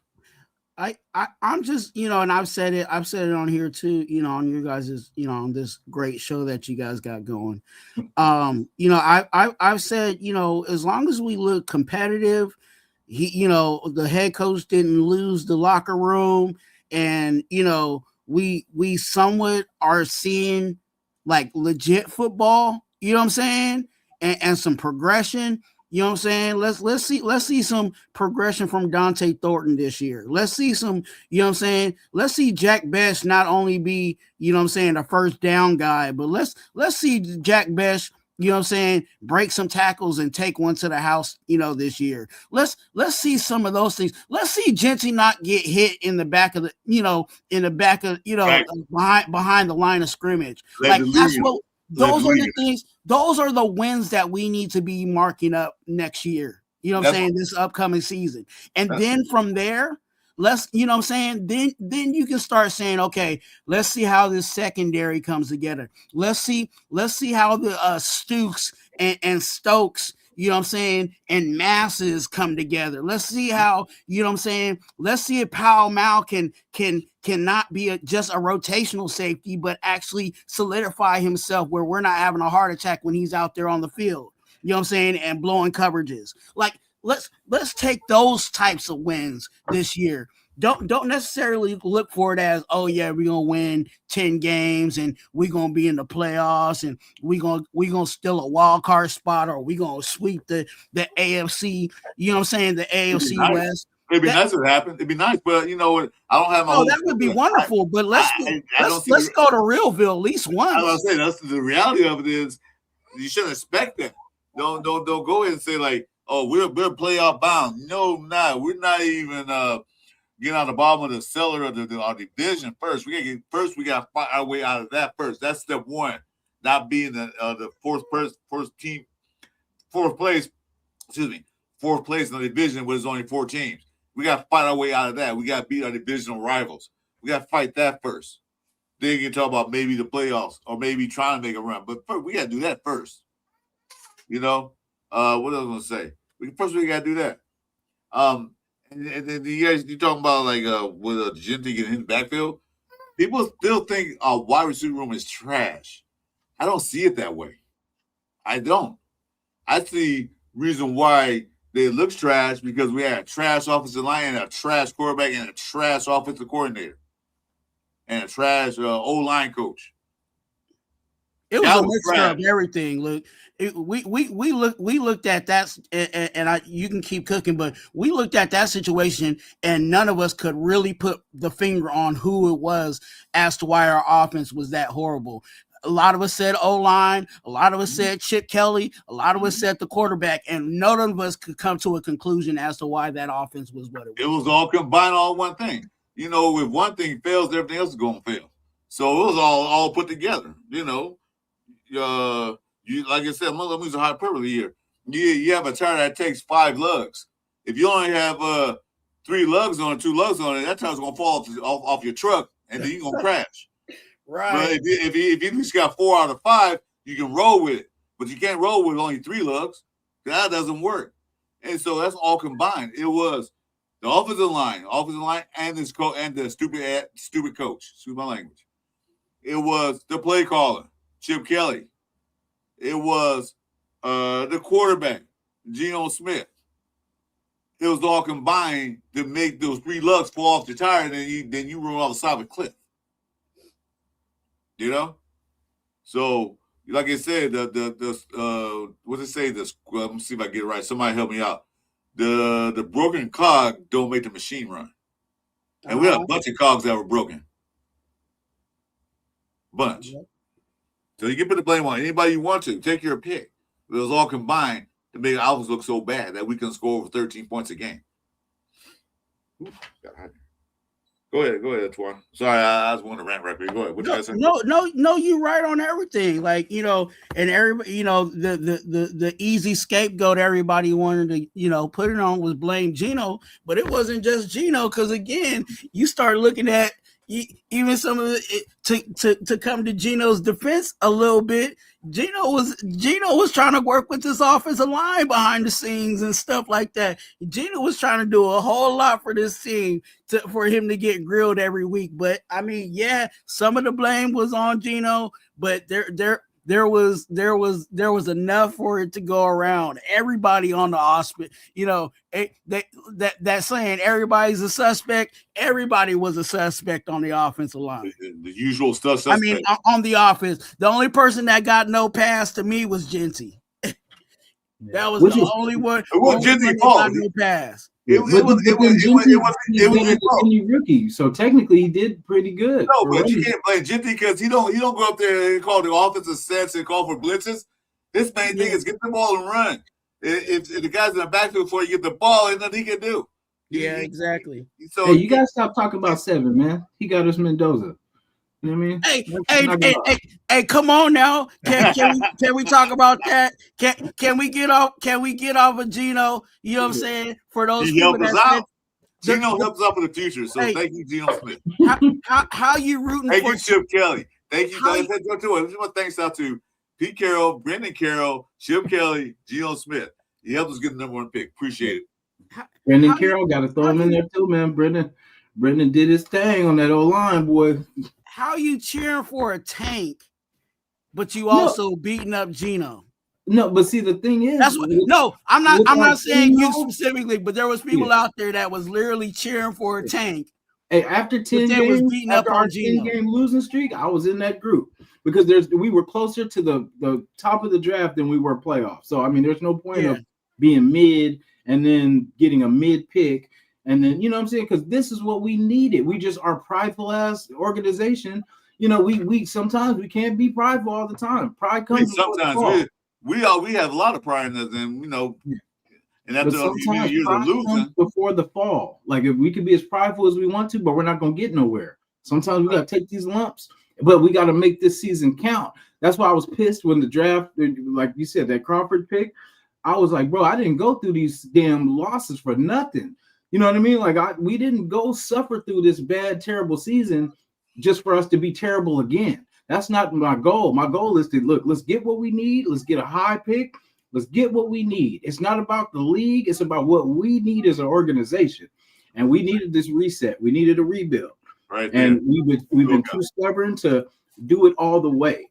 But now we did it all the way. So SoCal says Pete, Chip, Geno, and Brennan, the new forcemen of the apocalypse. Yeah. But he helped us out. Like I hate losing guys more than anything in the world. You know what I mean? But after 10 losses in a row, I mean, realistically, playoffs are shot. So like there's why root for wins when the winning time was in that damn 10-game losing streak. You know what I'm saying? We should have been worried about winning there. But since we weren't, since we earned these losses, let's do something with them. You know what I mean? Because if we didn't do anything with the picks and say we got, then it's been a waste. But look where we're sitting now. Do you think Pete Carroll actually was trying to tank? No, he was just trying to win. You know why I say that? He's going to tank. He'd put his rookies and third string in on all them last games. He didn't do that. No, he wasn't trying to tank. He was trying to win. He was trying to save his job. Win that Kansas City game at the end. Win that Kansas City game at the end. Thought that might have saved him. That's put another nail in your coffin. I think Pete Carroll was trying to win, but the way that Pete Carroll was trying to win wasn't mixing with the other people that were in the front office, and that's why again you had the politics pretty much took over it, and we end up being where we were. Now let me say this in regards to Crawford, because I know some of us are grilling Crawford. I think Crawford is a talent. I think Crawford is a good player. The only the frustration in regards to the Crawford pick was that we were, like I said earlier, we were looking at the roster in totality, and it was like, dude, we already got pass rushers. Why are we adding an edge? You know what I'm saying? Like how many into that? Combined to that room. So that's where the Crawford frustration was. It's not necessarily that we think Crawford is a bum, because if you take a second to go look at his tape, you can see he got multiple pass rush moves. You know what I'm saying? And we'll see how Rob Leonard wants to play him in. But that's it on that. We're not doing that roast down. It's not gonna be a moment of silence. A moment like, yeah, finally. That's what that's gonna be. Like I said, I almost got my head bitten off by my man over here because he was yelling at me so hard that, like I said, I thought I stole his watch, his good Rolex. Like, damn, it ain't my fault. I said, the moment they picked him up, I told you, watch Tyrie Wilson gonna get traded. Sure enough, next day. So, hey, it is what it is. But they don't want to Tyrie. I'm glad he's gone. He did nothing for us. A first round pick, number 7 overall, didn't do nothing. And he had 4 years to develop techniques. He had Max Crosby trying to help him out. Did he want to learn? Don't seem like it. He had all opportunities to make himself better.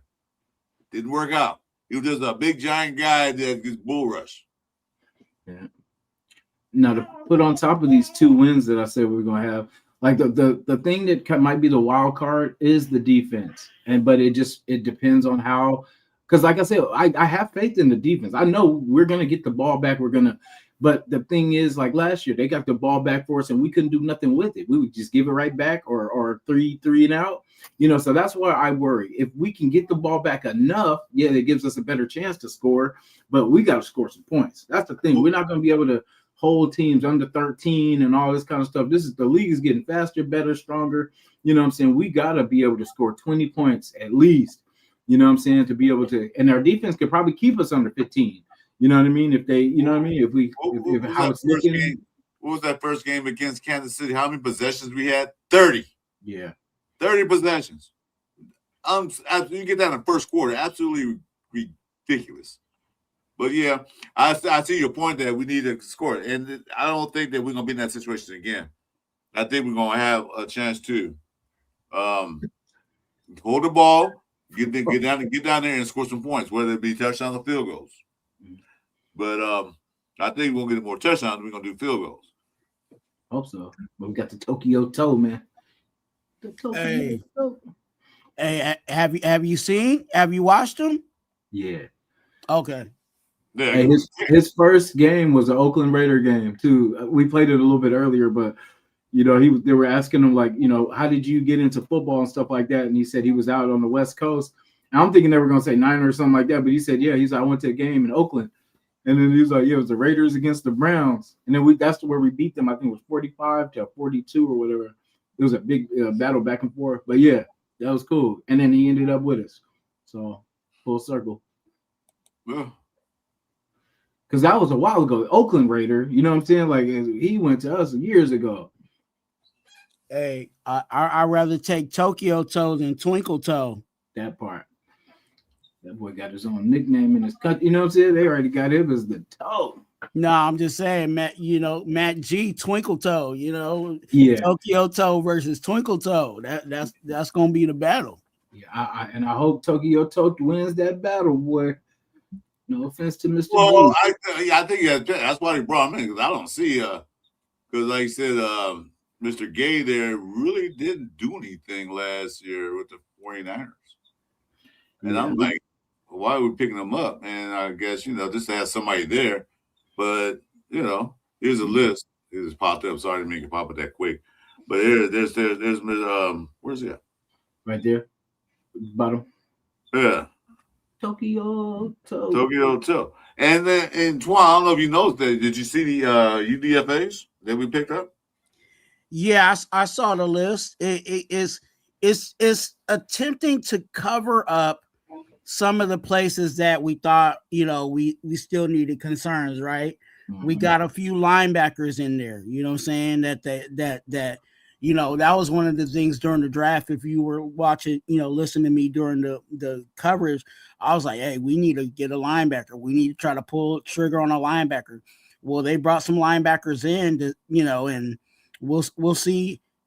Obviously these are undrafted, so I'm not saying that they're going to automatically be, impact starters for us or anything, but at least they're attempting to say, hey, let's take a look at these guys and let's see if this, they could possibly make their way onto the roster. You know what I'm saying? So you gotta remember one thing. Back in the day, they had 10 to 12 round drafts, 10 to 12 rounds to draft. They took them like 4 days, almost a week to draft everybody. They cut that down to 7 rounds. So some of these guys that's on this list could have been drafted, but since they cut the draft rounds to 7, they didn't get a chance to get drafted. So now they undrafted free agents. But before that, they had like 10 and 12 rounds. I couldn't believe, like, what? Think my boy, rest in paradise, Rob Martin, was drafted in the 12th round. Got 12th round. I forgot about that. But like I said, some of these guys would have been drafted if they had more rounds. Yeah. Nice. Yeah. So, yeah. Go ahead. Oh no, I was just gonna say, with the Max coming back, man, that is really, it's gonna be something. We're gonna have a package. We're gonna have a definite rush package. This might be one of the strongest that we've had in the last few years of defensive line. Well, we never had nobody compare with Max. We thought we did with Mr. Flew Cuckoo for Cocoa Puffs. Till he went off. Jones. Yeah, so we thought we had him, but then we had another guy that we let go, came from the Colts. what's his name? He went to the Colts. I forget his name. Dogway. Yannick. Yannick. Yeah, we had him. He let him go. So we never had nobody really to pair up with Max. Them on the other side, because what team does, they'll make sure they chip double team Max, and then the other guys will sit there with their hands. They probably like one person. Rush the quarterback, dude. Yeah. We had peanut butter, no jelly in regards to our D line. When we had Yannick and Max Crosby, that was the edges. But the issue that we had is we didn't have any defensive tackles to help collapse the pocket. You know what I'm saying? Right. They were closing the ends, but there was nobody in the middle to close it up. You know what I'm saying? To finish off the job in the middle. So. Yeah. You know, and then we got rid of Yannick, and then, you know, you could say we had got Adam Butler or whatever, or, you know what I'm saying, somebody to do a little bit of something in inside, and then we struggled to get someone on the other side of Max Crosby again. So it was like, you know, Solomon Thomas, we had him trying to, and then he only stayed like a year. That year we made the playoffs. That's what I said. We had a good, we had started to kind of put it together, and then we got rid of everybody after that. Because we got a new head coach that is so totally decimate the whole team. Yeah, decimated. I'm gonna look for him too this offseason. Yeah, we play him again this year. So yeah, they say they got another punter. You know, I mean, they pick up some guys, and they got some offensive lines and linebackers, you know, and wide receivers. So they picked up some guys, and like I said, sometimes somebody Tokyo Toe, I hope makes it. I know he will. I don't see any reason why he wouldn't. Mm-hmm. I don't trust Gay. Hey, man. That's right. Hey, now I ain't saying it like that. And there's a quarterback here there's another quarterback that Jason pointed out, Sawyer Robinson. Mm-hmm. I had to go back and watch a little bit of him. I'm like, wait a minute. He played at Baylor. Baylor didn't do that much his last few years, but yeah, he's a mobile quarterback. He's big and he can throw. So there's your number 4 quarterback right there, practice squad. Mm-hmm. Possibly. But the other quarterback too, the other guy they picked up, what's his name? Jim Hart, Missouri State. Don't know anything about him because he came from a small school, so I'd look him up a little bit, see what he's all about. But yeah, they're going to have 4 quarterbacks on the practice squad. Mm-hmm. Yeah, like I said, LC might not be on this thing at the end of preseason. I mean, it would. Because the thing is, I'm kind of torn because I feel like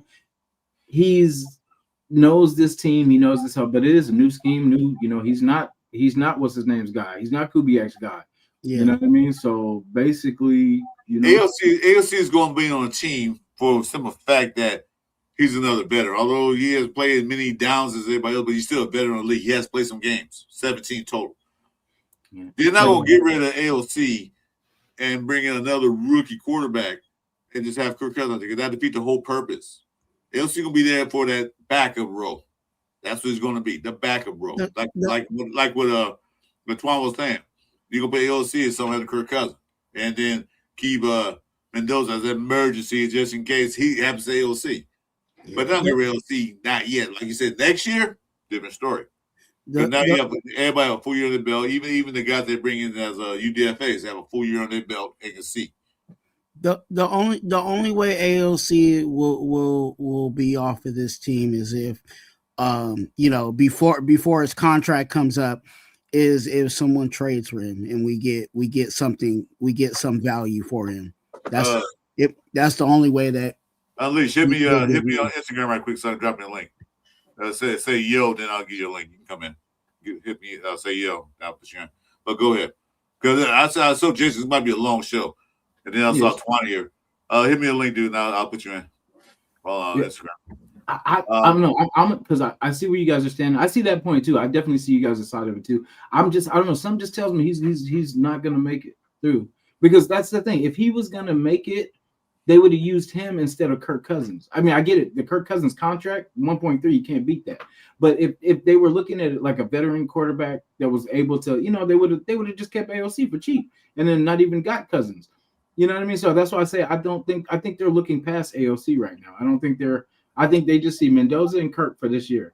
You know what I mean? Like I don't think they're really considering AOC as far as even a thought for this year. But like I said, we'll see. We'll see if he makes it out of preseason.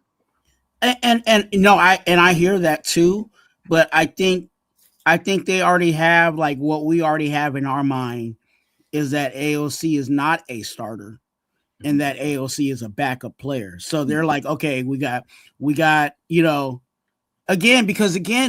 think they also feel like Mendoza's not ready to be backup. You know what I'm saying? At this point in his career, you know what I'm saying? So we already got a backup quarterback on the roster.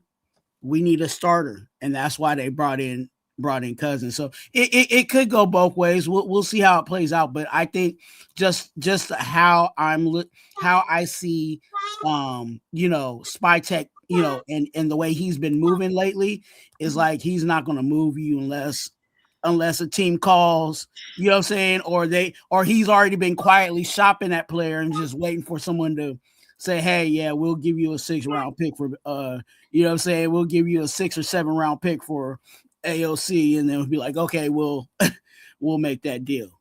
Yeah, true. Yeah, like I said, I can see it going both ways. I could definitely see it pretty much. Like I could see him stand just for that fact that he has been here. He, has played some ball. He's played in the NFL. He just literally beat the Chiefs the last game of the season. You know what I mean? So it basically, I could see it going both ways, but it's just how I'm always about moving on. If you haven't made really like a big impact in the years you've been here, then we're going to look for somebody that's willing to make that impact. You know what I mean? True. So I'm not very patient. So true. Yeah. We talked about. We showed the video a little bit earlier, Raider Nation too. Yeah, I seen that a couple of days ago. That was pretty cool because it all comes full circle, and I love moments like that. You know what I mean? Because it's like he could have went anywhere, any game in the world, and he ended up at an Oakland Raider game, probably the craziest experience he'd had in his life. But you know what I'm saying? Definitely. But look, he made him want to kick. So shit. Shoot. And it also helped because again, this guy's a polarizing kicker. You know what I'm saying? He got a name, and people know about.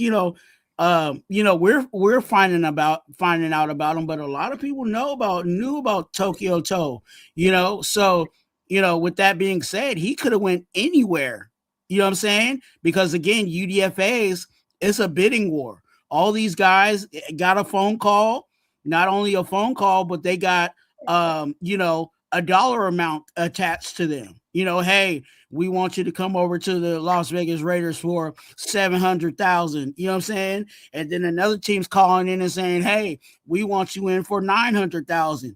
And that player has to make a decision on where he wants to go. So with Tokyo Toe, going to the Raider game and falling in love with the Raiders, that might have made him, sold already, you know what I'm saying? To oh, this is destiny. That was my first Raider, first NFL game. And now that team wants me to play for them. Of course I'll come over and, be a UDFA for you guys. So that definitely worked in, obviously worked in the Raiders' favor too.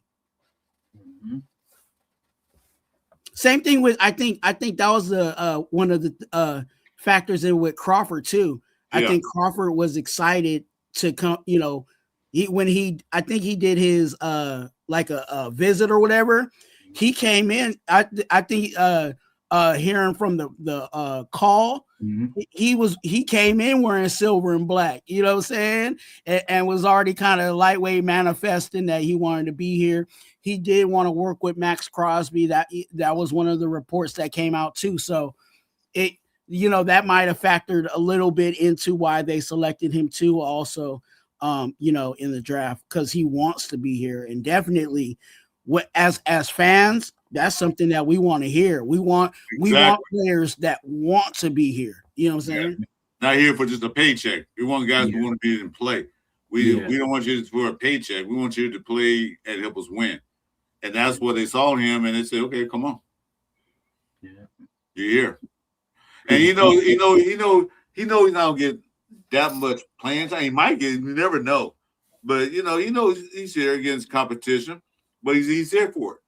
He's gonna do the best he can to get on that field, and that's all I want to see. The best you can be to get on that field to play to show why we picked you. So I'm happy with it. Yeah. Some guys wasn't happy with it. I'm not gonna say Jason's name, but I gave him the reason why. But hey, we got him. He's here. What, the Tokyo Toe? No, Crawford. No, it's like I said, it wasn't him as a player.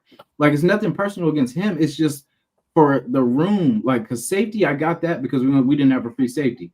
So, but the next one was an edge, and at that point, that wasn't our weakest room. At that, that's where I was looking at it is we were full in that room. So I'm like, he's not going to start now.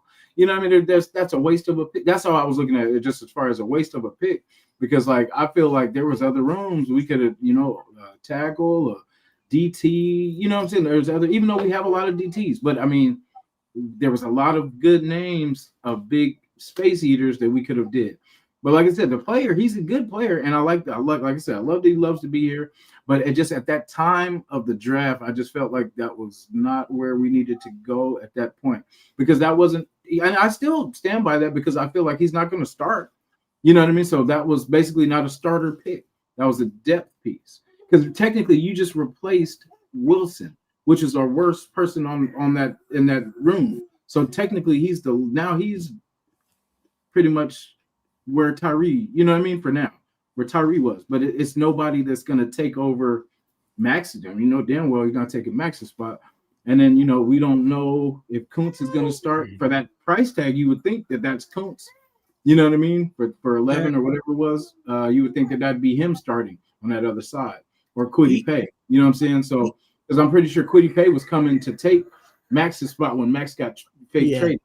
And so now I'm pretty sure they're not going to, pretty much return on them and be like, hey, sorry guys, Max back now, so we gotta dial you back to they're gonna have him. So that's why I was like, I don't see him being a starter on that. So that's why I was like, that's kind of a waste of a pick. But like I said, nothing against him, because I mean, if he can do double and triple what Tyrie Wilson can do, that's a win, because we replaced somebody that was already going to be out to somebody that can possibly be a future player. So we never know. But yeah, that was my thing. It was just the place of where and the room, wasn't really a need. Like safety, we didn't have a free safety. So of course I was okay with, now we got a free safety. Cool. Crawford.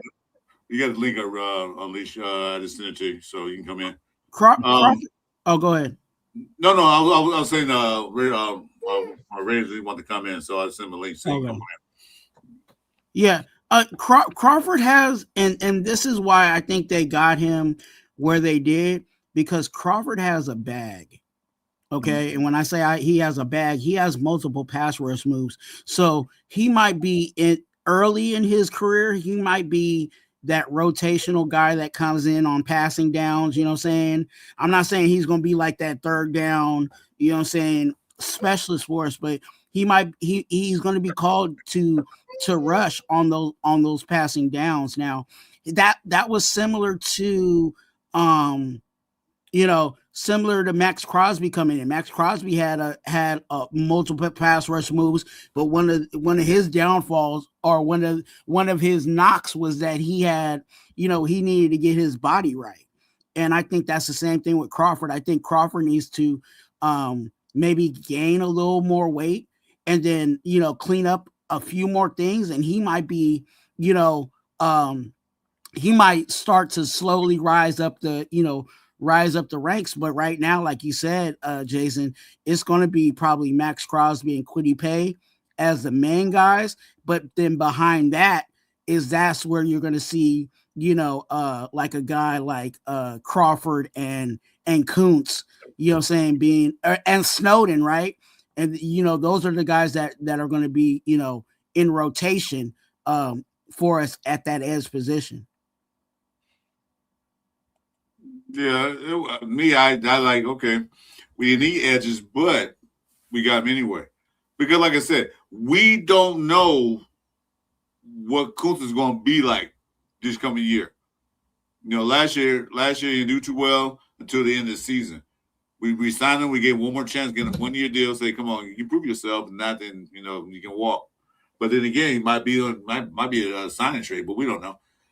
So they brought another guy who has multiple moves, who has good bend, who can get to the quarterback, third down specialist, or they might have certain packages for him. Mhm. So edge rusher right now is the way to get paid now. Look what happened to that dude Baltimore just signed. Look at all these guys that they signed. These they get paid big dollars now. So edge rusher now is a premium. There's a premium price tag.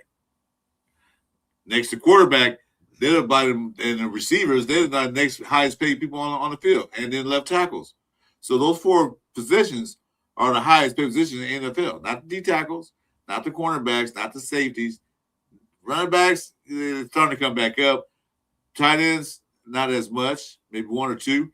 But those 4 positions I mentioned are the highest paid players in the NFL. So to get a good edge rusher in his college years, we ain't got to pay him the bag. No, we can pay him the rookie contract. What was the 2nd, 3rd round pick? So we'll give him 3rd round money. Mhm. And then will he turn out to be like better than anybody else we have? Including Max Crosby. Well, I doubt it, but including Max Crosby. So we got this edge rusher who's playing just as well as Max Crosby, even better, but we don't got to pay him pennies on a dollar. Okay? So there it is. Hey, guys, welcome to the stage. Hey, Rebel, what's up, bro? What's good, man? We're just talking some draft talk. What's good, How fam? y'all feeling? How y'all feeling about this draft, family? I'm good with it. As you saw my thumbnail, we're good. Yeah, I hear that. Shit, I don't know. So we was talking about Crawford, and we was talking about the high energy that I got. I got a tongue lashing by Jason Friday night. So I was talking about that. Usually, like I say, almost took my head off. He wasn't mad at me. He was just mad. So I let him vent. And I told him and said, well, what's going to happen? They're going to trade Wilson. That's like what they did. So what are your feelings about that? I feel Crawford has a chance to come in and pull what Max Crosby did, start right away and make a name for himself. A lot of people are missing the fact that, over there next to Celtic Falk, who was projected to go in the 1st round. If you look at their numbers, in less starts, he had more sacks, more quarterback hurries, more quarterback hits, and this dude went in the 1st round. So he's got the quickness, he's got a better motor than Celtic Falk, and the only thing that's holding him back is his run game. But that was the same thing that happened to Max Crosby when he came into the league, right? Max Crosby came into the league, and his biggest thing was he couldn't stop the run, right? He was a pass rusher only, and now he's the best best at stopping the run in the whole entire league, right? Most TFLs than anybody. So they drafted Crawford because he has that motor, and he was better than the guy on the other side of him, in my opinion, that was projected to go to the 1st round and fell to the 2nd. So I feel like we got an absolute steal. If you look at his press conference, he said straight out, I'm coming in to learn everything that Max Crosby has to teach me, and if not take his job, play alongside of him. So that tells you right there, bro. We ain't heard anybody else come in and be like, oh, this is my spot, except for Zone. That was, he said, hey, this is my job. I'm coming in, I'm taking a spot. Like, so when you draft guys like that feel, no matter where they were drafted, that they're coming in and they're fighting for a position, to me, that just makes the competition better and this team better right off the rip. So I feel a lot of people are sleeping on that. I think he's better than, I think he's quicker a little bit, doesn't have the experience of Twitty Payne, but I think he has, better aspects of that too. And I feel if they give this kid a chance, bro, he's going to come out and compete. Well, see, there it is. He's going to learn by Max Crosby and Twitty Payne. He's going to learn behind those guys. They're going to develop him. And he can drop back into coverage. He can do a lot of things that guys like Malcolm Kuntz, bro. We're paying Malcolm Kuntz $12 million last year and $11 million this year, and he can't stop the run. So you don't think this dude Crawford is going to come in and take his job? I mean, look where Malcolm Kuntz was drafted and how long it took him to catch on. I think Crawford is way ahead of that because of his motor, his mentality, and that's what wins in the NFL. You got to have that dog mentality. I'm the alpha dog, and this is my spot. And we drafted a bunch of guys like that, a bunch of guys like that. Yeah, and the good thing about that, he said he wanted to be a Raider. He wanted to come here. He wanted to compete with Max. He said he wants to learn with Max, and he also said I'm gonna push Max every day. I'm gonna be that dude in practice that's out there, outworking Max. So when you bring guys like that in the building, it's just better for everybody in the building. Yes, and I'll say this too, Rebel, and I agree with everything you're saying. It's one thing to say it, and there's one thing to do it, because the guy that just left was one guy that said all those things, and what ended up happening. Tyrie Wilson never had that attitude. What do you mean? Tyrie Wilson came in soft, humble, never, talk soft, bro. Tyrie Wilson, we're talking totally different people. This dude's got to get up. He's physical. He's got fast, violent hands. This is not Tyrie Wilson at all. This is not the same. And he's not coming in on an injury. He's not coming in having to sit for a whole entire year before he plays. Tyrie Wilson came in. He gave a what you call that big up on stage? Like, okay, I think we got something. But when he got here, like, what was the energy when he got drafted? There wasn't no energy. He was just here. I know he was hurt, but he was just here. He was just a piece that's taking up space on the Raiders thing. Well, to be the number 1, number 7 pick in the whole draft. You show that's what nothing. And like I said earlier, he had 4 years to do something. Didn't learn no moves. Didn't learn anything. So he was just a waste. They tried him at D tackle. He did okay, but that was his position. Yeah, they played him out of position. That's you can't play guys out of position. I remember one game they put him on coverage. I said, "What are you doing?" But I mean, we got to look at when Max Crosby was, when Max Crosby was off the field. Tyrie Wilson was a dog. he played like a monster without Max Crosby on the field. Yeah. You say every piece said nobody gives. Well, not this. Well, yeah, that's true, but still, it's always good to have somebody that you want to learn from the best. Yeah. You don't want to learn from a subpar person. Oh, he's a subpar. How many sacks he had last year? His defense, he only had 7 sacks the whole year. You don't want to learn from that. You want to learn from a guy who got multiple sacks, multiple pressures, and can stop the run and cause a disruption. Max Crosby is not the typical pass rusher. He's not going just for sacks. He disrupts offenses. That's why most offenses always they'll tell you every year, every time a team plays the Raiders, who they playing for? Max Crosby. I was going to take him out this game so he won't disrupt our play we want to run. And that's what he's going to be. And I think Crawford's going to be the same type of guy where he's not necessarily get the 25 sacks in one season like Homeboy just had. But I'll tell you one thing, he's going to cause if you're the best in the league, you should. Well, I'm saying, though, he probably don't get that, but I'm sure he's going to cause a lot of chaos. That's what we want. We want chaos, disruptions, and the offense to go crazy. That's what we want.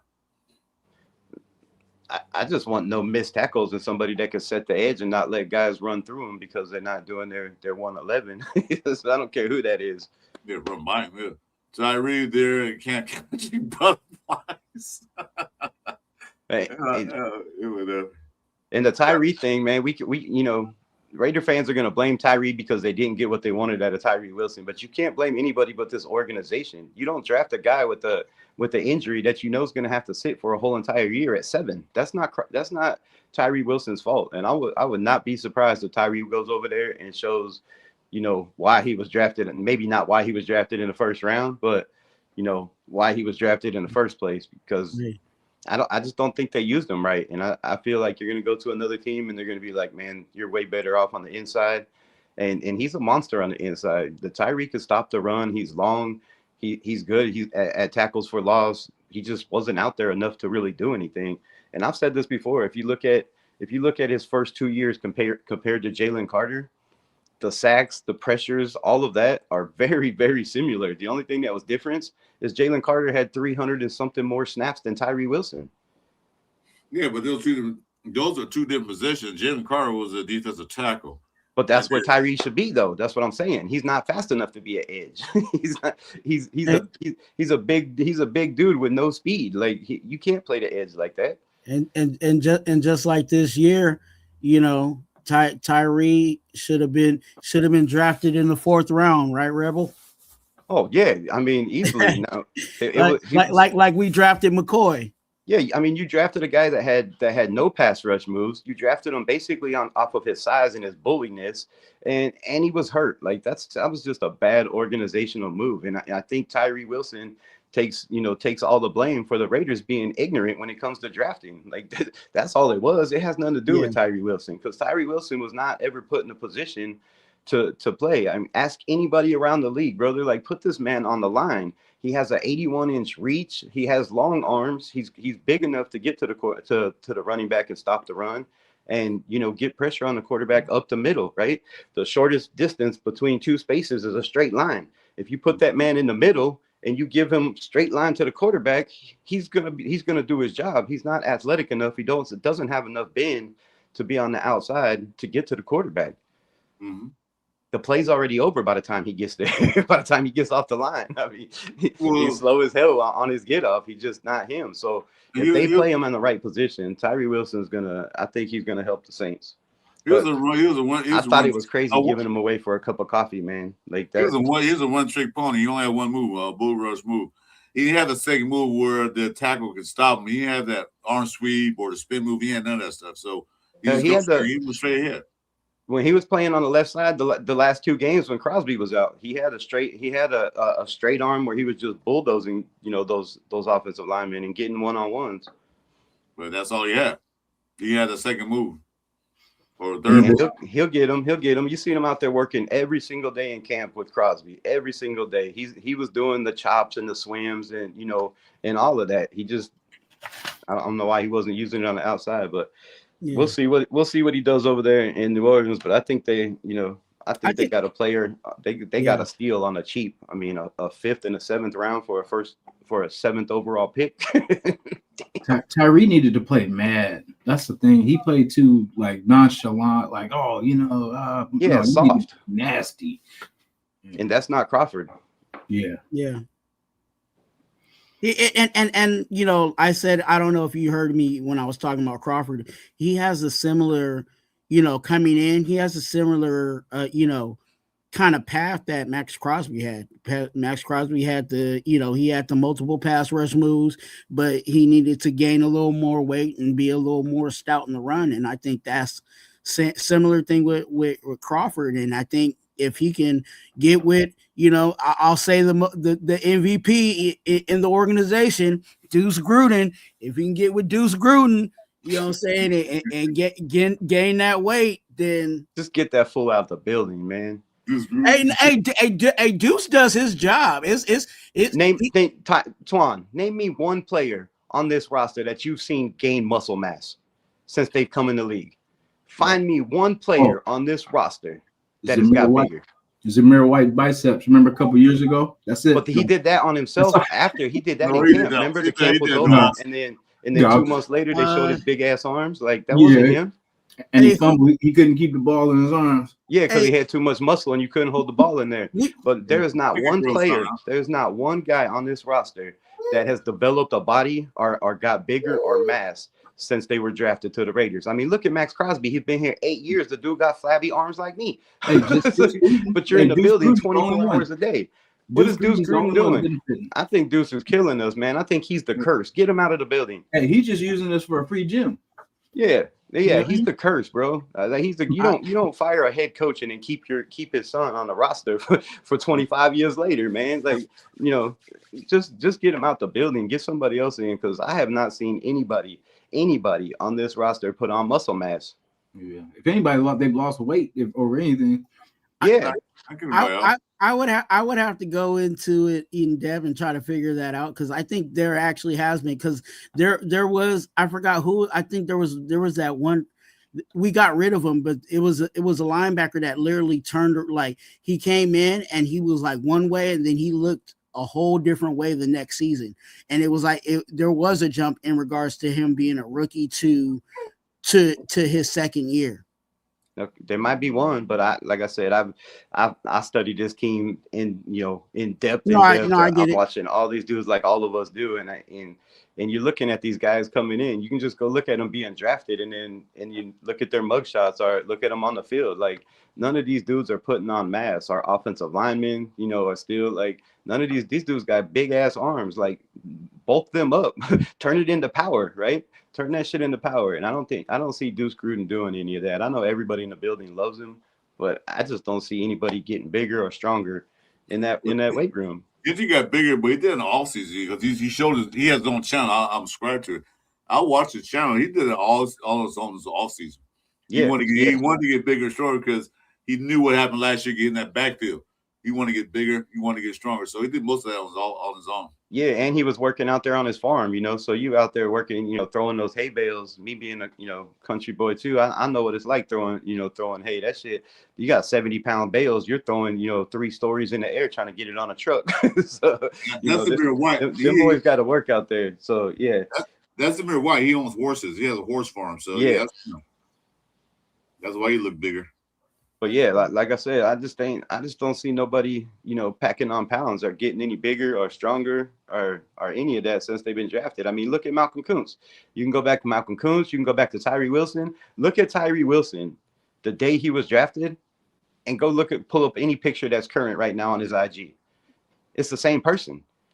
And now is that his, you know, his work ethic? I don't know. But you can look at any player on this roster the same. Max Crosby, like I mean, even Aiden O'Connell with the belly fat, like he still got it. Where's it? Like, what are they doing in the workout room? Like, I don't understand it. Y'all are NFL players. Aiden O'Connell needed to be you in got that, the best that training on the planet, but your body's still the same 3 years later.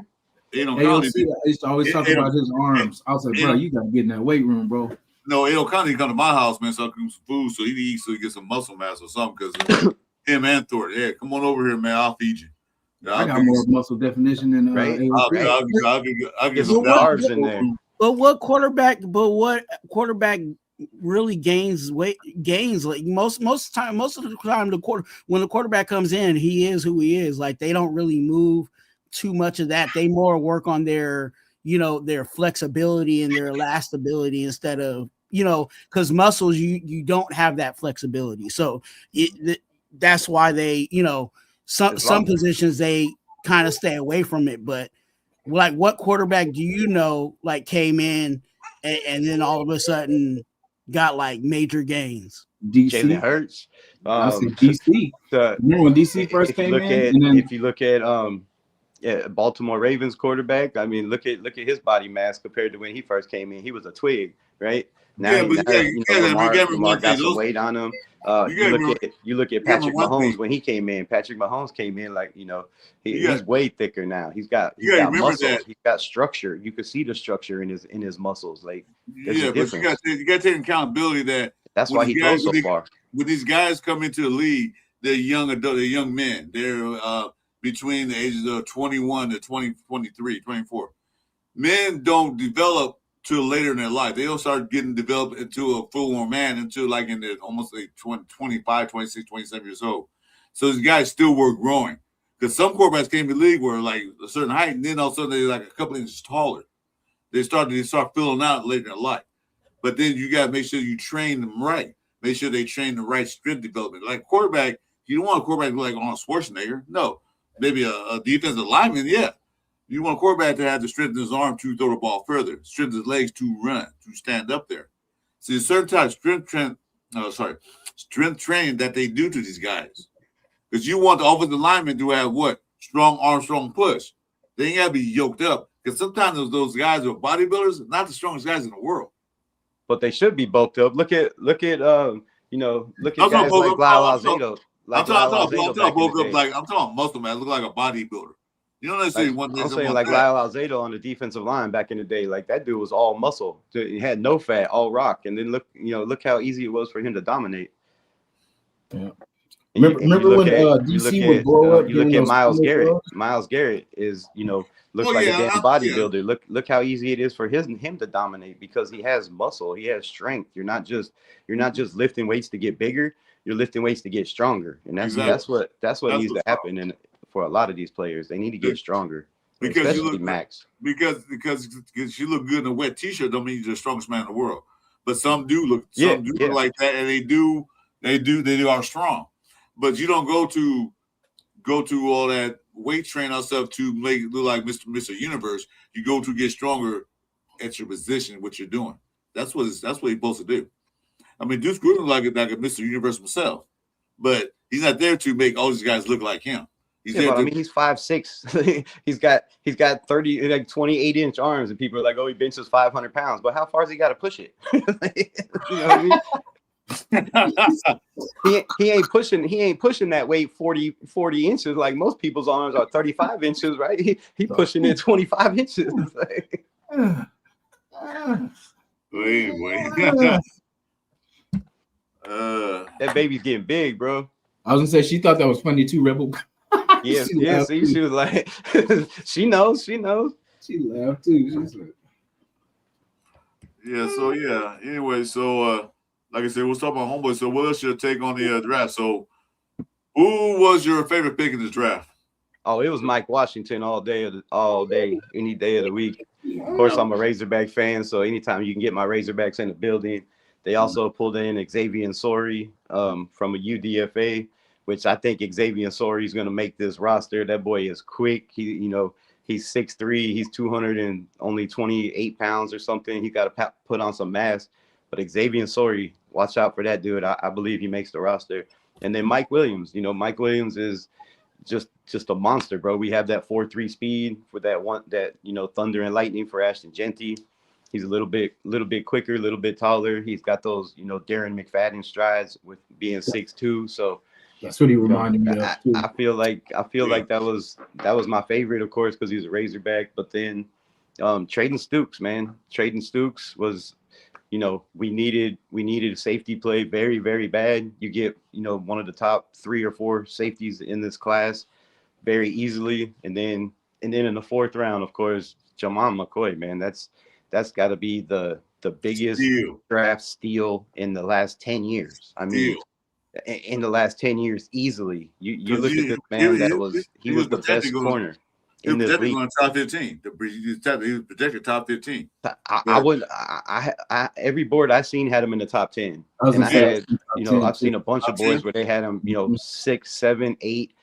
So you get a top 10 or 15 player at the first pick in the 4th round. That's highway robbery. Spytek is no longer a cook. He is a damn thief. He is a bank robber. That dude just stole people's souls in the draft. I don't know how anybody could let this man who ran a 4.34 in his pro day, his 10-yard split was crazy, right? So you have this man that's the best corner in all of college football, and because of somebody tried to plug some bone and it didn't work, and people are panicking. Like the Raiders said, man, we haven't even done any homework on him. We just drafted him because he was in the 4th round. I mean, if he plays for a little bit for us, it's a 4th round pick, right? But basically, if he is good to go, you got a damn starter for a long time on the outside. That's strapped down, lockdown corner. I mean, he's the best cover corner in college football, and if he can play this year, that just turns this whole defense around, in my opinion. But the good news is that they don't have to rush him in. They don't have to rush him. They got cornerbacks on the roster that they don't have to rush him in. If he needs to heal, he can heal. He can 4th round pick. He can take a year off. You don't have to get in there right away. Yeah, he don't have to get in there. So, like I said, they're going to evaluate him. They're going to let their doctors do what they do and check it out. But I don't really. To me, it just sounds stupid. It doesn't even sound like it's nothing serious. Like he said, he could play right now. He could play all year. So he was out there running. It's fine. It's basically they just had some cartilage in it somewhere that they that ripped or whatever, and they plugged it, and they plugged it wrong. So, I mean, that's what are you gonna do? Like have surgery just to fix it? I'd play. If it was me, I'd tell them I'm playing, bro. I'm playing. If something happens, then I'll have surgery. But I'm gonna play until then. Come on, you took me in the 4th round. Just give me a chance. It's not like you're losing anything, right? That 4th round pick was a comp pick anyway. Exactly. It's like they're not. Well, we're gonna take a gamble on him. He can come out to be good, or he can come be a bust. It's only a 4th round pick. It's not like he was drafted #1 overall. So yeah, I don't see how he can't be good. You know what I mean? Like, I just don't see a scenario, even if he does have to sit a year or whatever it is. I just don't see how he doesn't come out to be one of the best players in this draft. I mean, he was definitely one of the best players in the draft, and he's not losing anything, right? He's not losing any speed. He's not losing any size, right? So yeah, I think we just totally And- robbed the whole draft with that pick. And he's young, 20 years old. He's young. Yeah, 20 years old, man. So to me, that's a Charles Woodson type pick. I'm not putting no comp on him, just where, that's where he should have went, somewhere in there. Like where C Wood was picked. And hopefully he can come out and have that, rookie of the year and MVP and all that too. And at this point, I feel bad for Porter. Nah, I feel bad for Eric Stokes. I think, Eric Stokes is up there in age, and I think if anybody goes, it'll be Stokes before Porter. If you tell me you can have two guys that are in, 21, 22 years old that run 4.3 40s and are 6'2", 6'3", why keep Eric Stokes? You're going to have to pay him a big bag, if he balls out again this year. So I think that's just a backup plan for if Eric Stokes shows out this year, they got somebody in the waiting, and they don't have to go out and pay this dude $25 million a season. Yeah, Still Cameron Richardson, who I think is the one. Still got 2 years on his contract, so he'd be all right. He'd be good for next year, so don't worry about him. I say Richardson. DCAM is one who I don't feel sorry for him because he never did anything, and plus they were saying that he act like he don't want to play football. I don't know if he wants to go with this team or he just don't want to play football. That's why he never saw the field. Get his soft ass out of here, man. That's crazy though. Like, I mean, but then again, these regimes, they're always drafting players wild. So, you got another guy like at DCAM with 4.3 speed with super long arms, right? Is it him or was it just the coaching staff? Because I thought when he was out there as a rookie, he played pretty damn well. And then the next year, he's thrown to the bench, right? Playing special teams. So. He had hamstring issues for hella long last year. Yeah, he was hurt. He was hurt for a while. Well, maybe that's it. If it's those soft tissue injuries, that just might be holding somebody back or something where they can't get over. Once you get those soft tissues injuries with 4.3 speed, it's hard to stay healthy. Yeah. Hey, salute. Welcome to the channel. You guys, welcome to the channel. I don't know if I don't think Twan or Rebels broadcasting this show, but please hit the like and subscribe button. Subscribe button on both our channels. And then you can pull up to both of these guys' show when they do this, subscribe to them too as well. Because it's gonna be a good season. It's not gonna be what we expect. And then about playoffs. No. Hold row. What's that guy's name? Playoffs. No, I don't see that. We just trying to win. I don't see that. I like Twan, we talked about earlier. I want to see improvement. I want to see things that we got beat on do better. Getting Jitty in the backfield. I don't want to see it no more. Thunder and guys getting open, making catches. I want to see that. I want to see more sacks. I want to see more quarterback pressure. I want to see some turnovers. Those are going to come in bundles. Watch. Those are going to come in bundles. Robbie Leonard's going to have this defense running a whole bunch of stunts.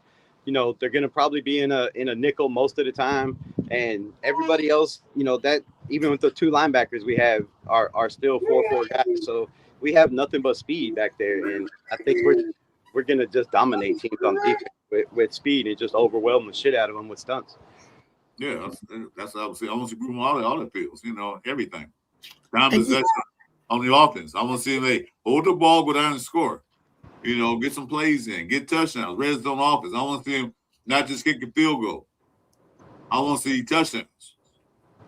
And you can tell by the way that they drafted, especially with the secondary, because they draft 40% of our draft went to the secondary, and those guys that you see in the secondary, they all are multiple. They do multiple things. So that kind of gives you an indicator on what kind of defense on the back end, at least on the back end, that, is going to be presented. There's going to be a whole lot of disguising. There's going to be a whole lot of, showing one thing and then rotating into something else. There's going to be a whole lot of that stuff going on. There's going to be a guy that we think is going to be the nickel corner, and then all of a sudden, oh dang, he's actually the free safety, or there's going to be a lot of that going on. When Rob Leonard gets these guys to the level that he needs them to be at, to get them on the field. You know what I'm saying? I'm not saying the guys that we drafted right now are immediate starters, but they watch how Rob Leonard, you know what I'm saying, works these guys, and eventually when they all come together, then we'll see how crazy this defense can get. And you know the good thing about Spy Tech, he listened to his coaches. He went to Kubiak and said, we need an offense. I need this, I need that, I need this. No, not kind of quarterback. All right, let's go get him. But Kubiak said, I already like the offensive line. He said he liked from last year. He watched the film and he said, I like these guys. They're good. He said they're coaching. Ask Rob Leonard, what do you need on defense? We need a backfield. A defensive backfield. That's what we need. And they went out and got it. Went out and drafted some UDFAs. Traded for what? Traded for Tishawn Johnson. We traded for a nickelback. So Vitek is talking to his coaches. Unlike the other GMs and the coaches, they didn't get along. So I think we're moving the right direction, positive direction. Like I said, 3 wins, so be it. We have the first pick next year. So no, got to kick that off. So what? So I just like the direction we're going in. I'm happy, but I'm not celebrating yet until I see what we got on the field. Does she agree? Yeah. She likes the way we're headed. See? No worries. No worries on this face right there. Mama. Let's go. Okay, let's go. Let's go. She fired up, man. Let's go. Huh? Let's go. Let's go. So thing starts May 18th, 2 days after we come back from Bakersfield. So we'll see what's happening. I don't know how Kubiak runs his team because now he's first time head coach. Because you know one thing, who was that head coach that closed the practice off? That was the big dummy. Closed the practice off for everybody. Now like Pete Carroll didn't have it open. But I don't know how he's going to run his practices. Yeah. You know, it's going to be open practice where fans can see it, media can see everything. We don't know yet. Do we get that mock game again, like we got last year? Oh, that preseason game, the practice game?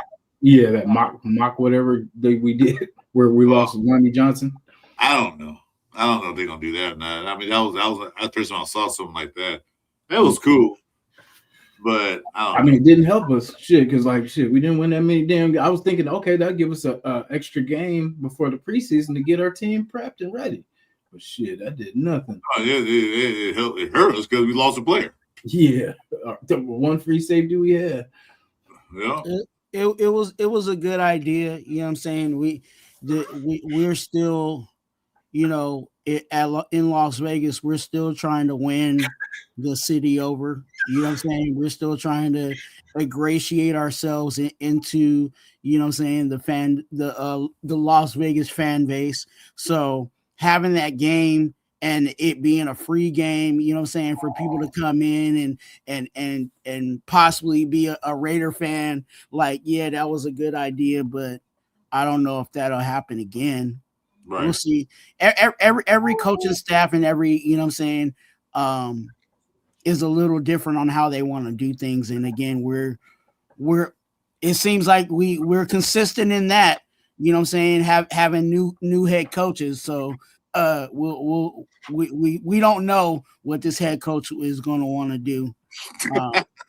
James. In general. I guess you and Jay football friends, huh, Rebel? Oh man. Baby girl's opinion. Oh, she like it. She got the Raider gear there. Somebody bought for her. Where's that pink Mendoza jersey? Hey, it's coming. I think. I don't know. I might keep her straight up black and silver and black, man. I don't want to confuse her, you know. No. So Jack had a question for us. Chris Ford and RGM, where are you staying in Bakersfield? Hope you two are for the after party this year. Well, I'm staying in a cardboard box around the corner from the Hilton. So yeah, I'm in Arkansas, so that's a long trip. Then you talk to Sat Mike. I'm in the same building you guys are in. Don't bother me. My wife's gonna be there too. and she a 49 fan, she will kick your ass. Yeah, I'll be at the 6 out there. I mean, like, I'm gonna see if I'll be at the 6, so I can be close to Raising Cane's. You know what I mean? You hear me? And the best thing over there is the toes. Oh yeah. I don't know about that, man. I like bones in my chicken. I don't care about that Pillaging stuff. You're gonna have to debate that one. We will say that one for another. Yeah, I don't know because the bone chicken, man. You don't know if it's real fake chicken. See, I like bones, so I know it's real. So, oh man. Obviously, I saw a YouTube video about that. I said, "Yeah, get the hell out of here." Anyway, so Rebel, since you just came in not too long ago, there's one guy on this list that Jason's excited for in the UDFA list. Bring this back up. Is it EJ Williams? Nope. Emilio Estevez, the mighty duck dude. I swear to Nope, God. this guy here I got highlighted. Emilio. Sawyer Robinson from Baylor, quarterback. Sawyer Robinson? Yeah, I get my mobile quarterback somehow, some way. Because like I said, we Mendoza can move, like he'll keep himself out of trouble. But it's like, we need someone like a mobile, because for Kubiak's, even though I know what's his name wasn't too mobile from Seattle last year. But, yeah, but we definitely need somebody that can, imitate that or emulate that. I'm not sure why they drafted Sawyer Robinson, really, because we all know that Spytek and Brady, they don't believe in their quarterbacks running around, right? They want them in the pocket. Brady talks about it over and over again, like a mobile quarterback is just, making it less longevity for his career, right? You're taking a chance of getting injured, So I think I don't know what they're doing with Sawyer Robinson. I have no idea what's going on with the quarterback room, but I wouldn't be surprised if there's a competition and they're just like, man, look, let Mendoza learn, let Kirk Cousins sit on the bench, holding holding the laptop or whatever, and showing them, hey, look, this is the defense they're in. Watch, this guy's going to drop off. This guy's not going to drop off, right? And then, just throw Aiden O'Connell out there and be like, man, this is the last year of your contract. Go out there and try to earn you one somewhere else, right? We don't have no reason to come out and win now. Let these guys develop, let them all get ready, and then start Mendoza next year. I mean, we hear a lot of talk about Mendoza's going to start, Mendoza's going to play.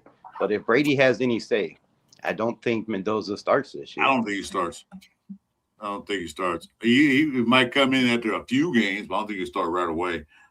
Drake guy, we're gonna wrap the show up in a little bit anyway, because we're almost 4 hours. Why don't you come in Tuesday with us when we do our Tuesday night show, 6:30 p.m. Pacific time. This is the Cover 3 show.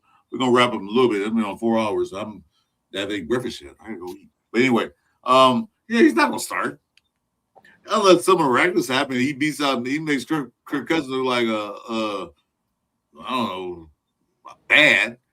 But I don't think he'll start. My bold prediction is by week 8 he will start. I think because, like I said, like when we're saying that AOC should come in, we're saying that a fourth round quarterback is better than the first round quarterback that we just picked up. Because that would make no sense was he not better than the first string quarterbacks we picked up before? Yeah, I was gonna say, yeah, he definitely. And they weren't 38 years old. He was better than a 29-year-old Gardner Minshew. He was better than a 32-year-old Geno Smith. Oh, Aiden O'Connell's been better than both of those. They paid Geno Smith $70 million, and Aiden O'Connell was way better. Like, come on. I would have loved to see Aiden get the time that Minshew got. You know what I'm saying? Like, that was his time to really kind of build off what he did the year before and show that, did you develop anything? Did you learn? You know what I'm saying? And he never got that chance. It was just like little sprinkles here. And then when he did get in, he got hurt. He broke his wrist. And then, it's just, I would have liked to see it then. Now I'm like, shit, we got the number one quarterback now, and then we got Kirk. So I'm just really seeing those two. Unless something goes disastrous, like, for the Raiders, it sometimes does. Well, that was about. You know what's about. I explained that to you. You know what's about. That was a power pull. That was Telesco pull his play move on AP. Because when AP made the announcement to start quarterback, you can see in his face he didn't want to start Minshew. That was Getz and Telesco doing that. We pay this man his money, you just don't start. Yeah, whatever. Because why you not starting the guy who got you the damn job? Aiden O'Connell want to help you get that damn job you got. Yep. Let me ask you this, Casanova Walt. I see Casanova Walt. Then when Minshew went down, What are we talking about? with AP on the news conference, we got our guy back. We got our guy. He was happy. Yeah, Walt's in there. Yeah. So let me ask y'all this: why does John Spytek go out of his way to mention AOC is still on the roster? In 4 different press conferences, nobody asked him about AOC. They asked him about Mendoza. Oh, they you asked noticed him, are you that? going to draft Mendoza? Yeah, Is Kirk Cousins going to start? And he said, we also have AOC in the building who played a lot of good football in the Big Ten, who knocked my Michigan team out of the playoffs in the championship. So, he brought that up. Nobody else said anything about Aiden O'Connell. And then the other video, they said, so is Kirk Cousins going to start or is it going to be Mendoza? And he said, this is a meritocracy. The best man will play. So, and he threw out Aiden O'Connell's name again. So when your general manager is not overlooking the fact that you have Aiden O'Connell, who's played damn good football and he's on the last year of his contract, I don't see that. And Casanova Walt says Aiden O'Connell won't be here next year. We've heard that his rookie year. We heard that when they went and got Gardner Minshew. We heard that when they went and got, Geno Smith. Oh, this AOC don't fit this roster. AOC will never. He's going to be gone. But who came out and won us the last game? Right? It's Aiden O'Connell. So there's a reason that our general manager keeps bringing up the fact that we got 3 quarterbacks in this room, and every time they say Mendoza and Kirk Cousins, he says don't forget about Aiden O'Connell. Yeah, So I'm just telling you, you're not, unless they're just bringing up Aiden O'Connell's name to trade him, but there's no trade value. When there is trade value for Aiden O'Connell, if you let him come out and start the first couple games and show that, with an offensive line, with a running game and 2 running backs, what this kid can do, you have value. And now you trade him instead of just letting him walk his last year. Well, what the thing is, why would you trade O'Connell now this year when he's the only veteran besides Kirk Cousins on the team that's a quarterback? I would not trade. Then you have 2 backup rookies. Yeah, that's stupid. But Kirk Cousins not going to be here for more than a year. Who's going to be the backup for Mendoza after that? Well, yeah, we'll work on that. But I'm saying though, this year, not next year. This year, he's the only veteran on the team. Unless you trade him for another veteran quarterback, fine. But why would you trade him and get another rookie in here to back up Mendoza? So you got a rookie backing up a rookie. Makes no sense to me. Exactly. You got Tom Brady as one of the best quarterbacks as a second coach to the quarterback too, though. You got the GOAT pretty much, and as your owner, that you get to pick his brain every dang day. You know what I mean? That's why it's kind of like less pressure on it, because he's got Kirk Cousins as far as Mendoza. He's got Kirk Cousins and Tom Brady in your QB. You know what I'm saying? In your QB room or in your facility. So that takes a lot of pressure off, because if Tom Brady doesn't have an answer, Tom Brady's not going to be in the facility every situation. I was about to say that. He about to Tom be on Brady's that not phone. in the facility. He has a job. He will not be anywhere in that building during the season. But he has a phone, though. Yeah, you could do a Zoom call. Mr. Telephone Man. I'm saying, that's what I'm saying. But what question will Tom Brady not know? Yeah. What question can he ask that Tom's gonna be like, damn, I've never seen that. I don't know. But if you got to go to Tom Brady to ask the questions when you got Kirk Cousins next to you, why are we bringing Kirk Cousins? 1.3 million. You know what I mean? Remember what we could have did with Russell Wilson a couple years ago? It took us years after, but we finally did it. But it's kind of just double insurance, because technically Tom can't play, so Kirk can't. You know what I mean? So technically Kirk, and I don't mind having Kirk. I feel like that was a pretty good move. That was a sneaky, pretty good move that we could have. Well, Mendoza, you said on one press conference, he said it's nice to be here. I'm happy to be here. We got Kirk Cousins, we got Tom Brady. Well, I can pick his brain now and then. He said pick his brain now and then. Of course, he ain't gonna be able to pick his brain all the time, because he's he works for the network, so he won't be there every day in the building. Mm-hmm. So, but he, like you said, make a phone call, send it to a text. Hey, Brady, what would you do in this situation? See, he has that availability. That's the thing I'm saying. And I think a lot of people are overlooking the fact that if you look at Kirk Cousins, not last year, he only played a couple games. He was 10-5. But look at the year before. He was Geno Smith, 18 touchdowns, 16 interceptions.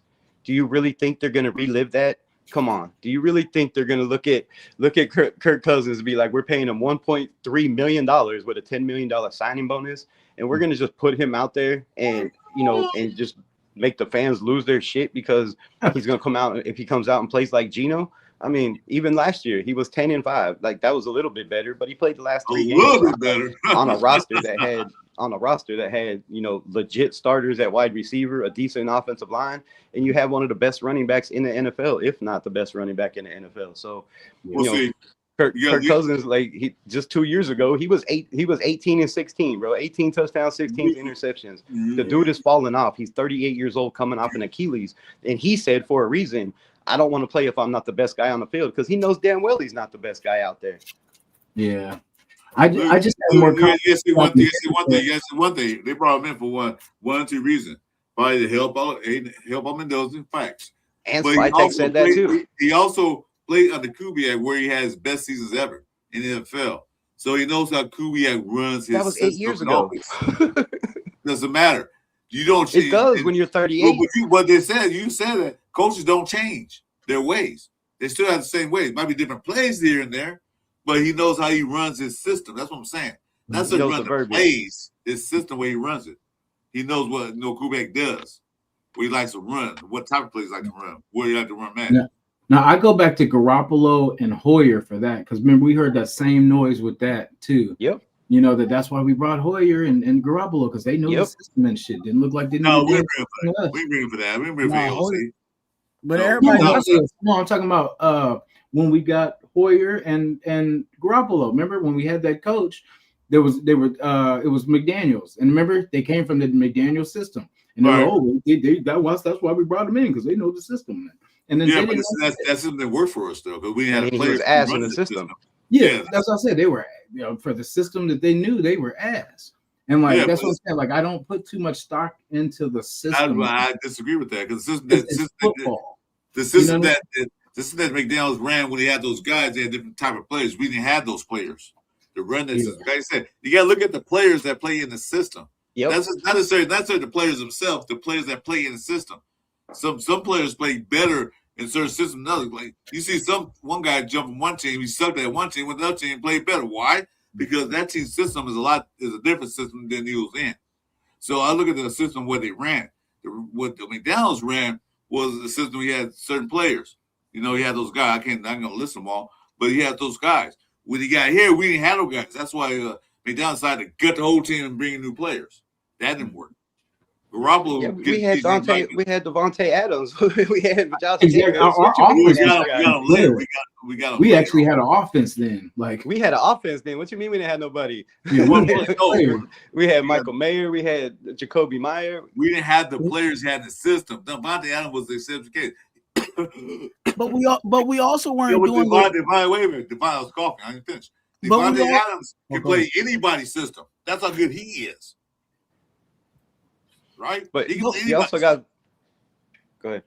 But you also got a coach that failed to do something that worked well for the star wide receiver. Like, what was Devontae Adams' like main call? The back shoulder pass. Did we see any of those? No. Yeah, we need O'Connell in. Consistent quarterback. Yeah. When he decided to put AOC in, but then he was catching all those back shoulder throws, touchdowns. Two toes. Yeah, well, like I said, Devontae Adams is such a kid. He can play anybody's system. He can go play anybody's system, no matter what coach out there overseas.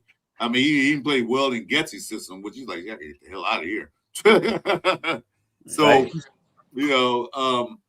but that's a fact. But like I'm saying though, that's why when the McDummy got here, he's trying to change the whole team, gut the whole team, try to make it like the Patriots of old. No. Didn't work. Yeah. Like I say, players play different types of systems, play better than other players do in different systems. Yeah.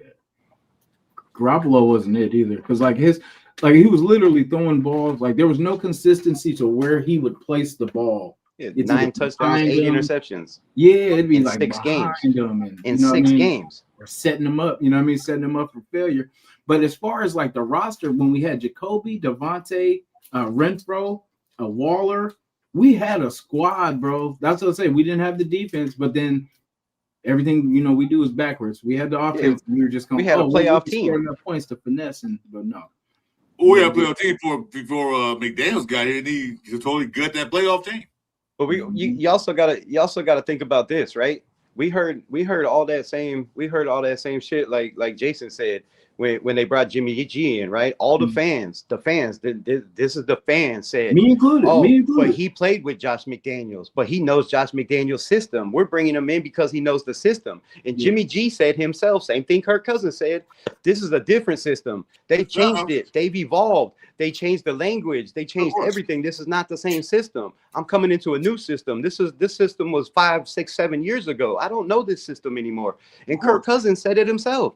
This is a different system. The language, the verbiage has changed. It's going to take me a while to catch up, but I do know what Kubiak likes. But that didn't help Jimmy G. He knew what Josh McDaniels liked. It didn't help him. That's my point. So, and the fact that, again, Kubiak, when he was asked about the quarterback situation, he said, Kirk Cousins is going to come in and help Aiden O'Connell in whatever quarterback we bring in if we bring in one.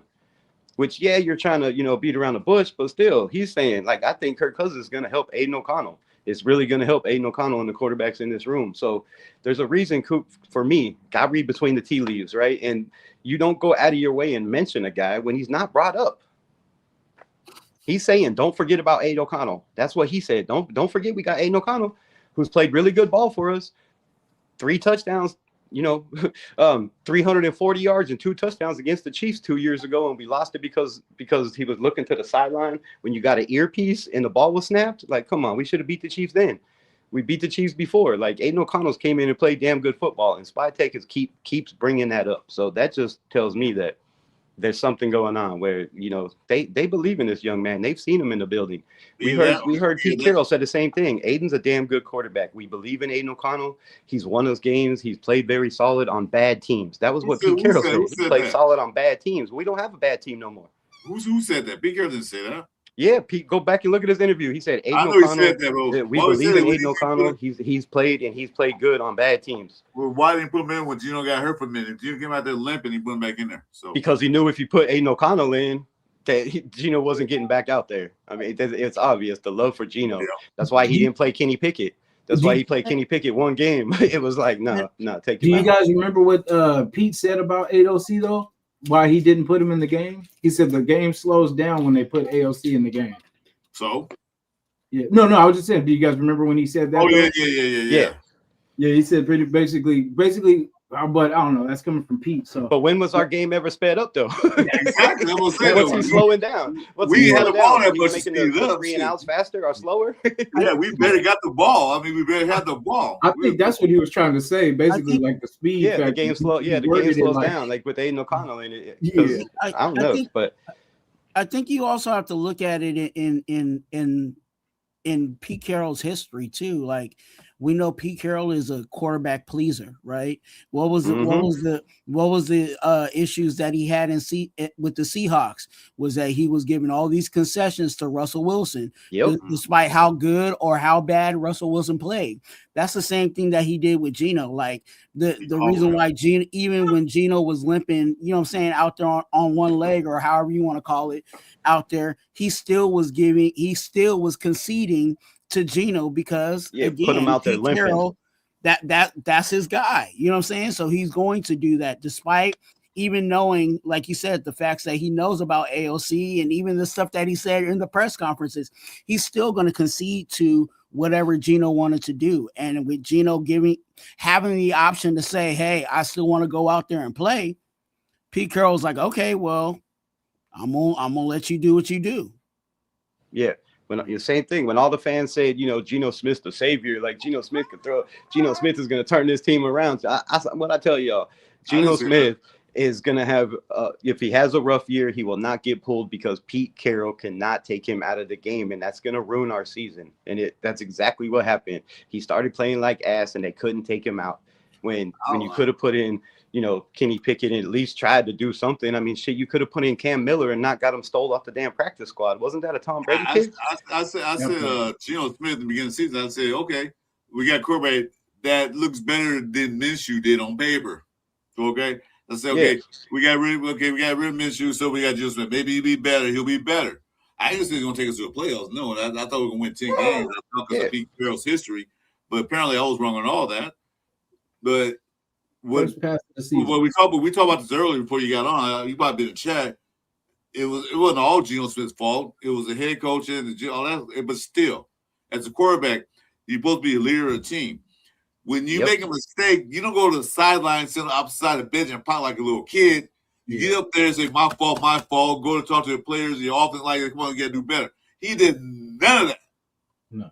He didn't lead the team. He sat on the bench. Yeah, I think it was a hit job from the beginning. I think Pete was the sacrifice. And they just did what they had to do, let Pete take it, because he was already retired anyway. I feel like that too. They knew he was going to suck because he's going to bring in Geno. And they're I feel that in my heart that was supposed to happen. And they just needed somebody to take the rap and they set it up for pretty much Kubiak. I'm pretty sure this was in the works for a couple of years now. And then basically they just let Pete take the rap because Pete's already retired. So it doesn't Pete's legacy doesn't get touched. He knew he was coming back next year because that's why he went out there and tried to win that last game. And he thought he was. So, yeah, okay. That's it. He thought he was coming back. This is already planned out. No, he didn't know it yet. That's why. Hold on. That's why they asked Pete, do you want to retire? No. Okay, well then, all right, there's no choice. You're fired. They ever asked Pete, do you want to retire? No, he said no. He want to come back and coach another year. We say no. That's what they asked you to retire because you're not coming back next year. We got our plans made, our minds made up. Yeah, I think that was always the plan because that's why I say he had to kind of stick to those guns to make it look good because he had to be like, oh yeah, they're trying to get me out of here, but I'm not going nowhere. But no, that's BS. That's because you have no control. If they want you out of here, you gone, bro. Like it ain't you don't have the option of if you stay or go. You are gone. So like I said, it was a hit job. He basically did what he had to do, and look where we are. So, and it was two different scenarios, right? You got Kubiak that's coming in to rebuild. They told the nation it's a rebuild. They let everybody know this is what we're doing. We're rebuilding. This is the plan, right? Last year it was, oh no, I won 10 games everywhere I went. We're winning 10 games, right? We're coming out. We're hitting the ground running. We're gonna win all these games because that's what I've done my whole career. So last year, Pete Carroll had to play Geno Smith. He wouldn't play Aiden O'Connell or any of these rookies because he thought he could win now with Geno Smith, and that was his mistake. And this year, they don't have to win now. They don't have to win now. They could sit Fernando. They could play Fernando. They could play Cousins. They could sit Cousins. They could play Sawyer Dan Robinson. It doesn't matter. It doesn't matter. Like, yes, they're going to try to win every game, but they want Mendoza ready, and he's not ready. He said it himself. I'm not ready. I'm far. I got a lot to do. And when your quarterback comes out and tells you I'm not ready, you don't put him out there. No, you're right. Like I said, this is not Pete Carroll's in that win now mode, and we're not now, and we're not. Yeah, we're not. And you can feel it. You can feel it. This is we're the rebuild now because right now you got Spytek, and like I said, this is actually his first year of being a real GM. Now he can go ahead and get the players that him and his coaches want on his team. So now they can rebuild, get the guys in there, and start phasing the other regime guys out. Mm-hmm. When that didn't work for us, start phasing them out slowly. He's not coming in like what McDaniels did, who was a GM. This guy wasn't. He came in his first year and got the whole team the first day. Spytek's not doing that. He's slowly bringing in guys to take place of some of the older guys that you don't play. You want to play? Not playing for us. Yep. Yeah. And I don't know if you're still talking. And Pete Carroll, like with the whole Pete Carroll thing and the Kubiak thing is with your John Spytek in your first year as a GM, are you really going to tell a dude that's been to two Super Bowls, won national championships, like this is how we're doing it? Like, nah, you're gonna learn from that. You're gonna learn from the veteran, learn from the old man. You're not gonna step on his toes, right? You're gonna come in, you're gonna learn. Like, you're not gonna be like, I'm the GM, I'm gonna do it this way, because he wasn't comfortable in that spot, right? He wasn't comfortable in his own skin as GM. This is his first year. Now he's got his feet wet.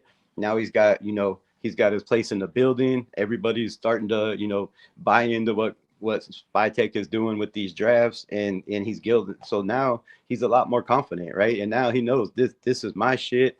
This is my team, and we're running it my way. We're bringing in my people. We're bringing in my players, and no more BS of having a head coach that has more experience than a GM, right? You got a new coach that's never been a coach before. So I think it's just a total way better scenario and way better upward trajectory for sure. I get it. Because go ahead.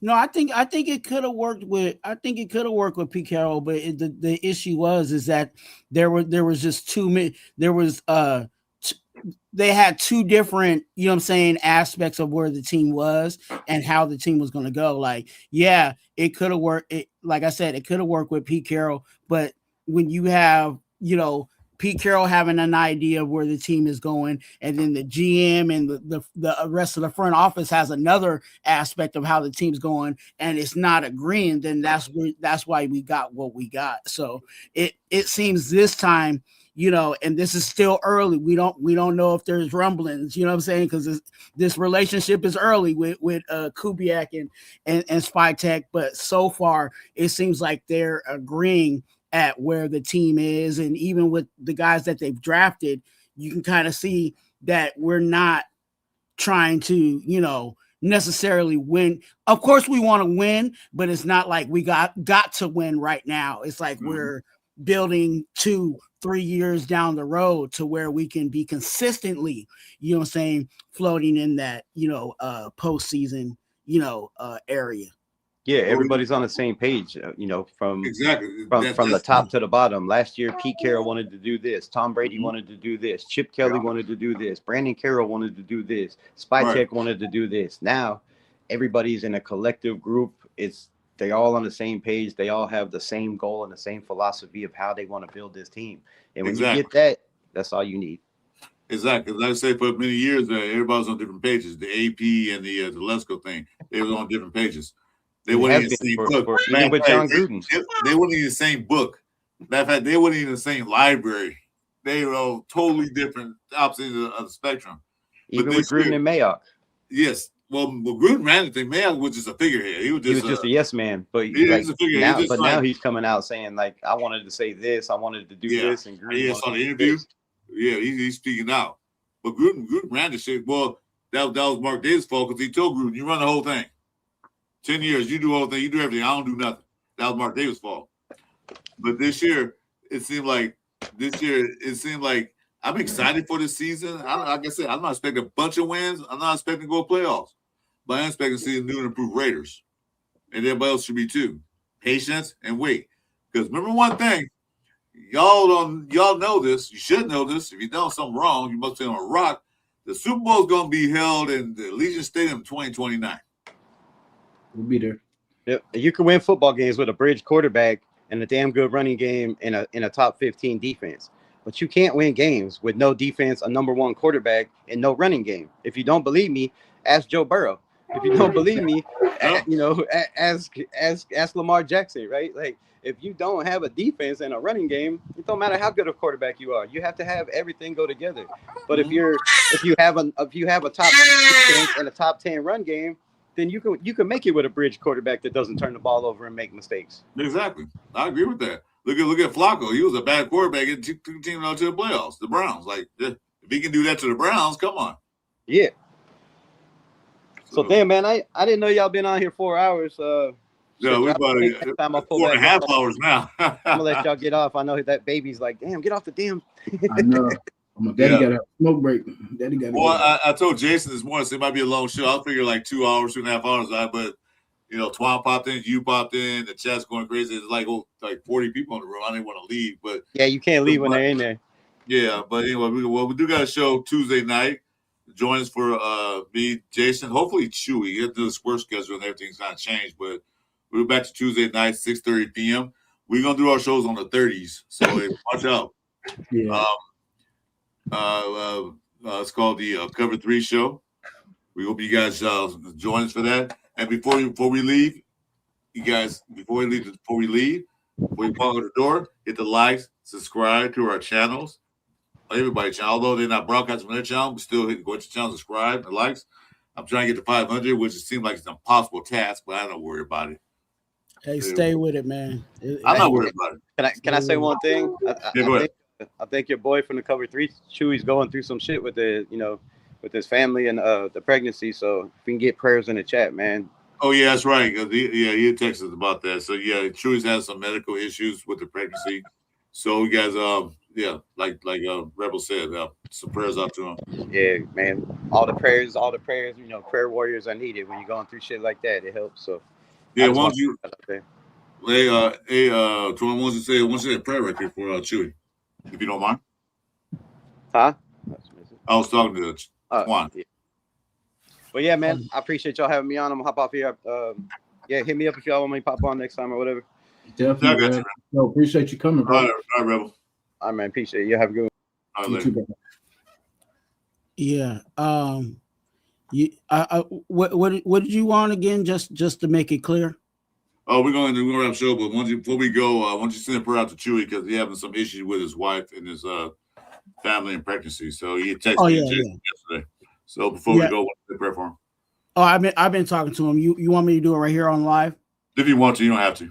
Okay, no problem. Just wanted to make sure be clear on that. All right. Gracious and Father, Lord, we thank you, Lord, for this day. We thank you for your blessings. We thank you, Lord, for just being the awesome God that you are in our lives. Despite what is going on in our lives, you have been faithful, you've been kind, you've been a provider and a protector. Father, we ask you, Lord, in the name of Jesus, to touch Chewy, Father God, and his family. Father God, we don't know all the specifics, but we know that you know all the specifics. So we just ask you, Lord, to be in the room, be in the midst, wherever they may be, comfort the hearts and minds that are around, be the eyes and ears, but also be the doctor because we know that you are the great physician. So I ask you, Lord, to be with the nurses, be with the doctors, whatever is going on. We know that all things work together for those that love you and that are called according to your purposes. So we just ask you, Lord, to be in whatever place Chewy is. Again, comfort his heart and his mind, and whoever else is involved. We know that you will continue to be with them as they go through this process, knowing that you will never leave them nor forsake them. In Jesus' name we pray. Amen. Amen. And with that closing prayer, we want to thank you guys for joining us. Make sure before you walk out the door, hit the like, subscribe buttons. Get us going on our algorithms. And with that being said, Jason, any last words? Yeah, just stay involved, man. We building, let's have some patience. Let's let this thing build up. That's all I know. Swan said that prayer, but you got any last words, Swan? Oh yeah, hey, go ahead and subscribe the heck out of Chris's channel.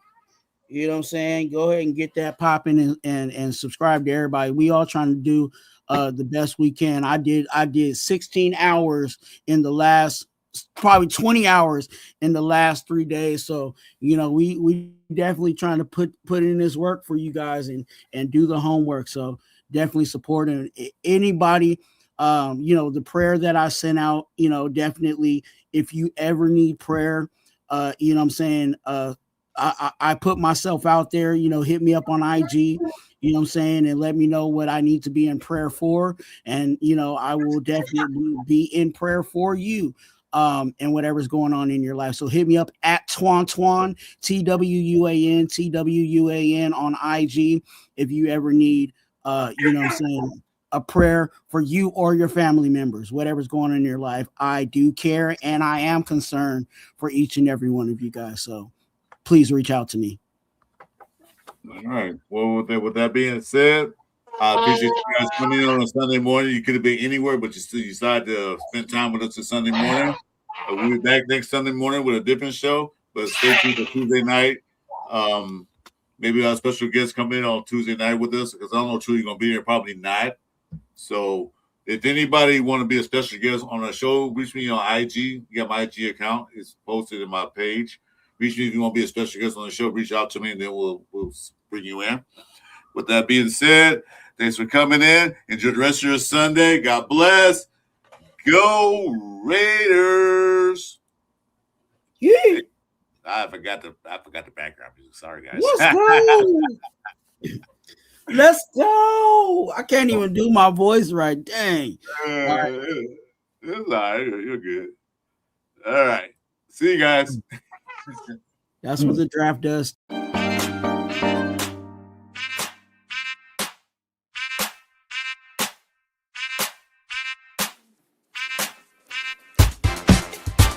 It's the Sunday morning Pillaging show. Chris for Raiders.